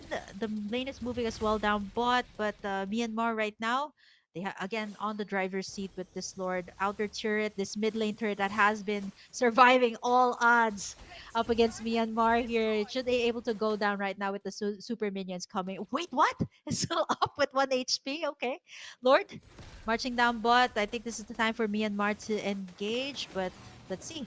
Lord at half HP, Alberto at level 15. AOG has been used onto the backside. It's going to be Diagon the target. Zaman Force has been up as well. Winter Crown here for Diagon. And that's going to be Alberto still unstoppable at this point with Kiko Cutie in the midst of it all. Able to take down Diagon. Shadow kill here from the backside. Everybody grouping up just to sustain up. What?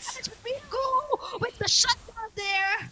On to Perez, a crucial one with Amores as well. Going back for that kill. 3 members down for the side of the Philippines. 2 for the side of Myanmar. Still, Myanmar winning in all the trades here right now. Unbelievable.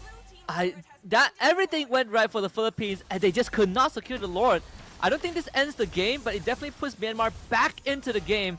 From what seemingly to be a position where the Philippines could end it, they pull Jay in. I don't think they have enough damage to kill him yet. Yep, the shadow kill onto the backside. Even Vivero is bleeding right now, forcing the flicker out from her. That's going to be 1 resource out. And with all of that happening, no one taken down from the side of Myanmar. They also got in the inhibitor up top. Let's take a look at that instant replay. Shelly going in for the AOG and then eventually, yeah, taking down Afu. But yeah, this is where everything went downhill, where Rico just came right in for the cleanup. Where I actually thought that the Philippines might have sustained a bit more since they all grouped up. But yeah, look at the play coming out from Rico, the shutdown. And Amores as well, going back for the final kill. But now, let's take a look at the gold. It's not that, it's still Myanmar leading, but it's not that far, right? Like it's a 1k gold lead. And by the time it reaches this point, right, 16 minutes, it could be anybody's game. It's just a matter of the execution here from both sides. Really, the goal advantage starts mattering. We see Alberto having the Winter Crown. Paris just got the Winds of Nature. Vivero completing the anti-cuirass, but does not have the immortality for the next fight. Lord spawning in the top lane, so that's sort of a good news for Philippines. At least the long lane is the bottom lane where they still have an inhibitor, which they need to deal with first because there's a secondary wave pushing in. But Divine Glaive for Kiko QT. This Harris is going to hit like a truck.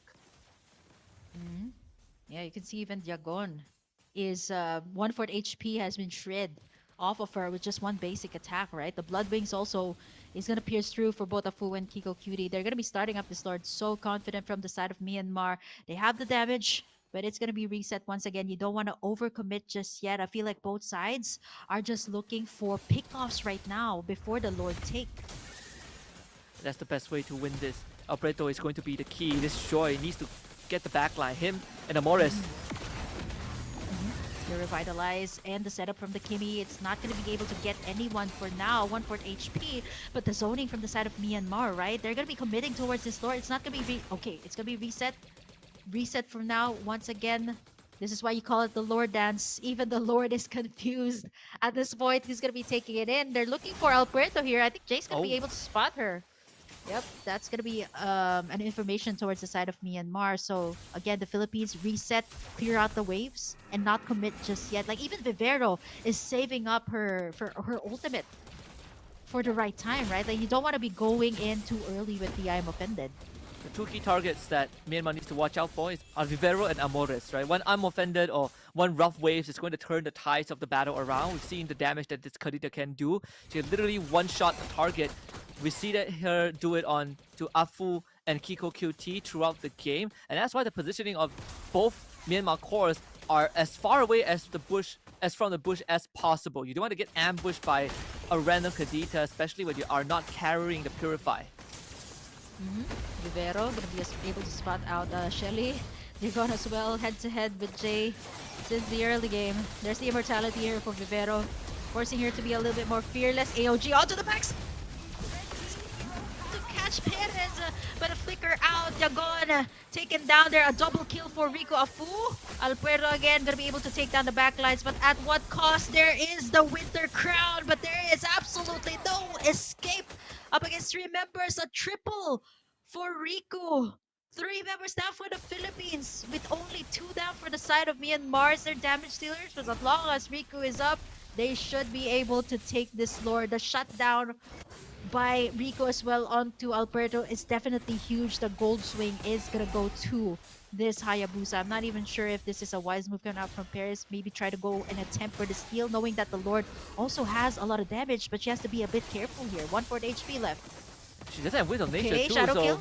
Yep. She does have the Wind of Nature. Try to go for the outplay, but it's still gonna be DJ Shelly and Riku reaping in the rewards. It's gonna be 8 seconds before Alberto is up. So nice attempt though from Perez, but it's still Myanmar on the driver's seat right now on this Lord. yeah, trying to buy time for Alberto to come back to life and get to the Lord pit, but I don't think it's worth it. I think you just let the Lord go and defend, but they are going to try. Yeah, Vivero, it's still gonna be retribution for the side of Myanmar as Riku takes it in. Infernal Pursuit, it is still eternal as Amor is gonna take in the Shadow Vivero, the next one. As Jay just goes in and in, like apart from Riku, it's just Jay making all of these plays with the Infernal Pursuit, which makes it so hard here for the Philippines. And now with only 2 left to defend, Ferris is coming out in 5 seconds. They're gone, forcing to sustain up all of the damage with the Vengeance. Is that be enough? Winter Crown to buy some time here as Alpuerto goes all the way back in, bleeding from the damage. But out from the side of Myanmar, Jay gets taken down, but that's as much as the Philippines can take because there's still a Lord up top. Without Jay, it becomes a lot more doable, right? Immortality is there for DJ Yeah. Shelly, but she doesn't have much help to work with. Oh, if only Paris has, like what, 10 more stacks of Sky Piercer, that would have been an instant execution. You have popped the Immortality, but again, without Jay, this defense becomes a lot more possible. Apart from that, DJ Shelly has been so on point with the AOGs here. Taking down the back lines, assisting the members of Myanmar to make the plays, but now Riku try to go for the assassination onto the back lines. Though there's the curtain call to Kiko Cutie and Afu.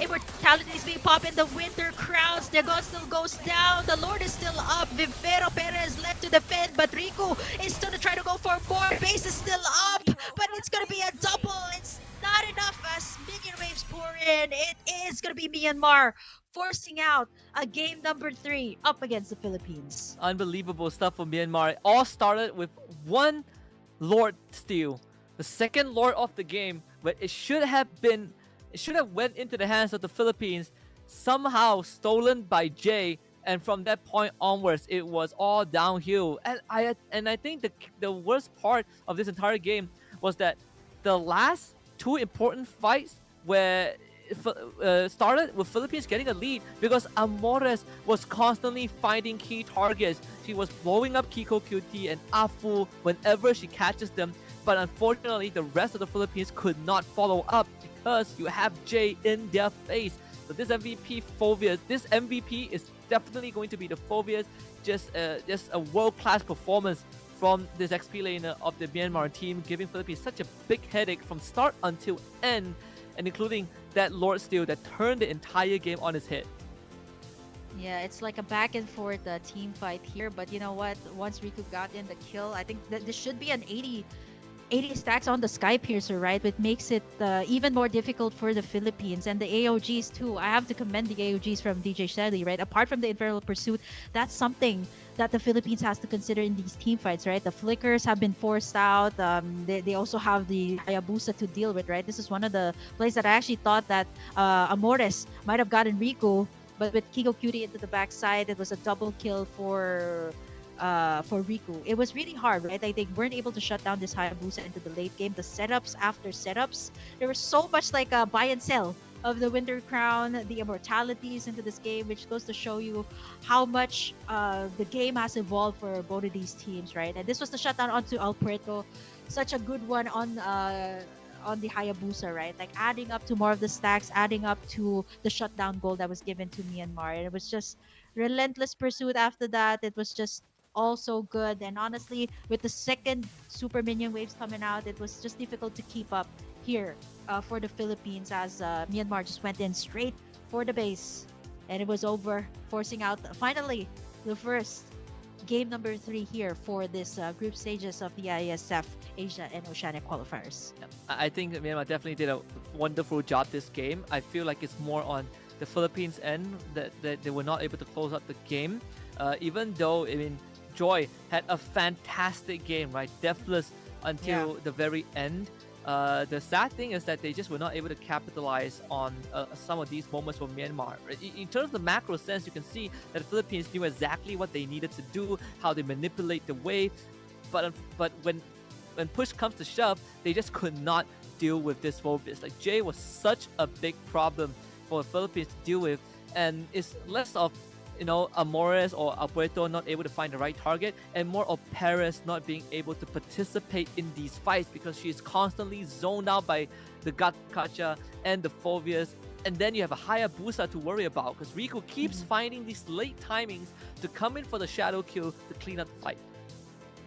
Yeah. Way to zone the members of Myanmar out with the CC and the Ruby, but the back's left wide open, right? There's so much skills that can be tossed out by Myanmar to just counter engage up against the Philippines. But overall, yeah, it was such a good game for El Puerto, but ultimately it was how Myanmar kind of executed it in the latter stages of the game, which made it so beautiful to watch, right? The layering of skills from the Gacha, which is also the reason why it gets picked up in the first place, if not banned out. So it's such a good pick right now in the current meta. Yeah, again, just good stuff from the Myanmar team. I think the Philippines really sort of dropped the ball a little bit, towards the later stages of the game. But I think it's okay, right? In the grand scheme of things, at least we know that the Myanmar, they were able to kind of readjust how they want to approach the game, and this time they brought the fight straight to the Philippines. So now I think that the momentum swings all the way Myanmar. We got a series on our hands. So gonna go for a short break. When we come back, let's see who comes out on top between Philippines and Myanmar.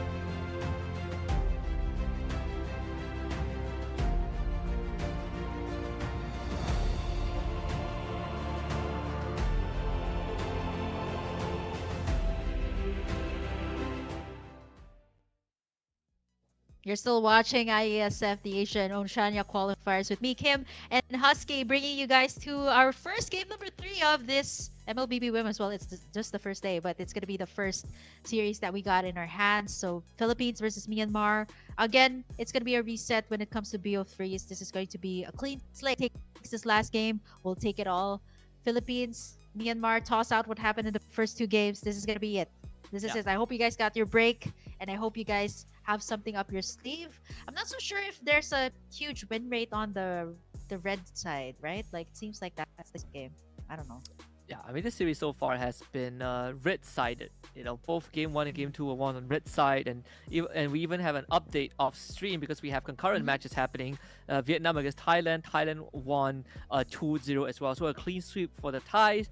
But if you're looking for a potential upset, I think we might be staring at it right now. I mean, if Myanmar wins this, it's going to be a huge upset. But if Philippines wins, then it's going to be within expectations. But at the same time, it does show that even the Philippines, can struggle from time to time. So it makes the series a whole lot more interesting. Now it's all gloves are off, like you said. Throw everything out the window. Play this like it's the last game of your career. Yeah, I mean, it's just, I love how the rest of the world is keeping up with I would have to say Philippines, Indonesia, put Malaysia in the map as well. Like, they're just keeping up with the meta, and it just goes to show, right? They're keeping up with the meta, forcing out game number 3. So Philippines still on the blue side, getting in the power pick. Earlier, they picked up the CC first. So I'm not so sure if it's going to be something in the ban list. So Philippines right now banning away the Kimi and the Zushin, still on the staple ban, which leaves open other pickups as well. For Myanmar, it's almost constantly, always, all the time, a ban on the Yisun, the Bakshi, centered towards the jungler. Will they pick up the Hayabusa first here, since it seems like both teams are very comfortable with that pick? I think probably not first pick, although I would like to believe so. There are a lot more better first pick compared to the Hayabusa, but funnily enough, Hayabusa won both games. Kimi won both games, which is something that I did not expect to be the case. Having Kimi mid and being 100% win rate so far in the series. I think for the Philippines, they're definitely considering a lot more other options, because now they have the Uranus to worry about too. Wow. But no, they banned the Gatot, which also surprisingly won both games. So we had 3 heroes that normally that we don't expect to get picked as often, winning both games in the series. Yeah, the Gata Tagacha is overall so good, right? Like, you get XP. It's good for baiting out skills from the players. Like in game number 1, the flickers, almost all the time it was Perez that was taking in all of those AOGs, and it was just so beautiful to watch, especially if you're Myanmar. But for the Philippines, this was a constant. But I was actually wondering if Yagon was comfortable with this here, but I know this is in her hero pool. So they pick up the Uranus first.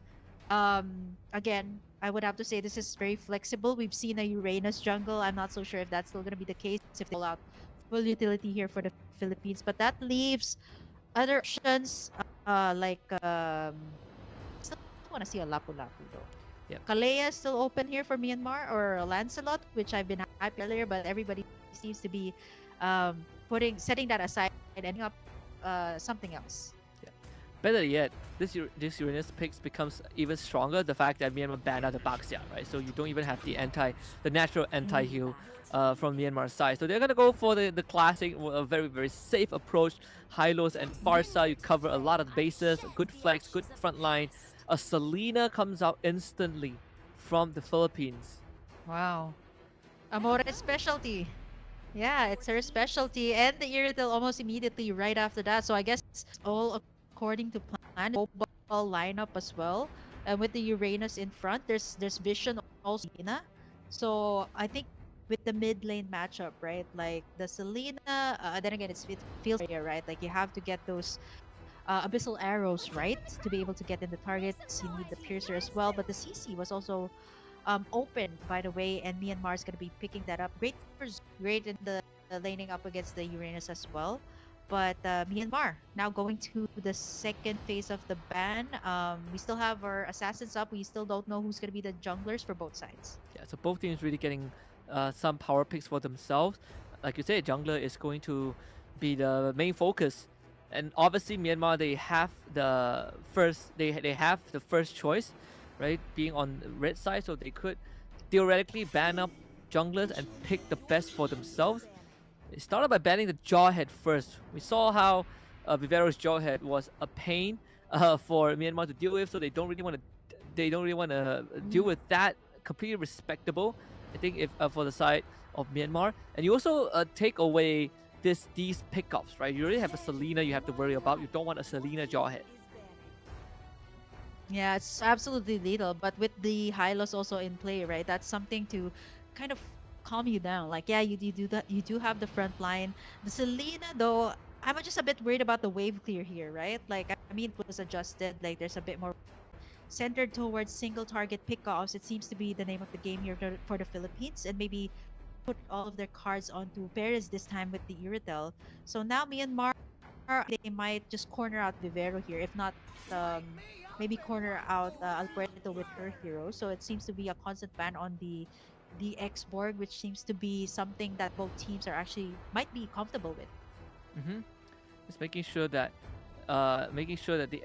the comfort picks gets kind of removed from the equation. But that still leaves all of our power junglers kind of in the pool. Hayabusa, Lancelot still in there. Philippines, you ban out the Harith. Granger is not a problem because you said Irithel as a decent counter. There's no more 1-1. They could consider banning. I mean, if they are worried about a safe pick, there's always the Claude that they can Claude and Yeah. carry are probably the next two down the line. Moskov too. There's still the Moskov. We haven't Yeah. seen that. They will ban the Bruno as well. Oh, Okay, Bruno. I'm okay with that. Yeah. Very strong early game hero. Yeah, the Moskov is still, I would say, an optimal choice here. Great for pushing in the lanes, great for creating pressure on the sides, and even causing people to, or causing teams to react to the split pushes that it makes. Yeah, they can go ahead and pick that up.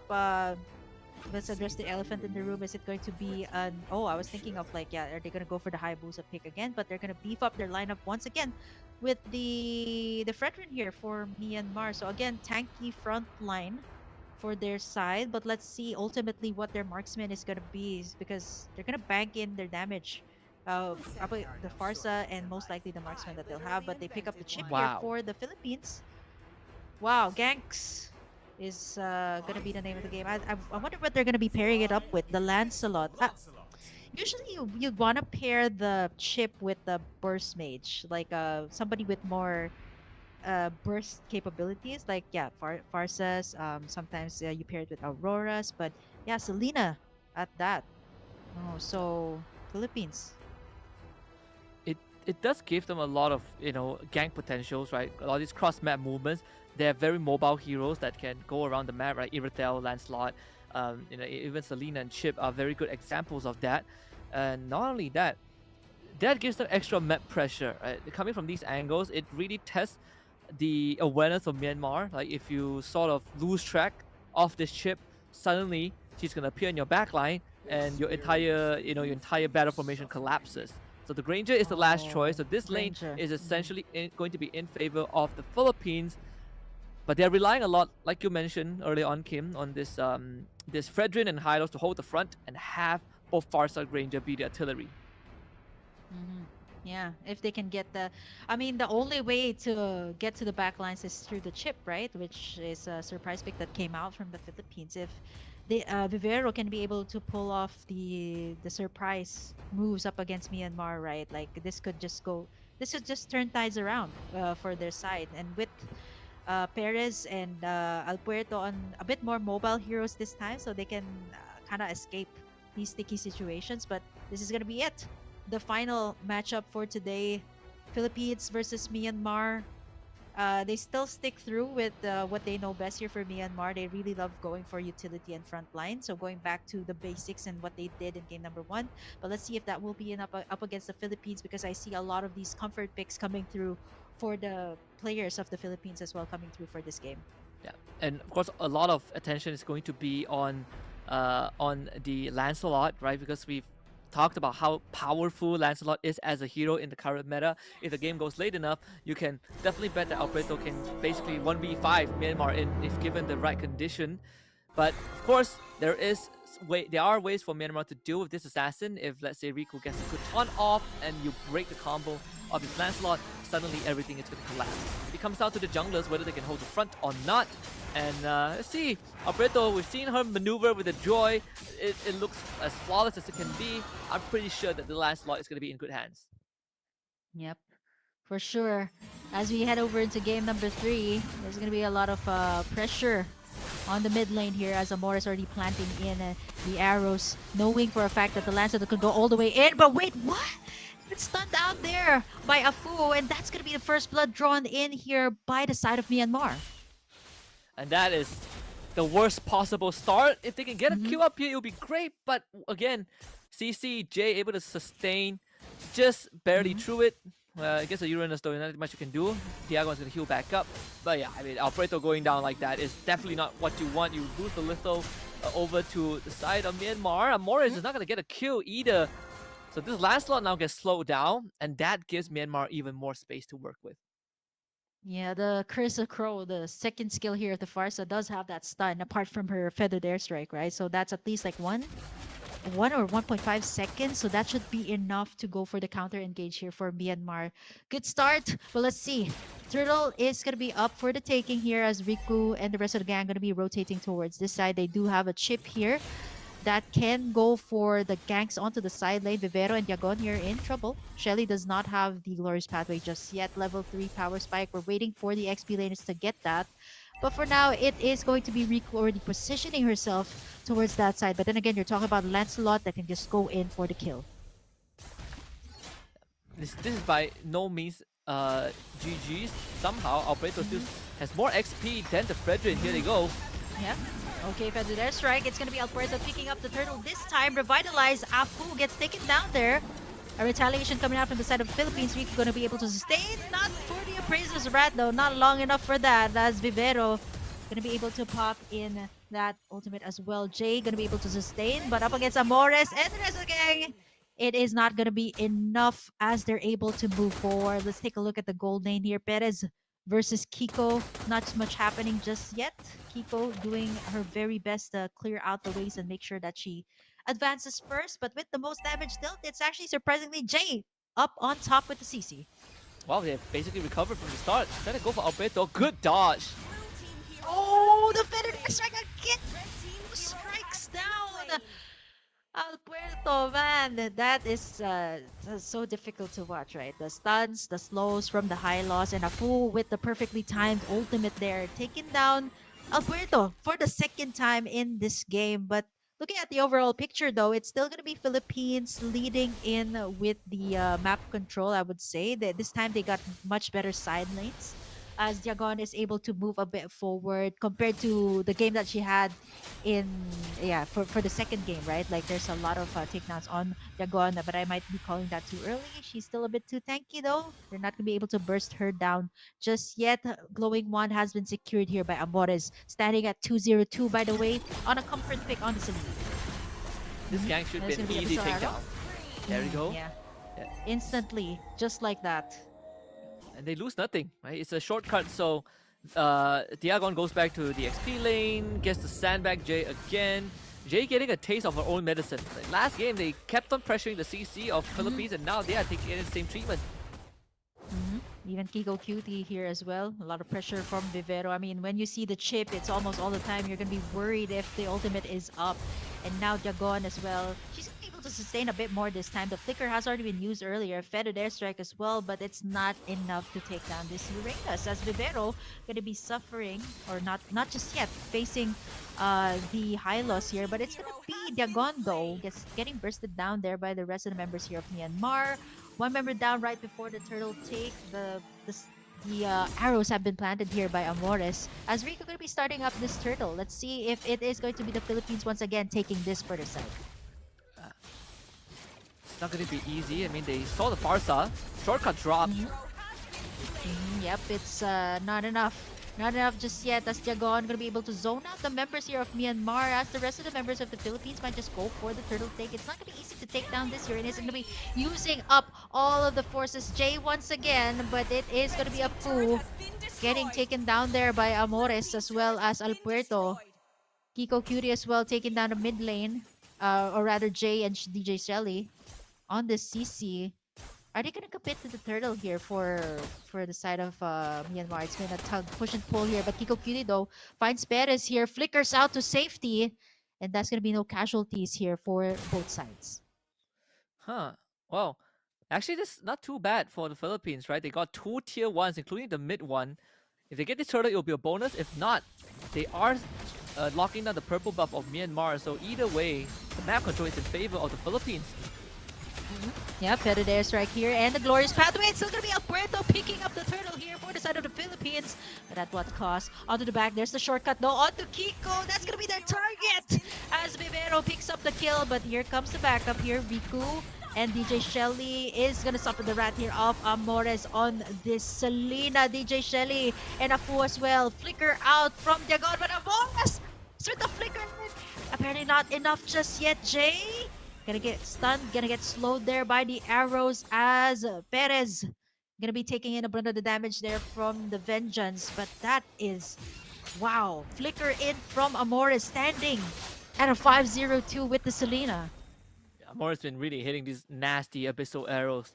But again, credits to Vivero. Say the map control for Philippines is going to be slightly better than Myanmar just because of the wide walk off from this chip. It can be anywhere she wants, and with the shortcut, bring her teammates across the map. So for Myanmar, they have to be able to establish presence, but at the same time, watch out for all these off angles that the Philippines have been utilizing to catch them off guard. This CC basically has collapsed, right? The lane is in shambles, but it doesn't put Jay out of commission just yet. She can still do a lot of damage. If she ties down the right target, it could be devastating because tying them down allows, Fredrin and Farsa to really follow up. Myanmar just needs to find the right opportunity. Yep. Gold earned, it's gonna be Alberto. If you can get the curtain call, right? Like once the shortcut is up, landing it on at least like all the members here in the Philippines, right? Almost all the time. The shortcuts have been on point here for Vivero.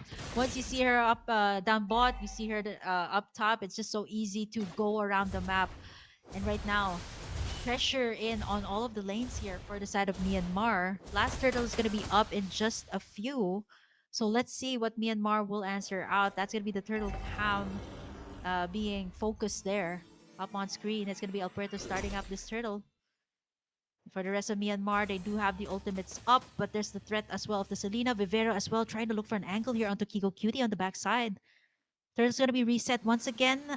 Pickoffs are going to be crucial. Let's see if they're going to be able to find something as Diagon going to be able to take the turret down bot as well. So Philippines just making it move time and time. Macro Gaming, conceal play here onto Kiko Cutie. And it's Kiko Cutie the target here as they're going to be able to take her down. And the rest of Myanmar is in confusion on what to do next here. Jay, feathered airstrike committed there by Afu. They're not going to be able to sustain, but they got what they wanted. If this is what they were doing to Paris in game number 2, it's the exact same thing here, but a different type of flavor coming out from the Philippines. Yeah, again, this chip has so much value. Diagon also doing a fantastic job. Comes through the shortcut and instantly goes to work, disrupts all of the Myanmar players, making sure that they are not able to participate in the fight, and also ensuring that her teammates get out of it safely. So that's a free lore, and look at where Vivero is. Set the purple buff, got spotted out by Jay, not a problem, because now they are so far ahead. Every single abyssal arrow is going to lead to a potential kill, and no one can take out Diagon. There's Prisoners. And that's gonna be the shutdown onto Amores. A little bit too deep in. Diagon goes down as well. And that's what you get with the clapback of a Fredrin. A whole lot of damage, the shutdown, a bit of the gold swing going towards the side of Myanmar, but they still have the Lord here for the side of the Philippines. So at least some pressure onto the second tier. Vivero gets spotted out there by Kiko. They know their targets very well, so Jay gonna be forcing Vivero to back away for now. They're able to go in with the shortcut as now Jay gonna be the center, the primal target here of the Philippines, suffering a lot of damage there, but Kiko Cutie is gonna be able to free hit everybody. Flicker out, shut down onto Jay as Perez goes in for the rampage, a double kill. Afu, Kiko Cutie forced to back away. There's still the Lord, by the way, here for the side of Myanmar, and with Afu and Jay out, the second tier turrets are sure to be gone here.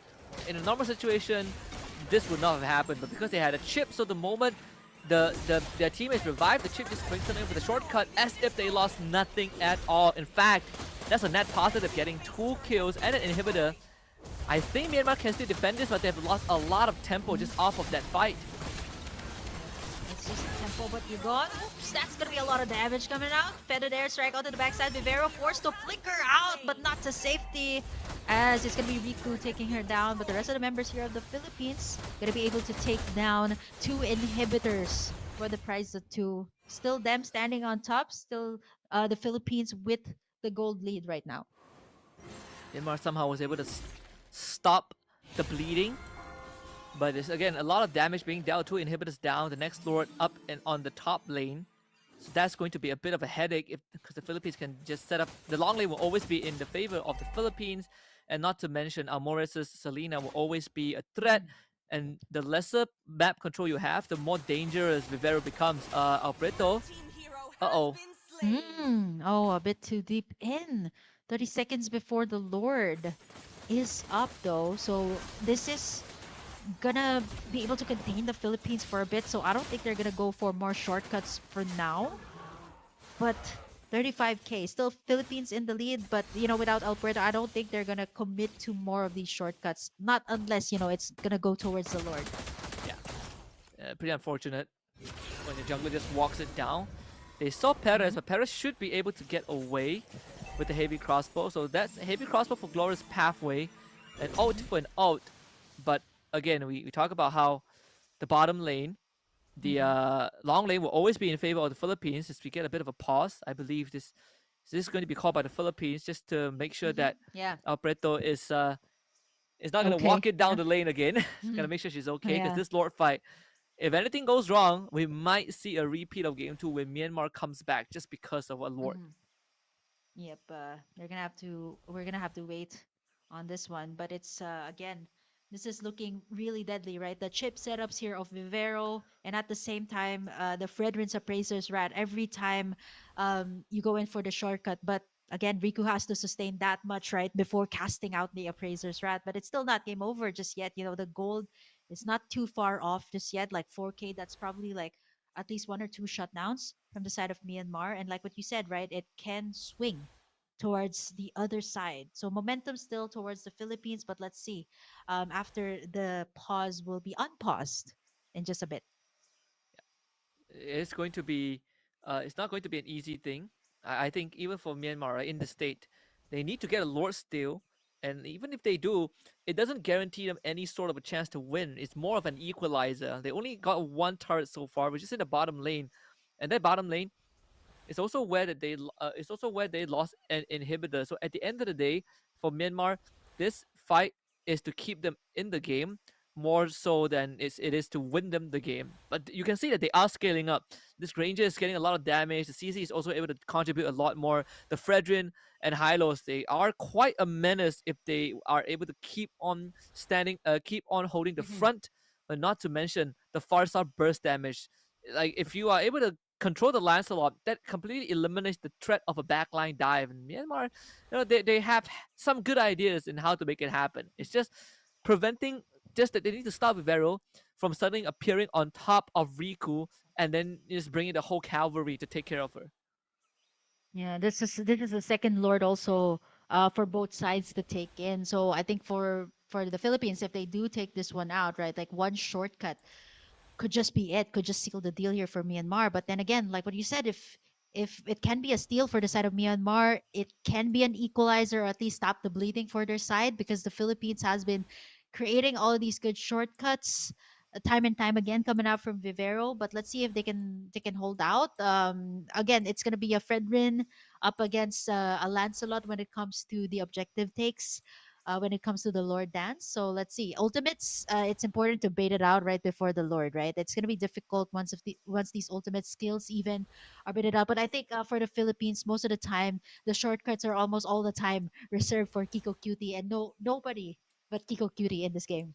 Yeah, and that's what makes it so complicated. I think for Myanmar, they got so many things that they need to take care of, and in MLBB, I think right now, even in the current state of the game, it is not impossible to come back from having no inhibitors, but being in that spot itself, especially against a comp that has something like a chip, some that has heroes that are very good at managing side lanes to constantly create pressure, it kind of changes the dynamics a little bit, right? Because now you have to worry about your side lanes getting pushed in, but at the same time, you also Myanmar also does not have the best heroes to wave clear. I mean, they have heroes that can do huge amount of damage, but in terms Yeah. of wave clear, as the game goes on, it is going to start really, putting some taxes on them, and they're relying a lot on Granger and Farsa, who Mhm. generally don't want to be alone in the side lane just because there's a chip on the enemy team. Yeah, I think we've seen it in some of the clashes here, right? Like let's say Kiko Cutie or even Afu is left all alone. You kind of expend out all of your resources once the chip is out, right? The flickers, the wings by wings, the dash out. So it's very difficult to go head in here, or even the positioning is going to be really difficult because you don't really know where the chip is going to be out, and most of the time Vivero is hiding on these bushes. So that's going to be another checklist for Jay to do, right? Like apart from zoning out the members here from the Philippines, you kind of need to check where Vivero is going to be coming from. Yeah, again, there's going to be a lot of housekeeping that needs to be done from the side of Myanmar. You can't just casually uh, walk out of the map without looking in the rear view mirror, because that's how they've kind of lost the Granger a couple of times in the early game. And the only saving grace right now is the fact that they still have one inhibitor up. They need to somehow weather the storm in this upcoming Lord take, the second Lord take, and if they can prevent this Granger from getting ambushed by a chip, I Hmm. think they'll have a better chance, and that gives them time to stall it out. But if they don't get this, if they lose this sword, which is a very high probability, then there's the whole chance that they have to play the rest of the game without any inhibitors up. Yeah, I mean, it's only one inhibitor left in this game, and I think the Philippines knows that very well. So I think with this Lord take, it's crucial, right? Like to create that kind of pressure and perhaps finally end this three-game series, this best out of three between these two teams. But again, stakes are high, and like we said, we're gonna have to wait for the players to get ready before we unpause the match. But that's the question. We're gonna have to find out loud later on. So much suspense here as we head over into game number three, and this is gonna be the last matchup here for both of these teams for sure. Yeah, it is going to be, and that's why it's so important for the teams to kind of lock in. I think again, Myanmar, they have lost some unfortunate fights, but it's not game ending, right? They're still able to kind of clap back. Obviously, we saw the unfortunate appraisal draft that gave them a bit of a chance into the game, even though they still ended up losing two inhibitors. But we see the possibilities. So again, hopefully for the Philippine side, they get to get Alberto back into the game without her running it down again. Get everything fixed so that we could get a Mhm. fair fight. Because so far, Philippines, they're in the lead, but we're not going to count Myanmar out just yet after seeing game Mhm. two. Yeah, I mean it's been a day of clean sweeps. This is probably one of the most exciting ones that I've seen here for today. If you guys want to catch more of the results, by the way, it is on iesf.gg for all of the off stream and the matches that we streamed earlier this day. But apart from this, so for everybody who's also waiting in on the stream, there's still one more matchup right after Philippines versus Myanmar. It's going to be Kazakhstan versus Uzbekistan later on for today. So don't miss out. There's a whole lot of Mlbb action, especially on the first day. So let's see. But for now, we're gonna have to wait out. Like if for the Philippines to head back into the game, we're gonna have to wait for that unpause. But yeah, it's I don't know. I'm really sweating here because it can really go both ways here for now. Like the way that you actually projected how the scenarios could go for both sides. Yeah, I think the Filipino fans you can rest assured that the game is still within control. For now, just based off the state of the map, right? I definitely think the chances of them to win is higher than Myanmar. It's just Yeah. on the off chance that a bad fight, and suddenly Myanmar has a chance to kind of come back into the game. Like this Fredrin actually isn't the easiest to take down. We saw the amount of resources that needed to be committed from the Philippine side just to get rid of the front line. So If they are not able to do so, if they're not able to do so, suddenly Myanmar has a chance. And I think the key goes back to Vivero on that chip. The chip has to be able to create an opening amongst the chaos and have this Selena as a supporting cast. If not, then I think Myanmar's chances will be slightly better despite being at a goal disadvantage. Mm-hmm. Yep. And this is it. Perhaps the final showdown. So it's going to be Amores laying down all of those abyssal arrows and abyssal traps to just create the vision here. And it's honestly annoying, right? Like you're trying to get into the team fights, you get stunned even. A whole lot of damage coming through as well. The minion waves have been cleared up top, so let's see the Lord Dance. This is going to be long once again. You got a Uranus, you got a Hylos, and you got even a Fredrin here to sustain the damage. So let's see, it's already 1/4 HP here for the Lord. A push and pull between these two teams. And look at where Vivero is. If anyone shows up, if they send a Granger, which I think they are, there's a backdoor chance here. And Philippines knows backdoor it. plus a kill, perhaps a kill onto Kiko Cutie. So I think this Lord is just a bait. So they're not gonna commit just yet, right? It can backfire. Yagon gonna be able to spot out Riku there. There's so much minion waves crashing in, and that's gonna be it, right? That's the way to let Myanmar go back into their base, knowing that 2 inhibitors are down. Philippines secured in the second Lord of the game. So let's see how they're gonna play this out, how they're gonna close out this game, because as far as we know, right, Myanmar still has all of the tools to keep up with the Philippines in this 13-minute mark. Yeah. Again, good awareness from Myanmar. Because if they just sent the Granger, I think that game ends with the backdoor.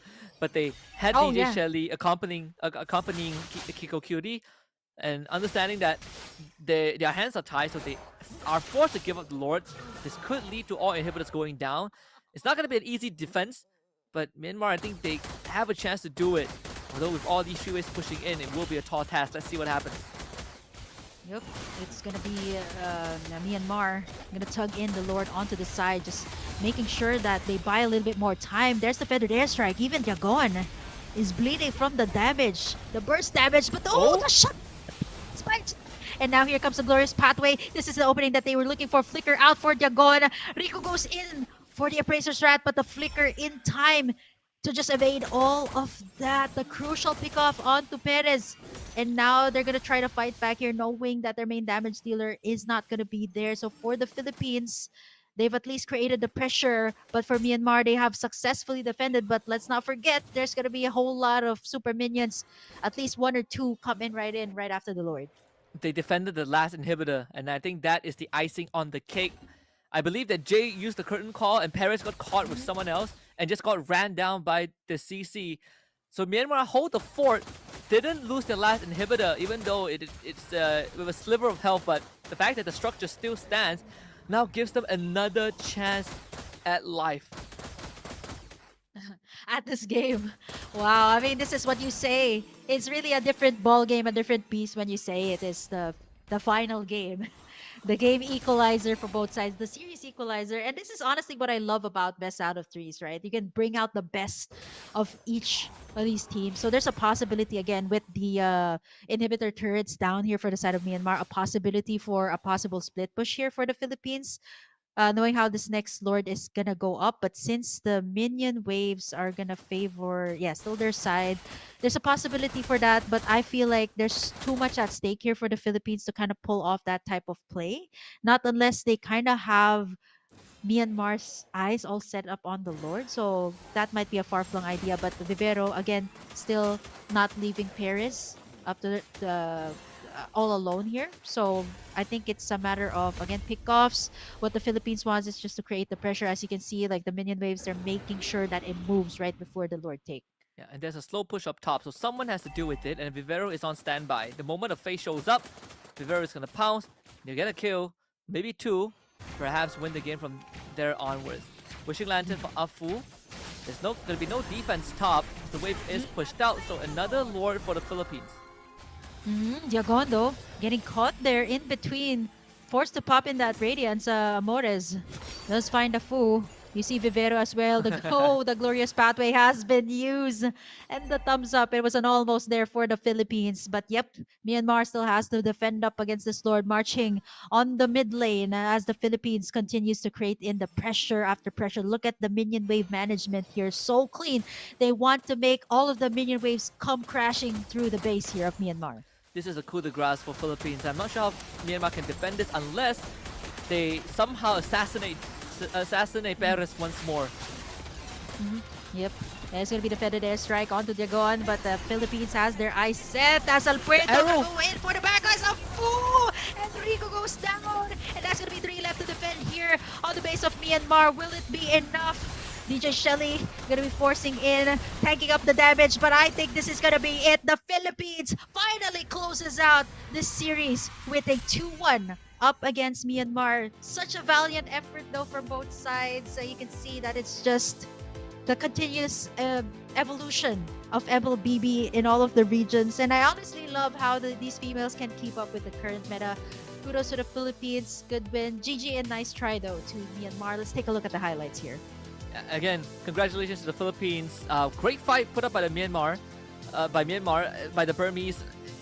As much as this game was, sort of not within their control, you can see the resilience, right? The idea of the awareness of Myanmar and trying to make a comeback into this game. If they weren't so far behind from the get-go, they would have had a very, very good shot at winning against the Philippines. But I gotta say, that last fight, big credits to Amores landing the most important abyssal arrow of the entire fight onto Afu. If that Farsa didn't go down, maybe would have seen that game extend for another Lord's worth of duration. But still, all things considered, Myanmar, they did show us what they are capable of. But at the end of the day, it's the winner that counts. Philippines makes it true, but the fact that they did it in a 2-1 fashion is gonna give the other teams out there some bit of reassurance that even the best in the world can lead. Yeah, and this just goes to show that it's gonna be a whole lot more teams coming in just like this, and the Philippines just started out like that. Their strike, yeah, it was too much. I think for Amores though, I have to say she brought out the trump card here. She brought out the trump card. She had so much highlights with the Selena, even in previous tournaments, previous MPL. So it's just so nice to see that she finally again picked this up in the final matchup here up against Myanmar. But you know what? I didn't expect this series to be so close, right? I actually expected, like, with how the Philippines played in the first game, we were expecting, the expectation was to have 2-0, but Myanmar just kept up with the tempo and was able to finally extend it to our first 2-1, first game number 3 for today. Yeah, and it's the closest game, third game at least, was the closest game that we had so far. And without the Farsa in this equation, there was just not enough damage to deal with the Lord, and allowing Philippines to eventually close out the game and put themselves ahead in the group stage 2-1 stat. 17 minutes and 30 seconds. We saw even towards the end of the game a couple of brute force breastplate being purchased, not just for the adaptive attack, but also for the crowd control duration reduction and a bit of tankiness. We saw that from Diagon, and then even Alberto bought it at one point. Even for the side of side of Myanmar, we saw 2 of them, right? One on Riku, one on Jay. And we see overall it's just the chip being a big problem for Myanmar. When they found a solution to it, they've already lost majority of the map control, so the game just naturally became harder for them. But I think if it's not because of Vivero, maybe Myanmar would have a better chance because they don't have to deal with all these surprise attacks. Yeah, the chip was just the thing to wrap it all the way up for the Philippines. And I think this is also a popular, even here in the Philippines, it's usually a very situational pick. But again, if you use it so well, this is actually the results. But kudos to Myanmar. GG, nice try. But for the Philippines, they're going to be closing out. Hard-earned victory for them, 2-1. There's still one more matchup, by the way, for everybody who's tuned in. It's going to be Kazakhstan versus Uzbekistan for our next matchup. Still a BO3 for today, but all I can say is that that's what you get when you have the Philippines up against Myanmar. This is also the same case, almost the same case that we had in the male division. Yeah, just you the usual quality, right, that we expect from some of the best teams, some of the best regions in the world for MLBB esports. Of course, Philippines still on top, but Myanmar, again, I did say at the start, sometimes when you forget about them, they remind you who they truly are, and I think Mm-hmm. the ladies from Myanmar, the Burmese, have definitely Yeah. left a mark on in this group stage. So it's a good way to end this series, to give us a full 3 game package. I wish the Burmese best of luck. I'm pretty sure that we are going to see more of them down the road. In fact, this is just the beginning of the journey. If anything, maybe they will have a chance to meet in the playoffs again. Yep, I'm pretty sure a lot of the Filipino fans, even the Burmese fans, are looking forward to that. This was pretty much shades of what we've seen in previous World Championships or whatnot. But it's just really a treat to see peak MLBB like this, even in the women's scene. So I'm looking forward to see more of the Burmese, and hopefully, there's a whole lot of respect from the Philippines for the Burmese team. Definitely both the male and female division. So we're looking forward to see more of you. But yeah, one more matchup, one last matchup to close off this first day with a lot of action-packed matches. Again, Kazakhstan versus Uzbekistan for our next match. I hope you guys don't miss out. Still gonna be me, Kim, and Husky on desk later on. But for now, we're gonna be going to a quick break. Don't you guys go away. The IESF Asia and Oceania qualifiers will be right back with more MLBB action.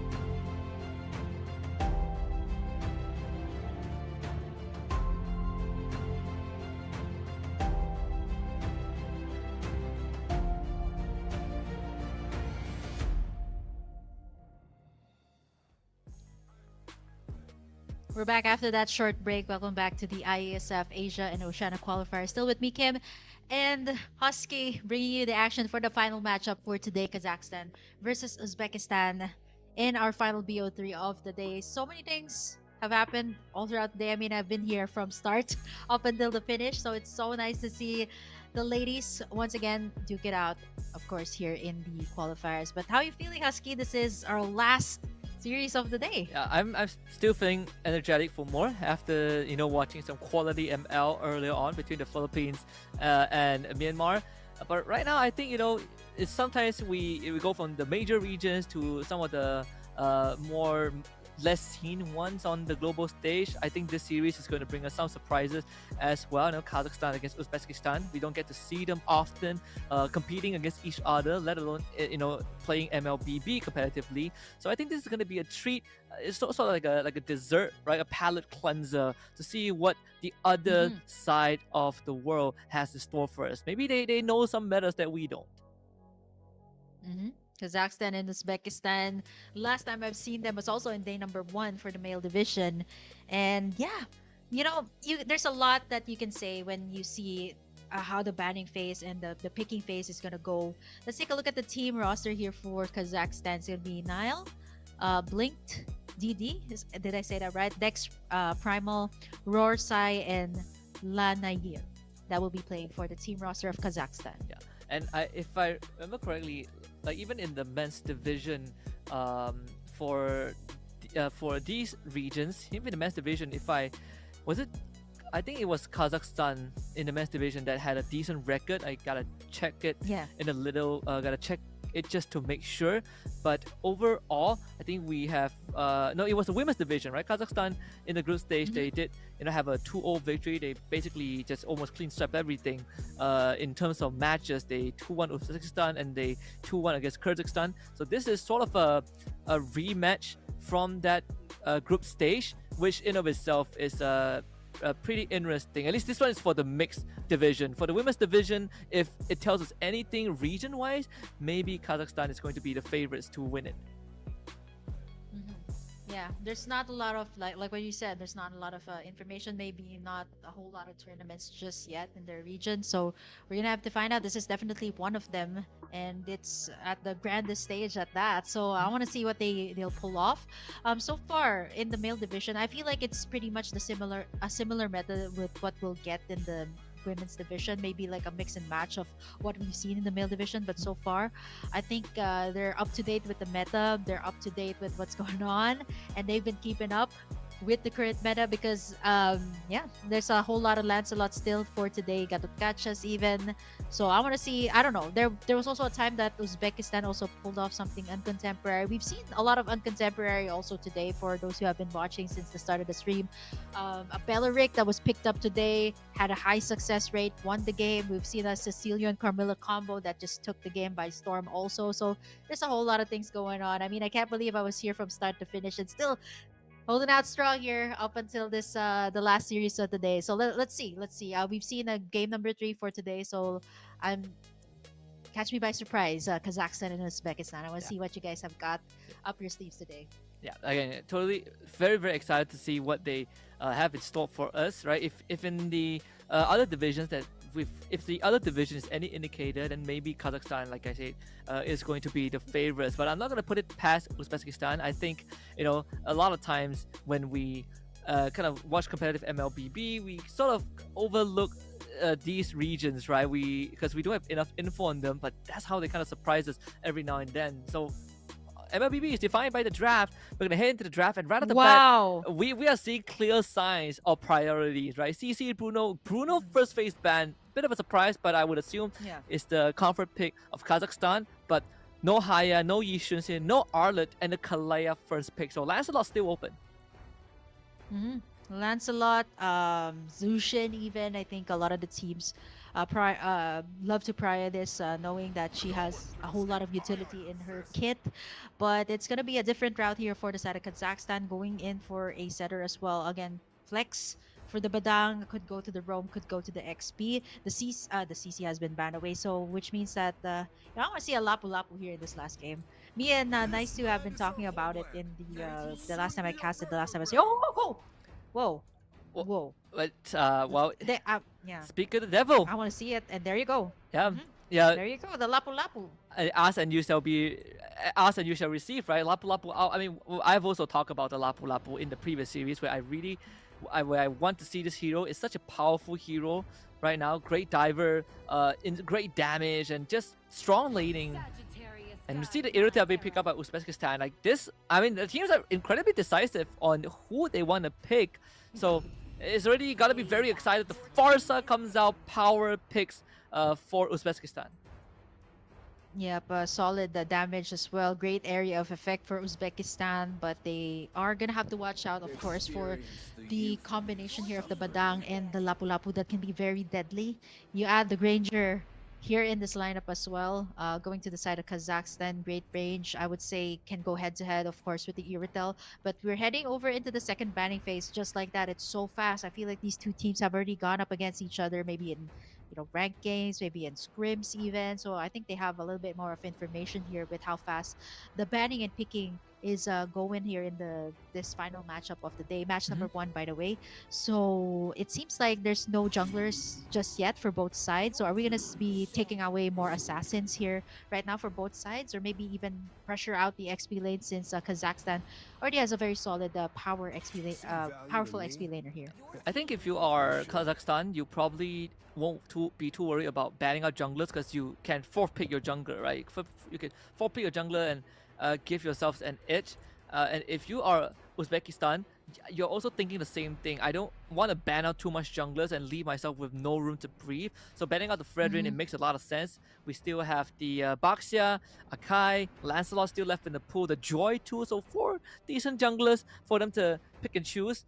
Whereas for Kazakhstan, I think you can ban out another XP laner just to give your Lapu Lapu a great time. There's already no Uranus, no Arlet, no CC. They ban out the Ruby as well. So Ruby. Okay, they're really hammering in on that XP lane and making sure that if there's one lane that starts snowballing, they would want it to be the Lapu Lapu.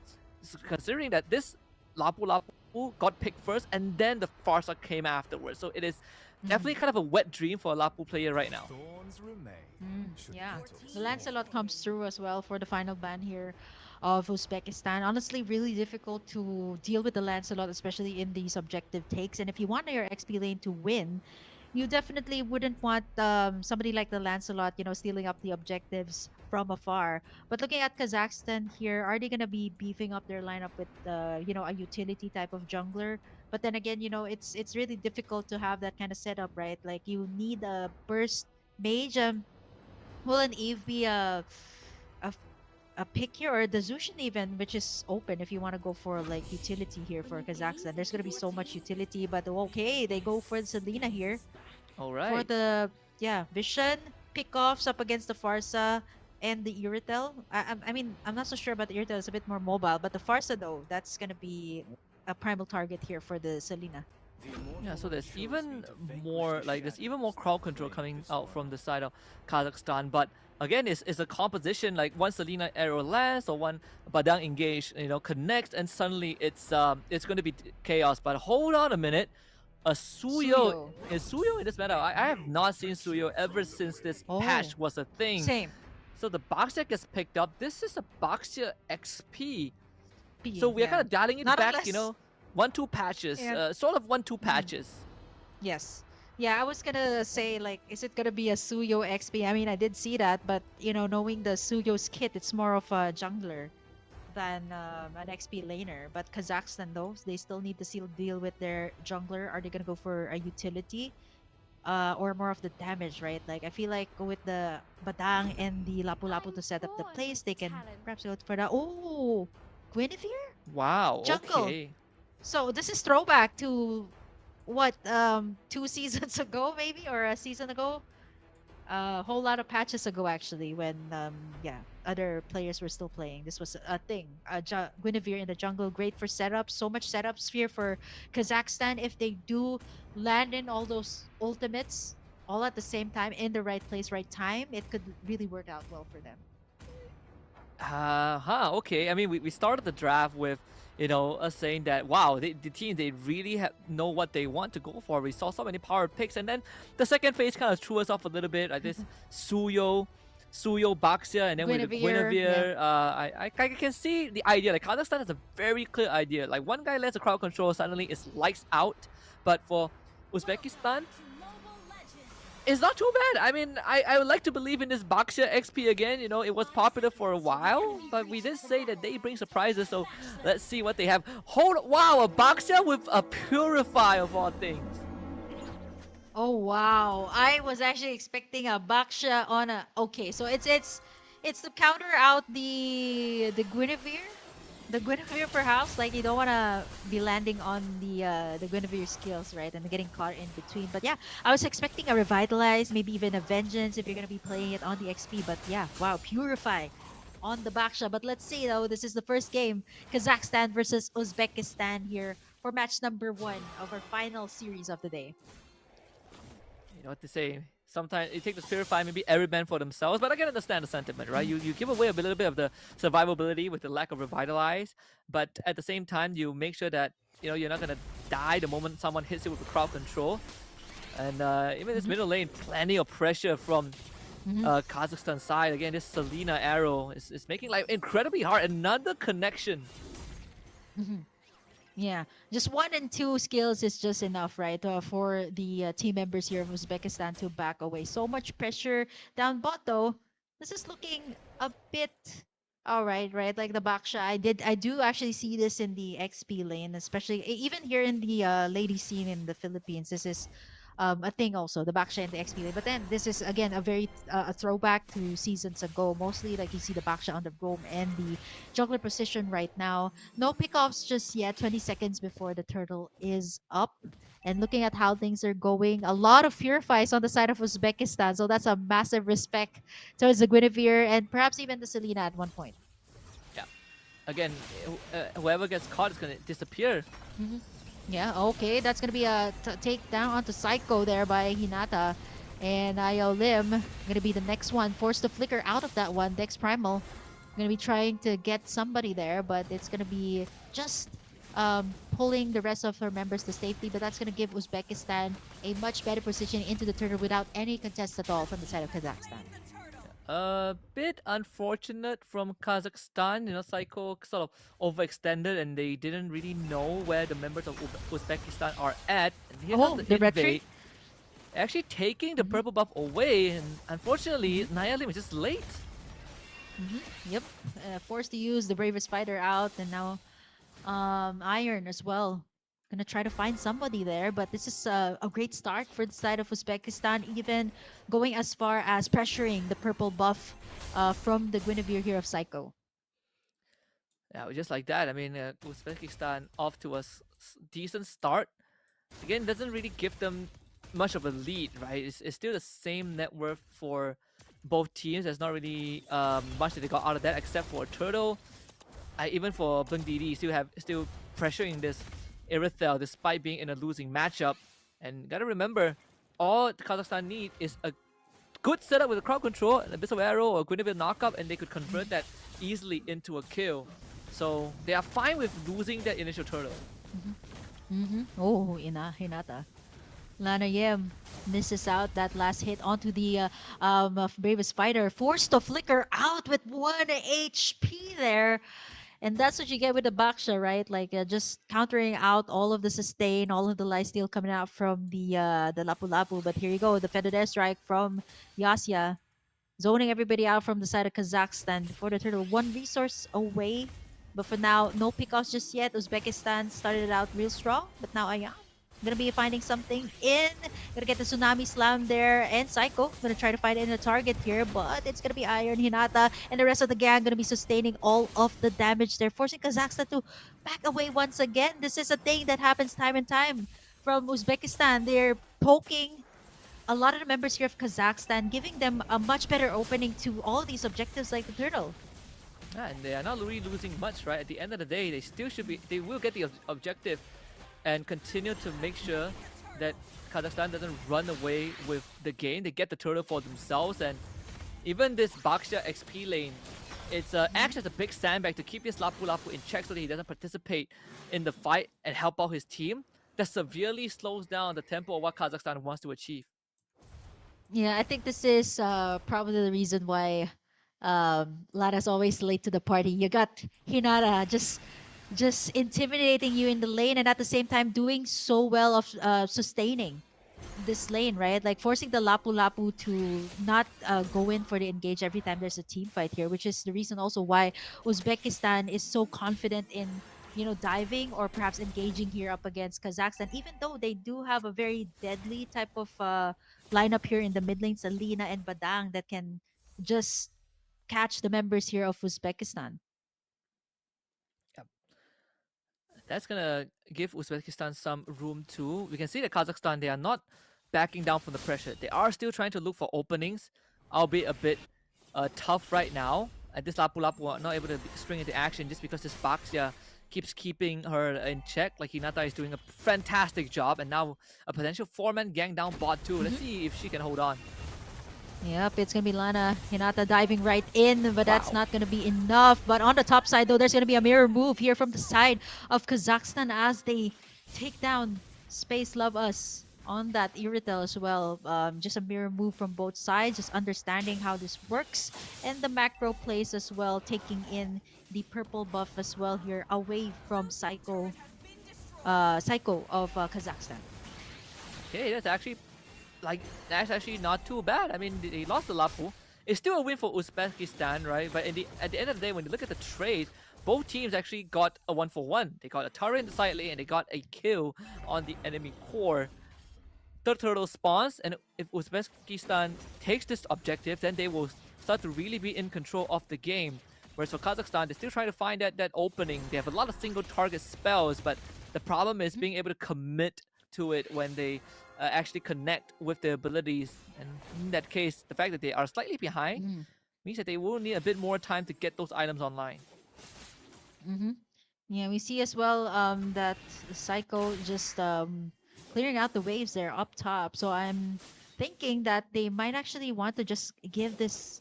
Are they gonna give this turtle? No, Psycho's here already, so it's already at 1/2 HP. That's gonna be Lana starting it up there with the tempo, fetid airstrike from the backside, and finally catches a glimpse of Yasya there, setting up the place, but it is going to be Lana getting bursted down there by Hinata as Psycho. It is all according to plan, getting in the turtle, but it's going to be landing into two members, but fortunately enough, they do have the Purify. That's what the Purifiers are for. A double for the Iritel. 5-2, but Kazakhstan did get the turtle though. They did get the turtle, and that's a consolation prize. Uzbekistan starting to extend the lead a little bit. We saw that arrow being thrown out into the back line, followed up with the Badang engaged. It looked good, but Iron snuck into the back line and stunned two of the Kazakhstan's core with that Blade Surge. And just like that, it cuts off any sort of damage support from Kazakhstan and allowing themselves to come in with counter kills. So far, Yasya has been untouched, right? 5 assists, having able to use all the artilleries, all the salvos from the Feather airstrike are causing massive problems for Kazakhstan because it's blowing out the backlines. Yeah, and the timing also of Psycho, but without the Purifies there from Hinata and the rest of the gang, they're going to be able to sustain though. But as long as their core or the Iritel is up, it should be okay. So once Psycho or maybe even the Selena does get the right target here, it's going to be deadly for the side of Uzbekistan. They're going to be taking in as much as they can. The turret's a little bit of overextension just there, but 40 seconds before the First Lord is up, the gold lead is not that far off actually between these two teams. It's just a matter of Uzbekistan being able to front or maybe even countering out the setups here being made by Psycho or maybe even Iolim. Yeah, they just don't have the damage. It's the same scenario as Myanmar against Philippines game 1, where you have a lot of crowd control, but you don't have the damage to, kind of make use of it, right? Like you can stop, Kazakhstan can stop Uzbekistan member from moving for quite a long time, but you don't have the damage to finish them off.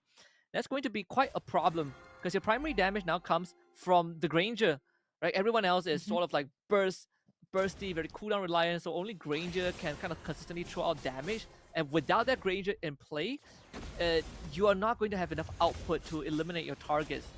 So I think for Kazakhstan, they need to somehow find a way. Like once the Sky Piercer comes online, they need to somehow feed it into the machine to make sure that this Granger is going to be in a good position when the game goes late.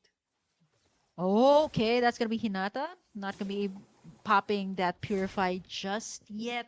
She's able to sustain. This Baksha actually feels like the jungler right now with how fast they're rotating with this Baksha. It's they got the lane contained up against the Lapu Lapu, and right now I think for Kazakhstan, the main key is just getting again the layering of skills here from the Badang, the Lapu Lapu in play. But we haven't seen that just yet because Uzbekistan has been taking down turrets after turrets. We've seen them catch glimpse of each other, but nothing just yet. Turquoise Pusans not yet committed for now as Kazakhstan backing away from all of the things here. And there's the setup from the Kalea, but it is going to be the Granger bursting everyone down. Blink DD. There's a lot of damage coming out from the members here of Kazakhstan as well. Blink DD. Good Gonna be stuff. able to get a triple kill there onto Space Loves Us. And that's gonna be 3 members just like that. And you were talking about the Granger, and that's the opening that they needed. And checking the KDA here of Blink DD, that's gonna be 302 on this Granger. Left untouched, just pushing the lanes up on side, which gives Kazakhstan a much better positioning on this turtle. Or on this Lord, rather. That's just the best case scenario. The Granger literally got like 30 Sky Piercer stacks off of that, right? A triple kill, fat go injection, and a team fight win that gets converted into a Lord. Kazakhstan cannot have asked for a better chain of events. Now they are in control of the game. And also gotta give props, we say that they have a lot of crowd control. We saw what happened with this Badang, with this Lina, a good kidnap mid. The Badang goes down, but still, it's a support for support. Kazakhstan still has control of the game. Yep, it's gonna be a duel between these two teams. At least they can at least take out the outer turrets here after this Lord take for the side of Uzbekistan. It's just absolutely amazing how all these purifies are up every time that either the spatial migration lands or maybe even the abyssal arrows lands on these heroes of Uzbekistan. But there you go, second tiers are being taken down one by one here for the side of Kazakhstan is something that they definitely need because Uzbekistan has been creating so much pressure all across the map. And Blinkdiri already active on this Granger, already online with this Granger, just farming up really, really well and having the most gold earned as of the moment here for the side of Kazakhstan. Yeah, definitely activated. If they can keep this Granger alive, then that's all they need, right? The Sky Piercer stacks, the more he gets, the more she has, the easier it is to take down all these front lines that seemed impenetrable back then. But the good news for Uzbekistan, they still keep the inhibitors up. Another fight.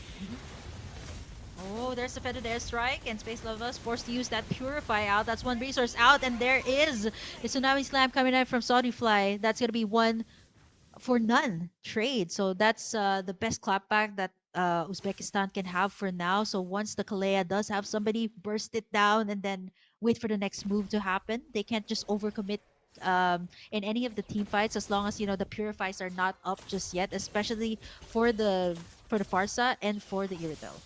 Almost a solo kill onto Iron by Psycho, who was one level down. Honestly, I think Kazakhstan, they kind of committed a bit too much, right? They gotta remember that there are 3 purifies on the core targets of Uzbekistan. So if you want to commit so much, you have to make sure that the target instantly gets blown up, or you play tug of war, you push and pull, you bait at the purify, you back off, and for the next 90 seconds, you try again. And in that case, they full on committed and allow a easy Tsunami Slam.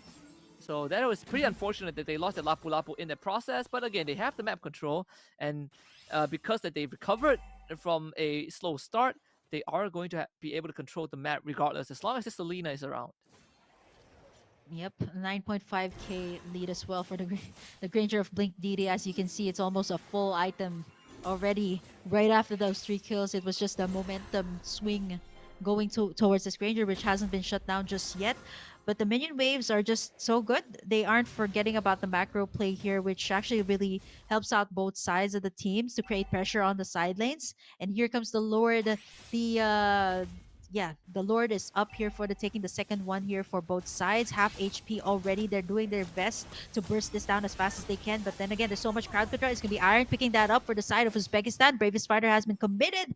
But they're going to have to back away from this one and defend up against this Lord. And that's going to be Uzbekistan successfully securing it for their side. Yeah, a free Lord too. They saw Cycles on the map and they instantly run down the Lord. Very good decision making to bring them back into the game. And Kazakhstan also cutting their losses, not wanting to commit unnecessarily. Understanding that if they commit and they lose the fight, suddenly its inhibitors going down. And they have some tools to deal with these waves. And it's not the end of the game just yet. Even for Blink DD, it's going to have a Badang to support her for any of these rotations, and they already are dealing with the Lord Psycho and Lana Yim in the bottom lane. I don't think Uzbekistan can get too much structural Mm-hmm. damage done. Yeah, there's also a really fast rotations from the XP, right? From Hinata and Soji Fly there with the Kalea. But for now, they're going to try to get as much turrets as they can. The Lord is still up, by the way. Psycho's going to be taking care of that one. But for the rest of the team, since the minion waves weren't cleared out that fast, they aren't able to convert that much. There's also the threat, also, of course, from the setups, from the CCs here from the side of Kazakhstan. So they don't want to overcommit just yet. And as you can see, Lord bursted down here, but in control is going to be Uzbekistan. They might actually try to contest for this purple buff. Actually, Uzbekistan got nothing out of the Lord. No structures, nothing. Yeah. They couldn't manage, the waves were not set up properly. Kazakhstan responded very early on, and they were able to basically nullify whatever advantage that the Lord would have brought. So we're back to square one. Purple buff would go over the cycle, not a problem there. Kazakhstan making sure all the housekeeping is well done, and I think the bottom tier 2 is still going to stay up. So at the end of the day, if you're Uzbekistan, you got a free Lord, but you're not able to convert it into any sort of a meaningful lead. Now gives Kazakhstan more time to reset the state of the map. Holy Crystal up for Psycho.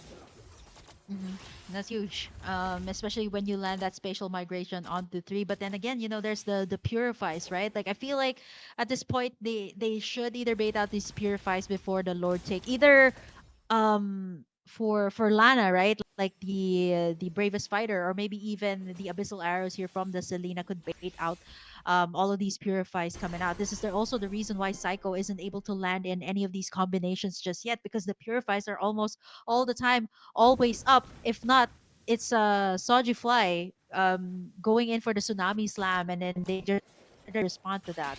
But for now, even playing field up against both sides, but it's still going to be Uzbekistan with the gold lead. But now bottom though, Hinata gonna be having a 1v1 here up against Psycho. I'm not so sure if she has okay, she still has it and is able to make the minion race. They're gonna force this out though. Fettered airstrike, a lot of the ultimates being faded out as the Lord is up in just a few seconds. They're able to take down the second tier finally, something that should have happened earlier on. As the rest of the members here from Uzbekistan gonna try to go in for the engage. Lana once again popped in that bravest fighter a little bit too early there. As Sojifly looking for the next target here. They're gonna try to go first on this Lord, knowing that the rest of the members here of Kazakhstan are a bit far off from the map. So it's again gonna be the Lord take. They're gonna go in for the full engage once again. 30% has been committed. Sojifly not gonna be able to get a whole lot more. They got what they wanted, the Lord. The pressure, this time the minion waves are coming through. Oh, and again, from INM, but there's gonna be the shutdown onto Blake DD at that Iron. A double kill picked up ILM. That was actually a very nice setup, but unfortunately, the damage wasn't there just yet. It wasn't such a fast response. The feathered airstrike Psycho, but the purifiers are still up. And Lana gonna try her best, flickers out to safety after the spider. There's still the Lord marching down bot as the resident members of Uzbekistan. They're gonna try to clear out as much as they can, take as much as they can, and convert this to more turret takes for this side. that was a great engage, but Psycho wasn't even with the team, so it was essentially a 4v5. If Psycho was there, I think that would have been a straight up team fight win. As much as there is the Purifiers on the side of Uzbekistan, the one thing that doesn't care about the Purify is the Badang wall.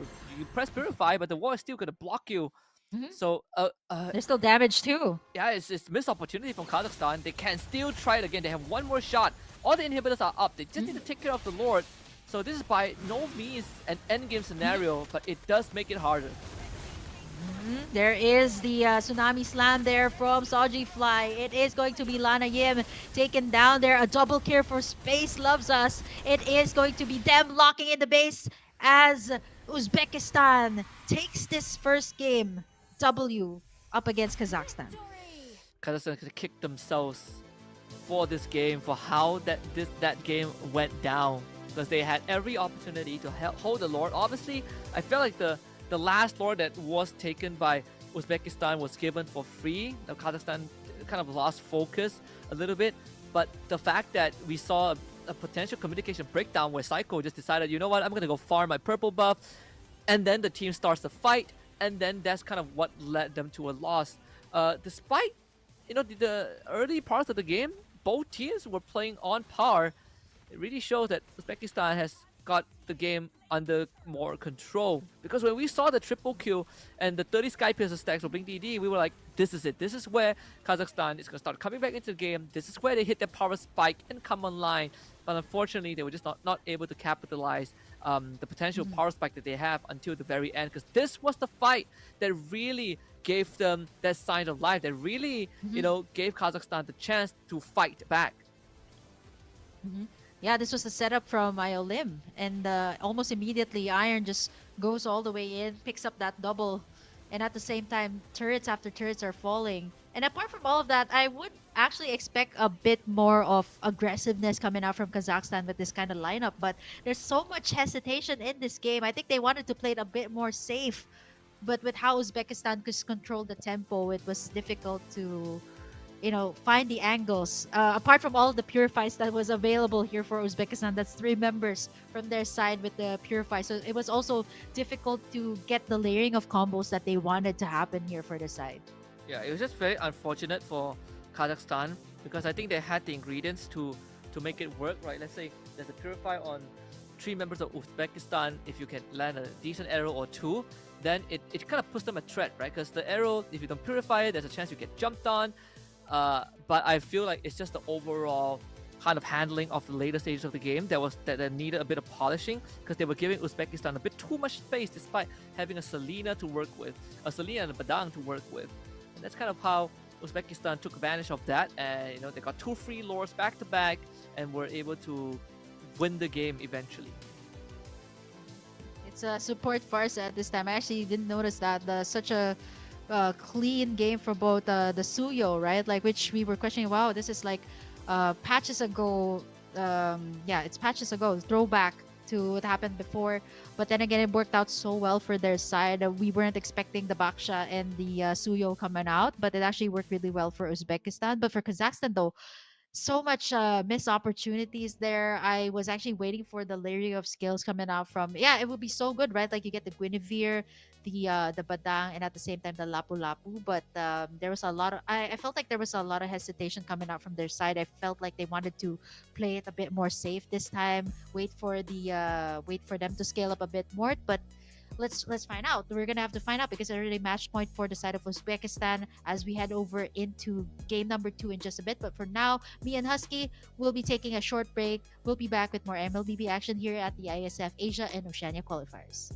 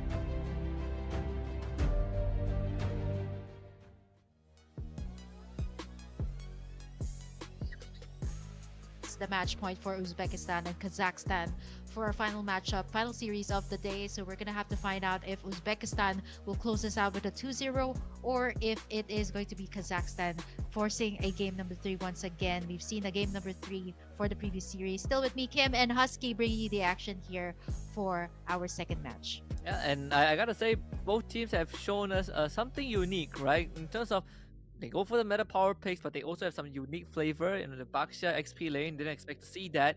Uzbekistan made Suyo jungle work, which is a pick that would have been considered to be obsolete in a lot of other situations. We saw the Guinevere jungle being brought back by Kazakhstan themselves. But one thing that did define that game one was that late game management, right? Where Uzbekistan just had better control, better understanding on how to play around the macro, because they were getting free objectives and they were able to capitalize on these loopholes that Kazakhstan kind of showed in terms of team fighting and communication, which is very well demonstrated with that 4v5 we saw in that top lane before the game ended. So hopefully going into game two, we see that kind of get polished a little bit, right? Because the idea was there from Kazakhstan, they just were not able to pull it off because they were not on the same page. Yeah. I think apart from the uncontemporary picks that we have to see today, a little update for everybody also. Our off-stream match, Iran versus Oman. It is Iran that won. So if you guys want to get a little bit more of the updates also on the off-stream matches, you guys can catch that over on iesf.gg for more information. Also our ongoing matches as well as they're being updated as we go. But for now, heading over into game number 2, Husky, are we hoping to see more of these uncontemporary picks or maybe even shades of what we've seen in the previous seasons? I hope to see more of that because it just gives you so much openings or stuff to talk about during the game, right? Like usually you'd see a very contemporary lineup, what fits the current meta, but rarely do you see the teams pull off something like this. Yeah, Guinevere in the jungle, Suyo in the jungle. This is so much throwback to what we had before, and it honestly was utilized well. It was a I would say a tight matchup, but eventually closed out really well. I hope to see a little bit more of the aggressiveness that I hope to see in Kazakhstan in game number 1 with the lineup that they have. Hopefully they do have that since it's already a match point, and I think it's different when you say it's match point, right? Like you have to bring out the A game, you have to bring out your ace cards, the trump cards. This is time to bring it out. Yeah, I think if anything for Kazakhstan, they I don't think they need to change too much, right? If they want to go with the same play style. Maybe not the Badang, maybe a Jawhead would have been better in that game 1. But either way, the only difference maker, like I mentioned earlier on, I think was just that late game management where I felt like Uzbekistan were more in sync in how they want to move around the map and how they want to take on these fights. But for Kazakhstan, they just need to kind of be more aware of, I think, the map, right? Because they don't give away free objectives. I think it's a good way, it's a good start. If they are giving away lords like that, then you're always playing on the back foot, which was kind of what put them behind in the first place. So I want to see if they have more interesting picks. I definitely wouldn't mind seeing more picks that kind of throw us off our game, because that's kind of what makes it interesting in the first place. Yeah, but so many things that we've seen today. Game number 3, for a lot of these teams. There was a possible upset earlier for Philippines and Myanmar, but obviously that didn't happen. We're heading over into game number 2 here for Uzbekistan, Kazakhstan. Almost immediately, like what they did in game number 1, super fast bans. It almost knows like. It feels like they know what they're going for, but then again they pull something different off in the second phase. So I'm not so sure if it's going to be the same route that they're going to take here in game number 2. Again, they start off with the Arlet, no Bruno, no CC, Hayabusa gets banned out again. I guess almost the same as the first game. Let's see. The Jusin is still open, right? Jusin, Uranus, both are still available. The Lancelot we also saw was sort of like ignored in the first phase. Gato gets banned out. We saw the Baksha get picked out. I wonder if Kazakhstan would consider banning the Baksha in the first phase because of that. They call me a hero. Yeah, the Baksha that actually almost feels like the jungler at that point for Hinata.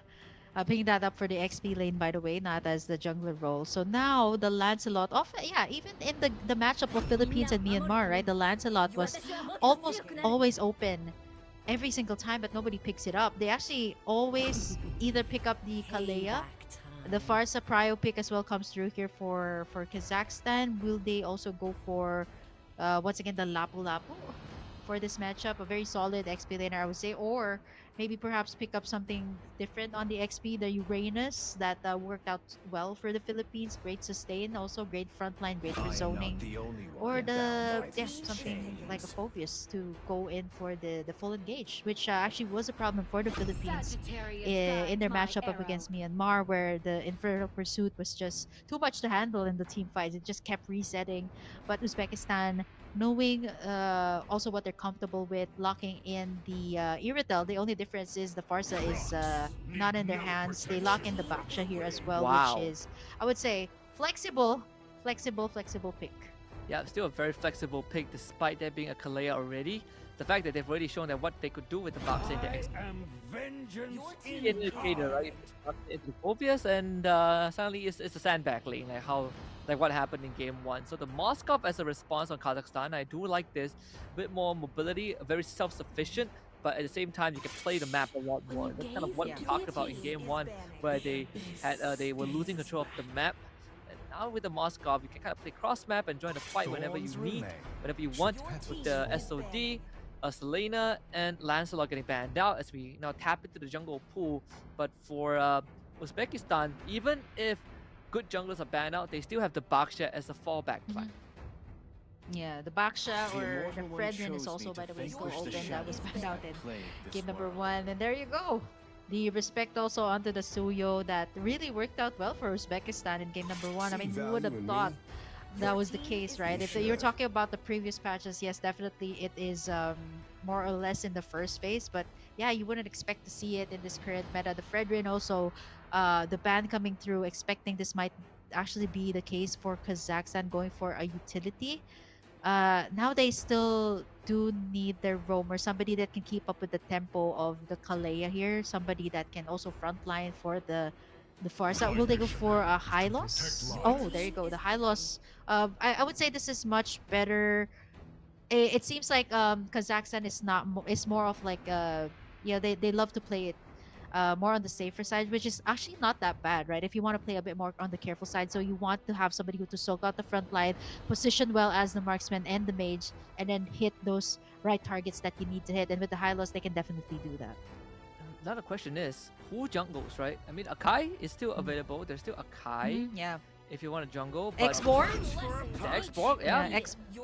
And Oh. wow, hold on. That's a Paquito Okay, XP, I think. Paquito X. Let's It could see be a if they Paquito kind of jungle. switches. Right? It could be a Paquito Yeah, jungle. Wouldn't be surprised. yes. Yeah. I mean, with how they play the Baksha on the XP, it's also a great way to contain the Phobius if you're talking about, lifesteal, if you're talking about sustain. And Paquito, though, I don't think, I'm not so sure, though, if you're going to go head to head with the I am Phobius, right? It's more better to put than it a in the weapon. jungle side. They cap it off with the Julian for the side of Kazakhstan. There's a whole lot of magic damage, though, here for the side of Kazakhstan, Yeah. I with want to this being the jungler. like this Paquito is so ambitious, right? Because it's not an easy matchup to play into. Phobius can stop you. There's like decent crowd control. High loss, even. The Hylos is going to stand right in front. I'm not really sure what the main plan is going to be with this Paquito. It is a Paquito jungle, by the way. It's iron on it. So Yeah. let's see. I mean, he showed us some great skills, some great mechanics with the Suyo, which we kind of wrote off from the meta for quite a while. So bringing this Paquito is a blast to at least 10 patches ago. So I want to see what Iron has made Yeah. of. He definitely has made this interesting. Yeah, seasons ago, even in professional play. So yeah, I know there were some buffs, adjustments that were made in some patches, but yeah, we barely do see this in the jungle. I know like this was the time when it was like still season, what, like season, even way before season 10 happened here in the Philippines. So it's crazy to see all of these nice throwbacks coming out from Uzbekistan. I see like the peak of me casting also in Mlbb. I've seen this Paquito being put into play, but honestly, it could be deadly with the right. And so it's just this Paquito has to find an opening every single time with the high loss, with the beefy front line here that Kazakhstan has. It's also gonna be vital to time in the knock-up strikes here to be able to get the targets that you want. Yeah, I mean, it can look incredibly flashy when done right, that's for sure. Mhm. And of course, Paquito and Julian, especially Julian, right? You technically unlock your full kit at level 3. So Yeah. that's sort of like what makes Julian special. Before Suyo was a thing, at level 3, you essentially have your ultimate already. So you can kind of make these early off-tempo plays, off-tempo ganks. Mhm. Obviously, compared to Suyo, Julian isn't the is slightly worse at that, but at least Mhm. your man fighting capabilities is always gonna be there. Yeah, there's a whole lot of purifies here too. This time Hinata is on a vengeance, so that's gonna be yeah, purifies up of on Yasya, and Space loves us, of course. Care of yeah, the stuns from the Farsa, even the Infernal Pursuit. So crowd controls here are gonna be negated, but yeah. The timing of the ultimates also are going to be important, as the first turtle is going to be up here for the taking. 15 seconds for both sides. Hinata again doing Hinata things up on top, able to contain that Phoveus. And it's actually, I think, a little bit ahead. Not unless, they get a pick off onto on Lanayim here, but mid lane though, Yasya and Ayawim. They're going to be poking each other first before they position themselves in the Turtle Iron, already reaching that level 4 Psycho as well. So Turtle's going to be up right now. 1/4 HP. Better there strike onto the backside. They're going to be evading that. But oh, it's going to be Soji Fly trying to get a target there. But with the Purifies and the Revitalize up, it is not going to be an easy target, as Psycho going to be able to take and steal away that first Lord for the side of Kazakhstan. And that's going to be the first blood drawn onto Hinata. Glorious pathway as well onto the members here of Uzbekistan. Psycho goes in for the finish here. And the purple buff to take in as well here for the side of Kazakhstan. Great start from Kazakhstan. Uzbekistan just they don't have the tools to fight like that, right? We saw the fight ended as soon as the cooldowns are out from Uzbekistan and they were sent running. They did not have the right ultimates. Like Kalea doesn't have Tsunami Slam just yet. The SOD didn't connect from Blink DD, or I think she would have joined and got a couple of extra gold for herself. Mhm. Bottom lane, this is also pretty dangerous, right? Bringing this Iritel Mhm. low. Let's see if they can at least get the Yeah. Farsa. Okay, the knock-up strike there, and Yasuo to finish it off. That's gonna be a clapback. Hinata as well on the top side, getting a solo kill on the online game on this Fovia. So level 4 power spike has been hit. So Uzbekistan just going in for those solo pickoffs when they do find the members here of Kazakhstan either off chart, in a very open position. They can actually take them down. The knockup strike plus the combo here of the Kimi can be absolutely lethal. The purifies have been used up already here for Yasya, so that's something that Uzbekistan needs to consider. Taking a look at the items here, everybody on their way towards at least the first or the second item. Get a pick off. They should be able to kill Mm-hmm. this without any Mm-hmm. repercussions. No Yep. way. Hylos just got away like Yep. that. And they lost Yep. the Kalia. Yeah, I mean that's the price that you have to pay if you go for the full engage. But Psycho though, gonna get sandwiched in between the members here of Uzbekistan. So this is what we were looking for earlier from Kazakhstan, right? This is a whole lot more engaged than what they've had in the first game. So this is a bit more aggressive from their side, knowing that they got a Phobius, they also got a high loss. They have absolutely nothing to fear. The second turtle is of half HP already. Dex Primal hoping to land in that feather airstrike, but it is going to be iron with the retribution take in here for the side of Uzbekistan, securing in that second turtle of the game. Yeah. Good try. No, recycle down. You need to. It's very hard to take these objectives, but I mean, Kazakhstan, they didn't really lose too much. The second turtle for Uzbekistan, but the important one is the third turtle when it spawns. Whoever gets it is going to get a decent injection that gets them that brings them into the mid game with an advantage. And not to mention this Kimi, Yasya is quite a threat too. Again, consistent damage is what this Kimi brings, but also the constant crowd control, right? The traction pulse, we saw it Mhm. really make life hard for the Farsa. Lana Yim forced to flicker out to safety, but not for long. As the Turtles Passans and the knockup strike will be taking her down. 4-4 is the score, and the turret up top for the side of Uzbekistan. Now the pressure is on here again. Onto Space Loves Us. Iolim trying to find an angle with the glorious pathway. He has the Purify there just to evade the potential threat here from the side of Kazakhstan. They want Blink DD to get this lane AOG as well committed. Feather airstrike. Dex Primal taking down real low, but Yashia as well getting assassinated there on the mid lane as Iolim Iron as well try to go in for the kill, but that's going to be the revitalized popped up by Iolim. Massive value from the Moskov. Not only gets the bottom tier 1, but gets a kill still. So, yep.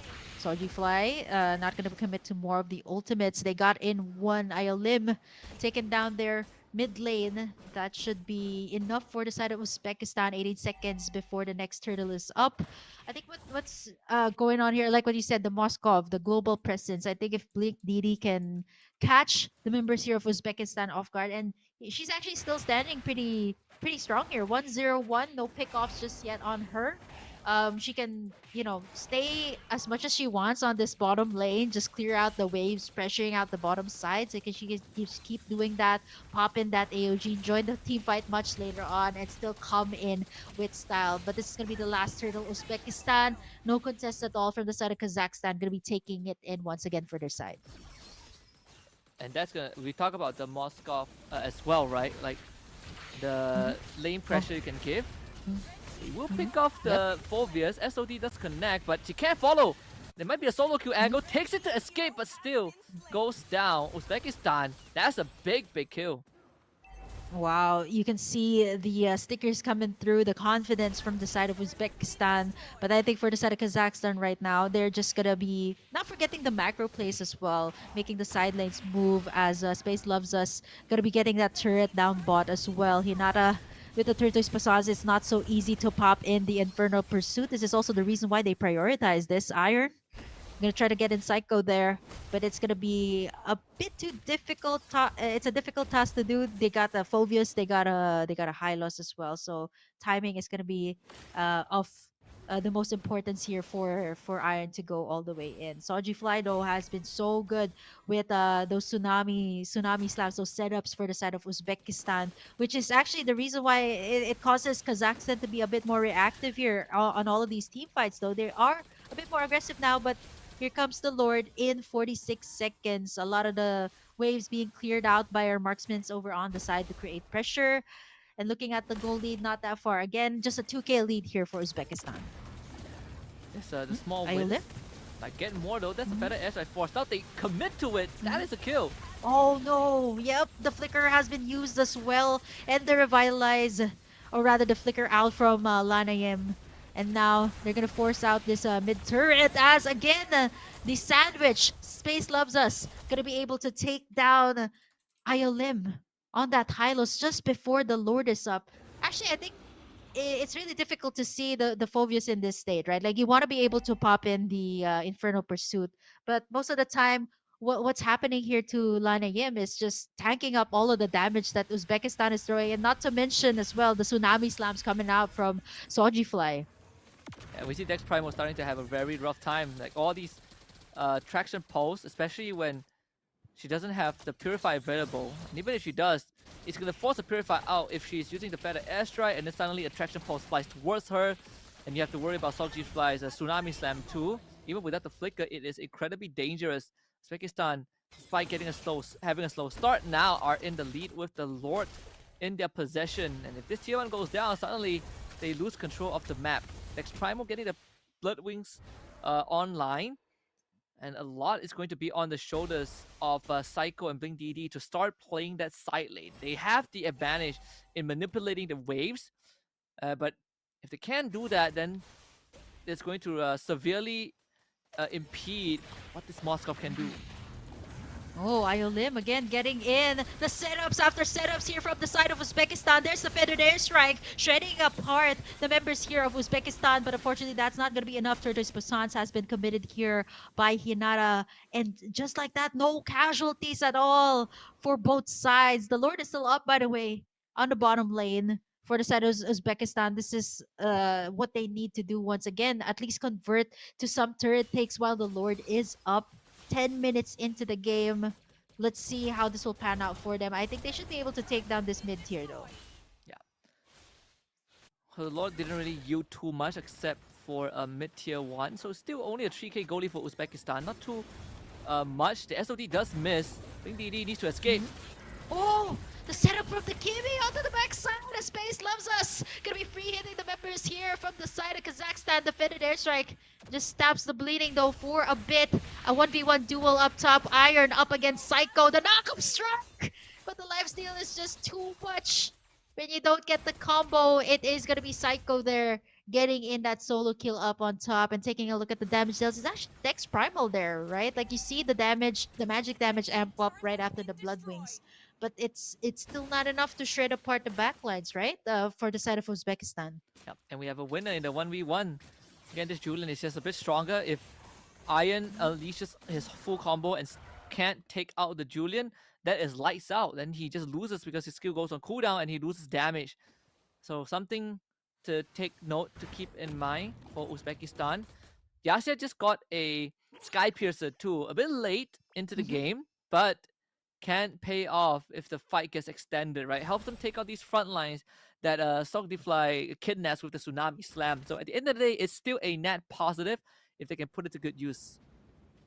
Yeah, I think at this point is they're gearing up for a fact that they can actually get in those kills, right? With these clashes that are happening time and time again in different lanes, and even here Hinata is just relentless on the chase here up against the key members here of Kazakhstan. But having the lanes being managed here by Blink DD for the side of Uzbekistan, the most that they can do is actually clear out the pressure on the sides before the Lord is up for the taking. And I think with how things are going, the mid lane down here for the side of Kazakhstan, it's going to be much easier for the side of Uzbekistan. Not unless there's going to be engaged here with the with Iolim's Glorious Pathway. Not been committed just yet, knowing that there's going to be the Tsunami Slam to answer out to that. They're looking for Blink DD or Dex Primal. Soji Fly just containing in that side. A Psycho, gonna get caught there from Yasha. And the Glorious Pathway has been committed. Feathered airstrike from the backside. Lana Yim gonna take down Iron right before the Lord take is up. Psycho gonna get blasted down here as well. But there's two members left here. The Lord is still up, by the way. Just a few more HP, but they're not gonna mind that as they go for the pickoffs after pickoffs, a double for Blink DD and the Lord to take in for the side of Kazakhstan.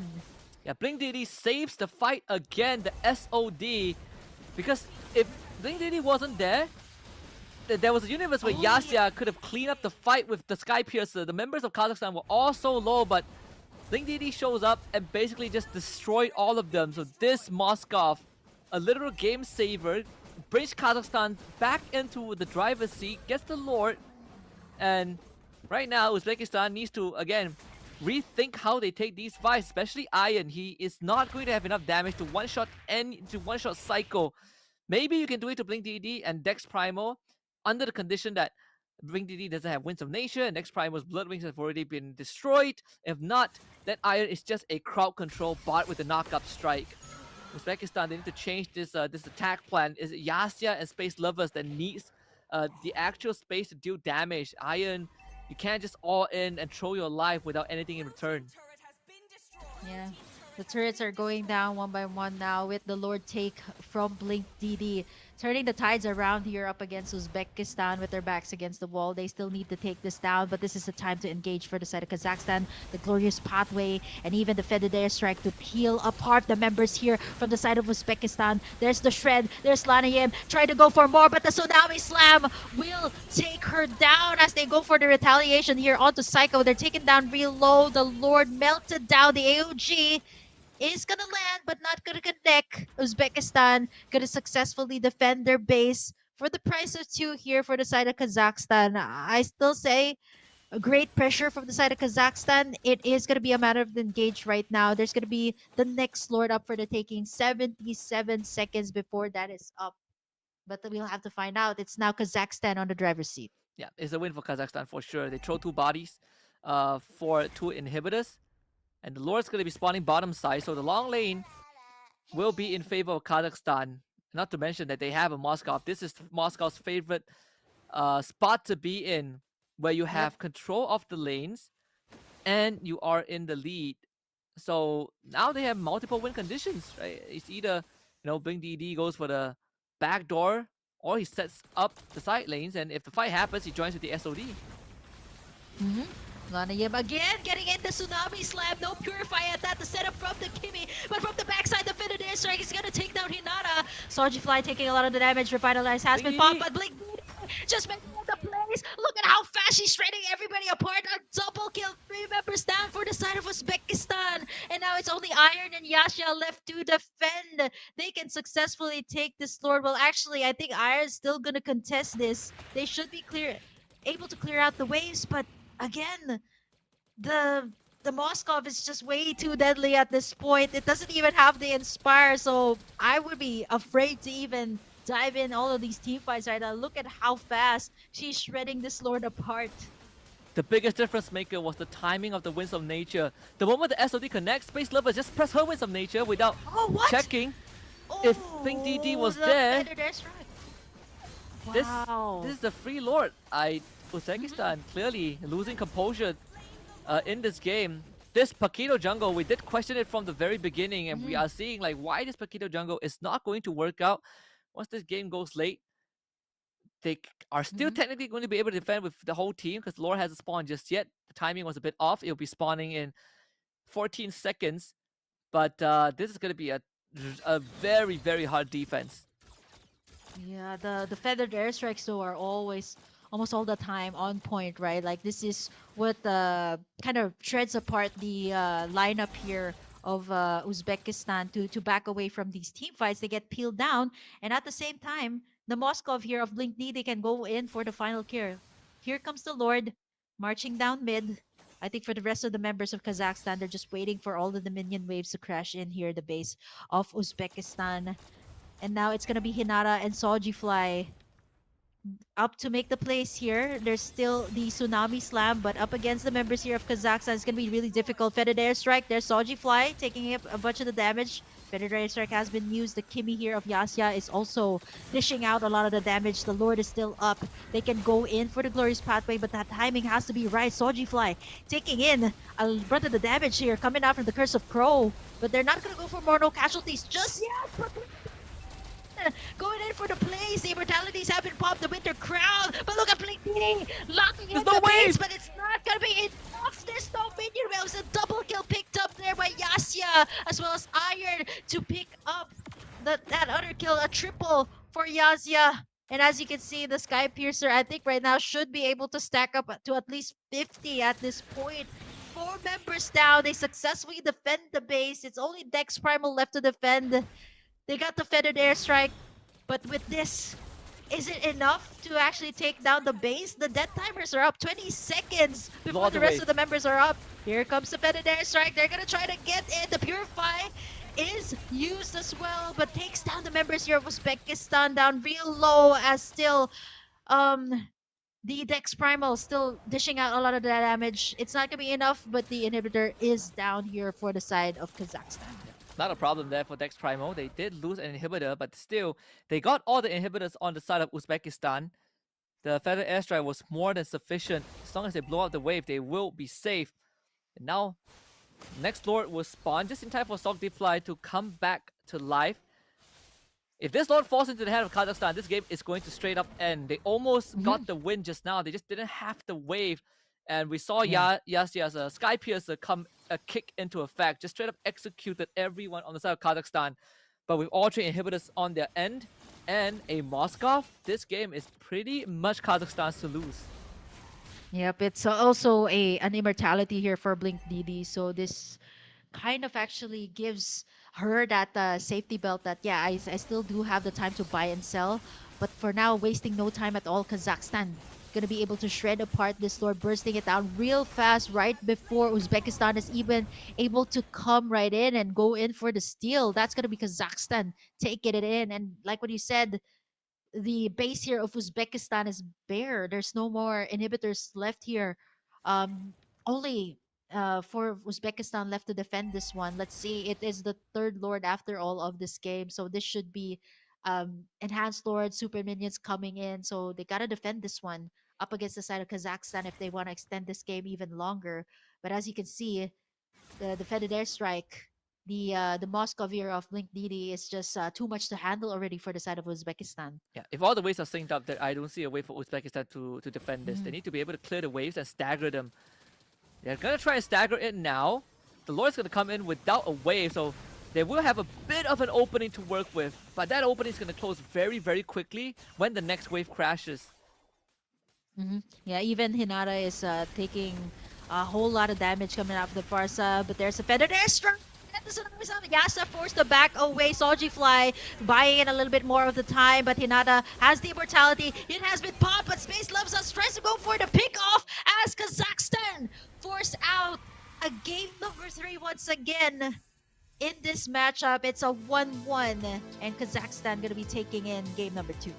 I'll be very surprised if this Moskov doesn't get banned out in game number 3 by Uzbekistan, because the only problem that they could not deal with was this Blink DD Moskov. If we kind of take the Moskov out of the equation, I think Uzbekistan would have won this hands down. So again, a fantastic pick to kind of plug the holes of what Kazakhstan lacked in game 1, and just great mechanical prowess from this Moskov. From start until end, Blink DD was the reason that they were winning team fights, that they were getting side lane controls, and he was the reason that in these team fights, and every time it seems bleak for the team, Blink DD becomes the savior.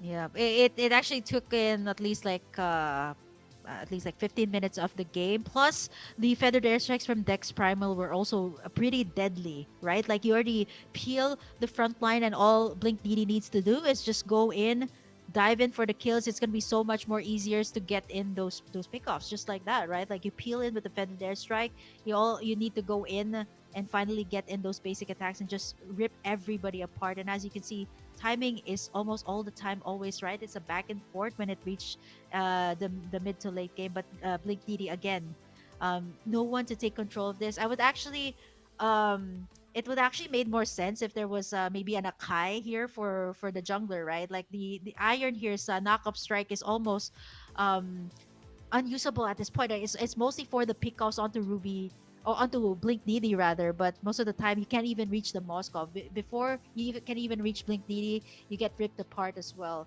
It's overall a very good game. We reached like the 21-minute mark here. I would say a long game, if you say by Iesf standards. Yeah, absolutely. Again, this game really was defined by the Moskov, right? Even if they didn't, they almost ended the game like before the 21-minute mark, right? In that second last push, they just didn't have a wave to deal with. But we kind of saw how this game is going to go when this Moskov started popping off, and it went exactly the way that we thought it would be. Fortunately, this time the Hinata Baxia XP lane was not able to really keep this Moskov in check, and just you can see like Uzbekistan, they started to panic, right? Some shades of what happened to Kazakhstan in game 1, where like Iron started to lose effectiveness, and we are seeing this very reckless usage of the Winds of Nature by Space Lovers. Every single time the SOD lands, before she even sees the Moskov on the map, she already pressed the Winds of Nature. So by the time when she needed it, she doesn't have it, and it was an easy win for Blink DD. So well, we go another round to see who comes up on top. Yeah, I feel like at this point, you just want to see more of Husky here for today. Wow, the moment that you came in, there's a whole lot of game number 3s, but this is actually the way that a lot of the Mlbb fans wants it to go, right? Like you get a lot of action-packed Mlbb for all 3 games straight. And honestly, we were usually the expectation is like, yeah, let's go in for a 2-0. But you know what? In the very first day of Mlbb Women's, we get at least 2 game number 3, so it's a hard reset once again for the teams here for the last matchup of the day. And honestly, it's been a long day, especially for me, but let's see, we're not done just yet. We have one more game. This is Kazakhstan versus Uzbekistan. We're going to be back for more MLBB action here at the Iesf Asia and Oceania qualifiers. We'll be right back.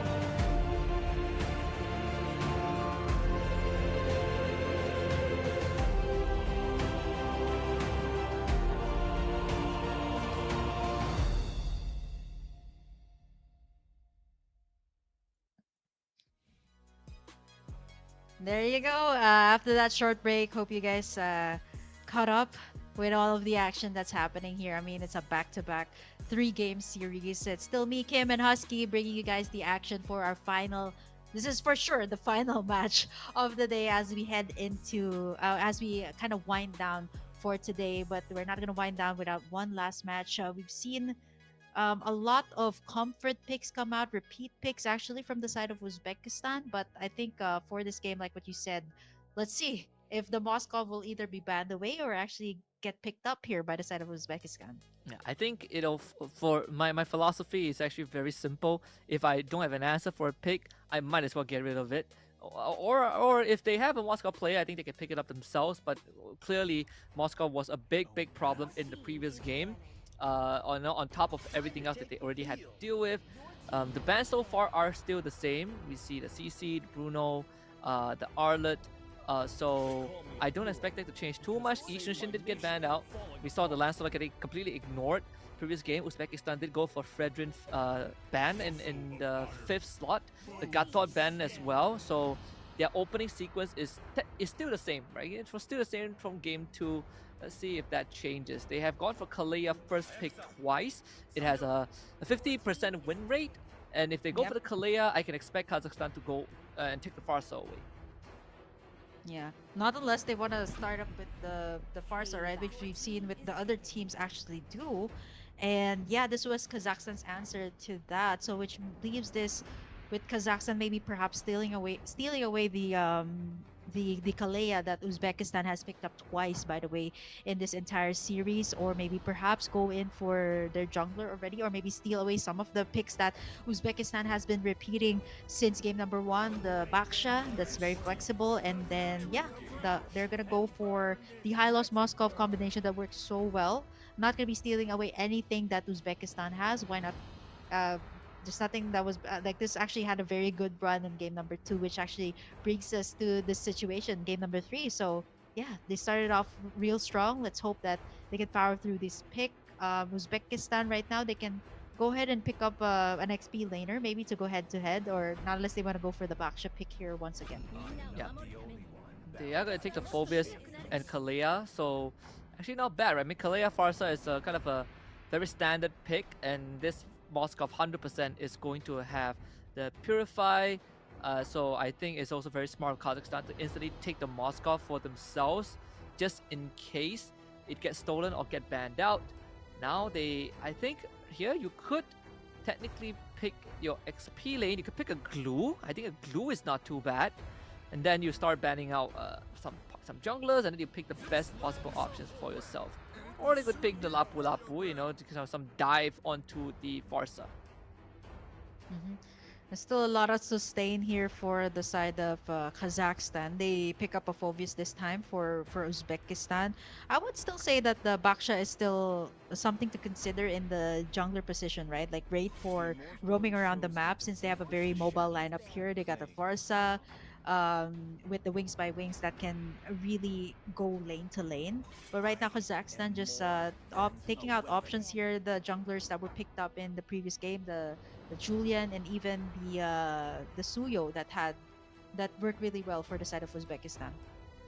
Okay, so going to the jungler, I hope they don't ban the Pakido, because I don't think the Pakido is a problem at all. I think you can leave it open. They banned the Granger to protect that gold lane. So there's a chance that we see the Iratel again for Uzbekistan. That would be like their comfort from the previous game.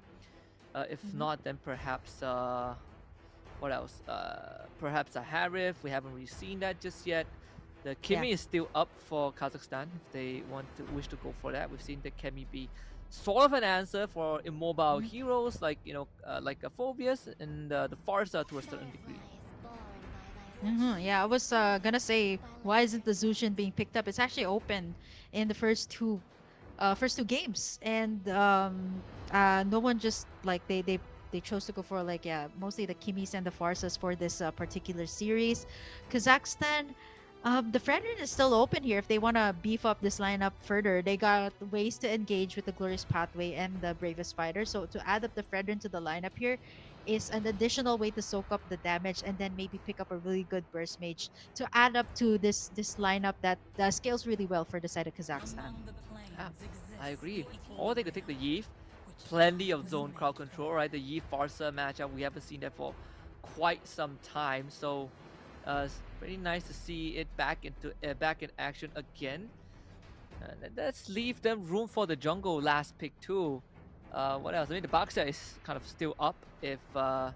Kazakhstan wants to consider that. I think they have plenty of leeway to work with compared to Uzbekistan right now, who has to complete that draft and are looking for a strong jungler and gold laner. Mhm. The gold laner that can go head to head with the Moskov, right?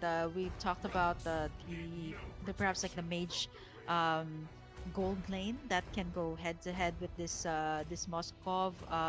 If you want like a Claude with a little bit more mobility, but it's gonna be really hard to pick up that Claude. Okay, somebody to shred apart the front line, but in terms of the range though, I would have to give it to the Moskov here. Has a much more global presence, but if you want to take down the front lines, this is definitely the way to go. The carry to add up to the lineup of Uzbekistan. And like what I said, the Baksha, that is a much better choice when it comes to the jungle. And Kazakhstan locks in. Instead of the Fredrin that's actually still open, they go in for the export that can also dive in the back lines with the last insanity.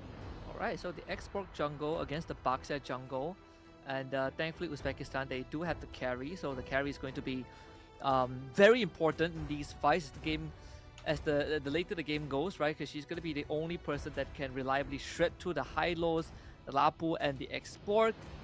Pretty even draft from both sides. I'm liking what I see here, right? They both have coverage from both the early until the late game. Mhm. Yeah, both sides covered. It's just a matter of the engages here for the side of Uzbekistan and Kazakhstan. Most of the time, I think for Kazakhstan this time they have a whole lot more options, right? Apart from the phobias that they had in the last game, the bravest fighter, the glorious pathway to engage, and not to mention the Mhm. last insanity also that is enough to break apart the lineup here of Uzbekistan. But for Uzbekistan, they got great AOE with the Farsa that had very very good win rate. But for Soulfly, it is still going to be the Kalea. It seems like she's very very much comfortable with this hero. But let's take a look at who has the Purifies over on the side of Kazakhstan later on as we head over into the last and final matchup between these two teams, Kazakhstan and Uzbekistan, for the last time for today in our game number 3. One way or the other, one team will walk away as the victors Mm-hmm. of the series. First, in export jungle, you generally have very fast clear. I mean, just like the Baxia. But I'm happy to see the Sieve again. We talk about the new passive that she got, where instead of a new passive that she got, where instead of getting Mm-hmm. out charges, you basically gain extra shield whenever you hit someone with an ability that can stack, which is pretty nice. They kind of move the ult mechanic to a passive, and it also gives her that lane priority when you pair her up with someone strong like the Hylos. Yeah, the poke, the peel that the Eve has. I think the last time I've seen these two go head to head was yeah, ages ago again when it extended to a very very long matchup, and that's what you can get, right? Like with two mages that have more of the range, a lot of the pressure as well onto Space Loves Us. Kazakhstan knows for a fact that the when it comes to the range, right? Like the carry still needs that time to scale up as compared to the lineup here of Kazakhstan that can go for the full dives here up against the carry. So there's that pressure. Blink DD, at least a level up ahead up against Blink DD. See how this is going to play out in the turtle fight. I would expect Kazakhstan to have slightly more control. It's because you have an export and a Lapo on your side. You did point out that they have plenty of dives. Yasha needs to be incredibly careful. That's why she has the flicker to reposition if ever. They will slow down her level 4 take, so Kazakhstan gets priority over the turtle.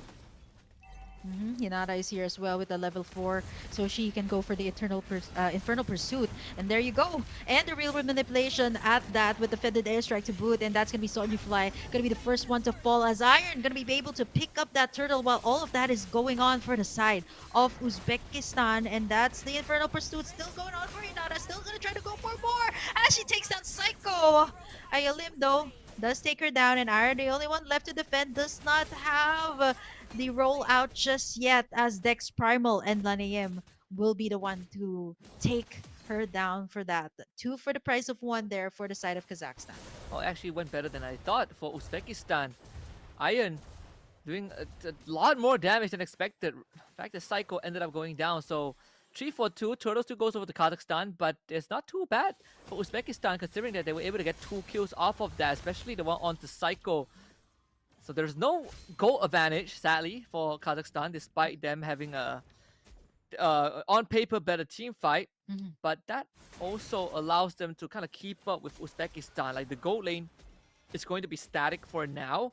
Both gold laners are not going to interact in any meaningful way. Mm-hmm.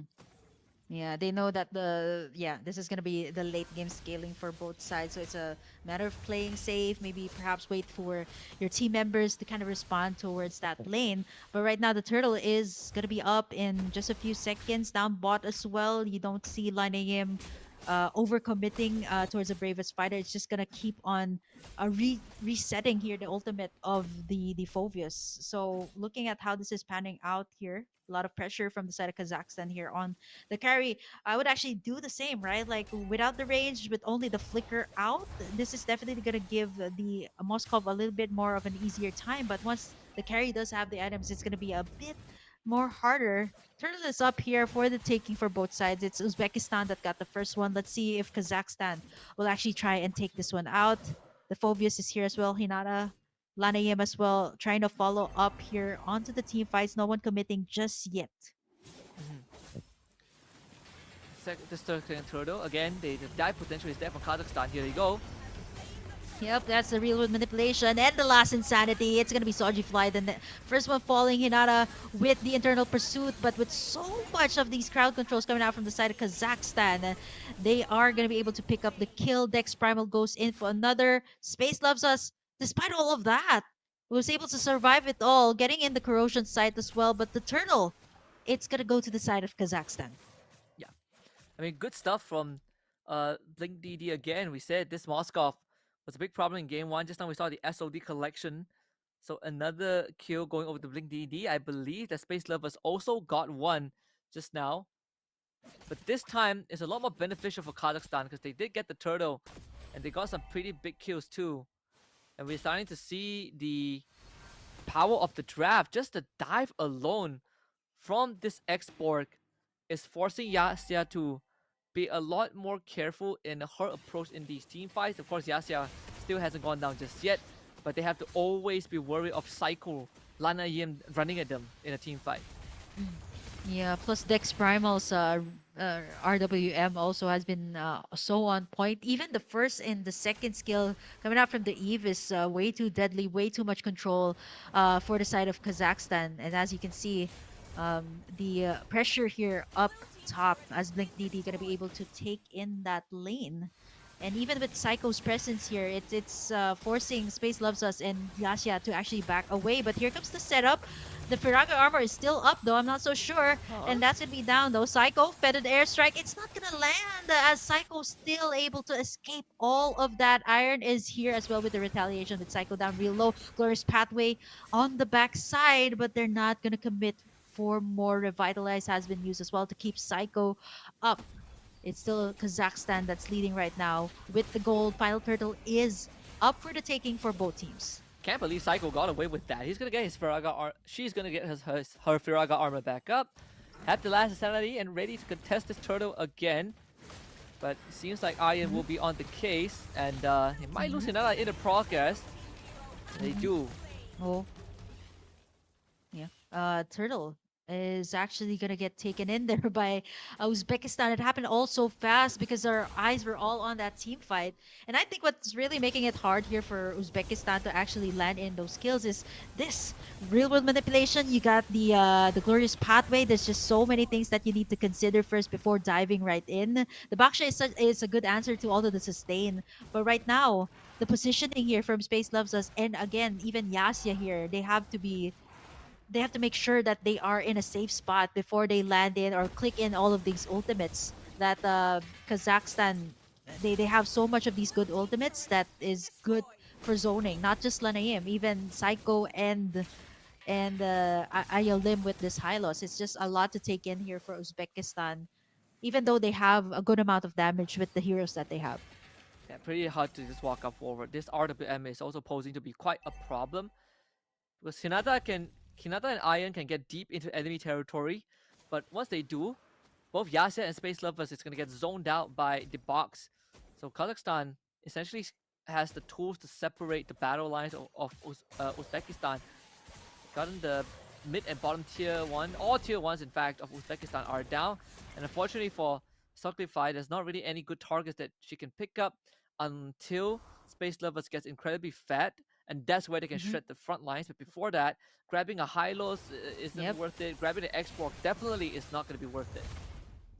Yep, and even this, right? The mere presence of Iolim and Dex Primal here is just enough to make Space Love us rethink or reposition herself in that situation, right? One glorious pathway is deadly enough as the Eve and even the Moskov here can go in for the kill.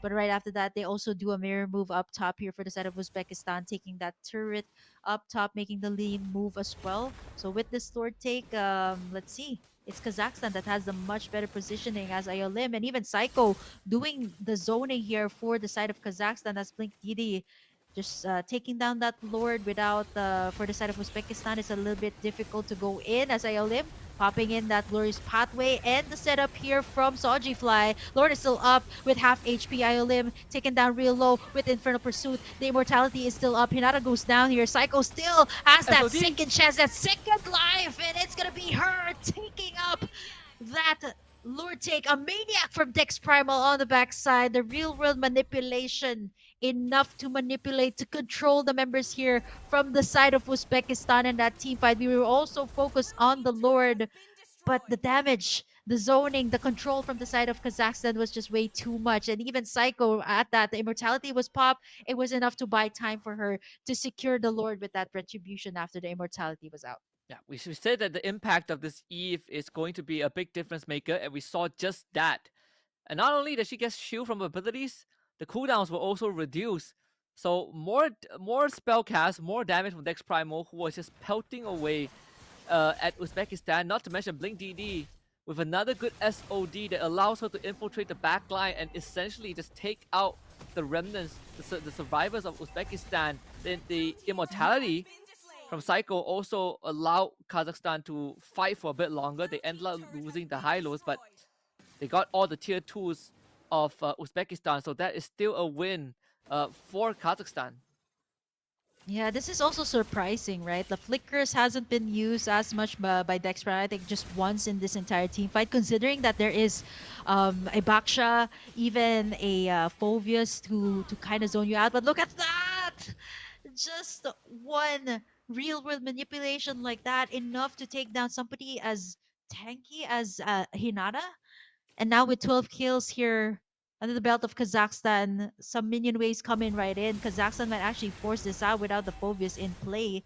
They're just waiting for the ultimates to be up, as even Psycho is enough reason for Uzbekistan to back away from the team fight.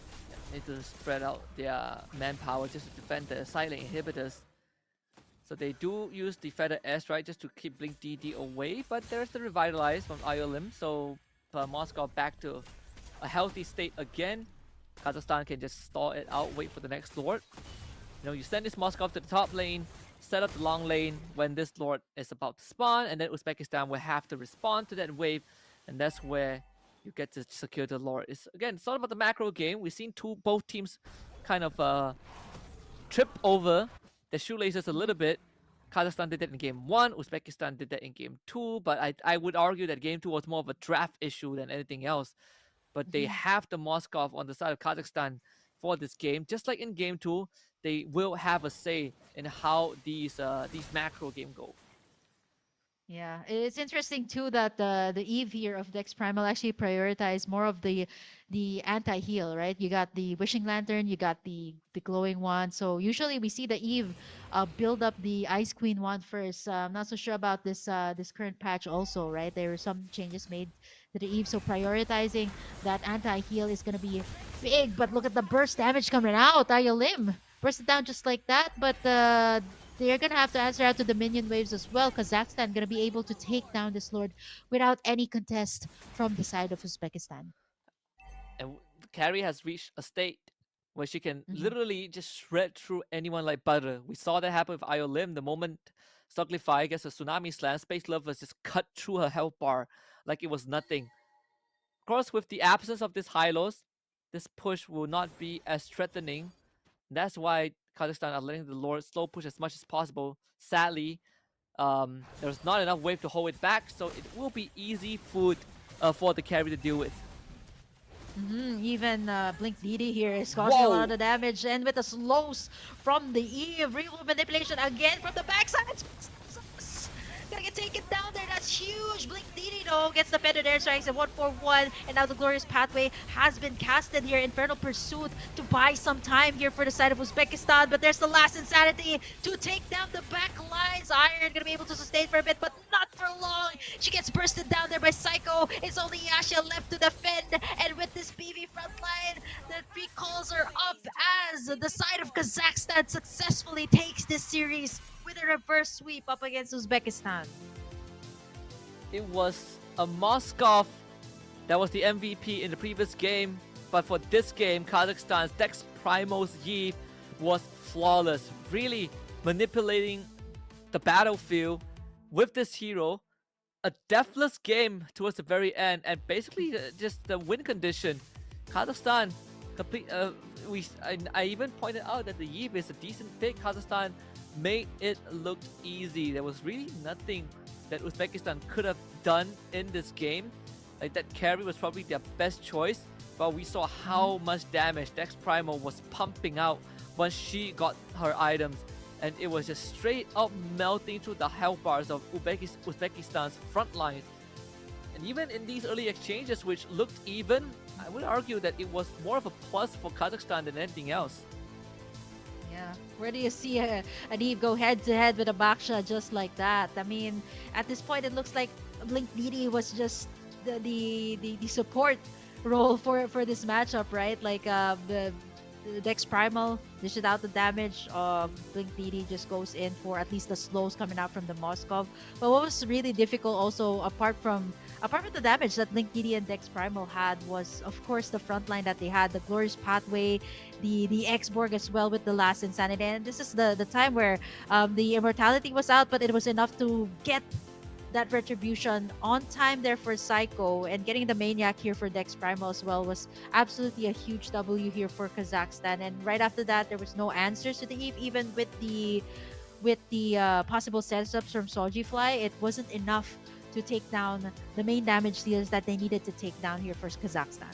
It was just nothing much Uzbekistan could have done in once they started falling behind, because they didn't really have the tools to deal with the side waves.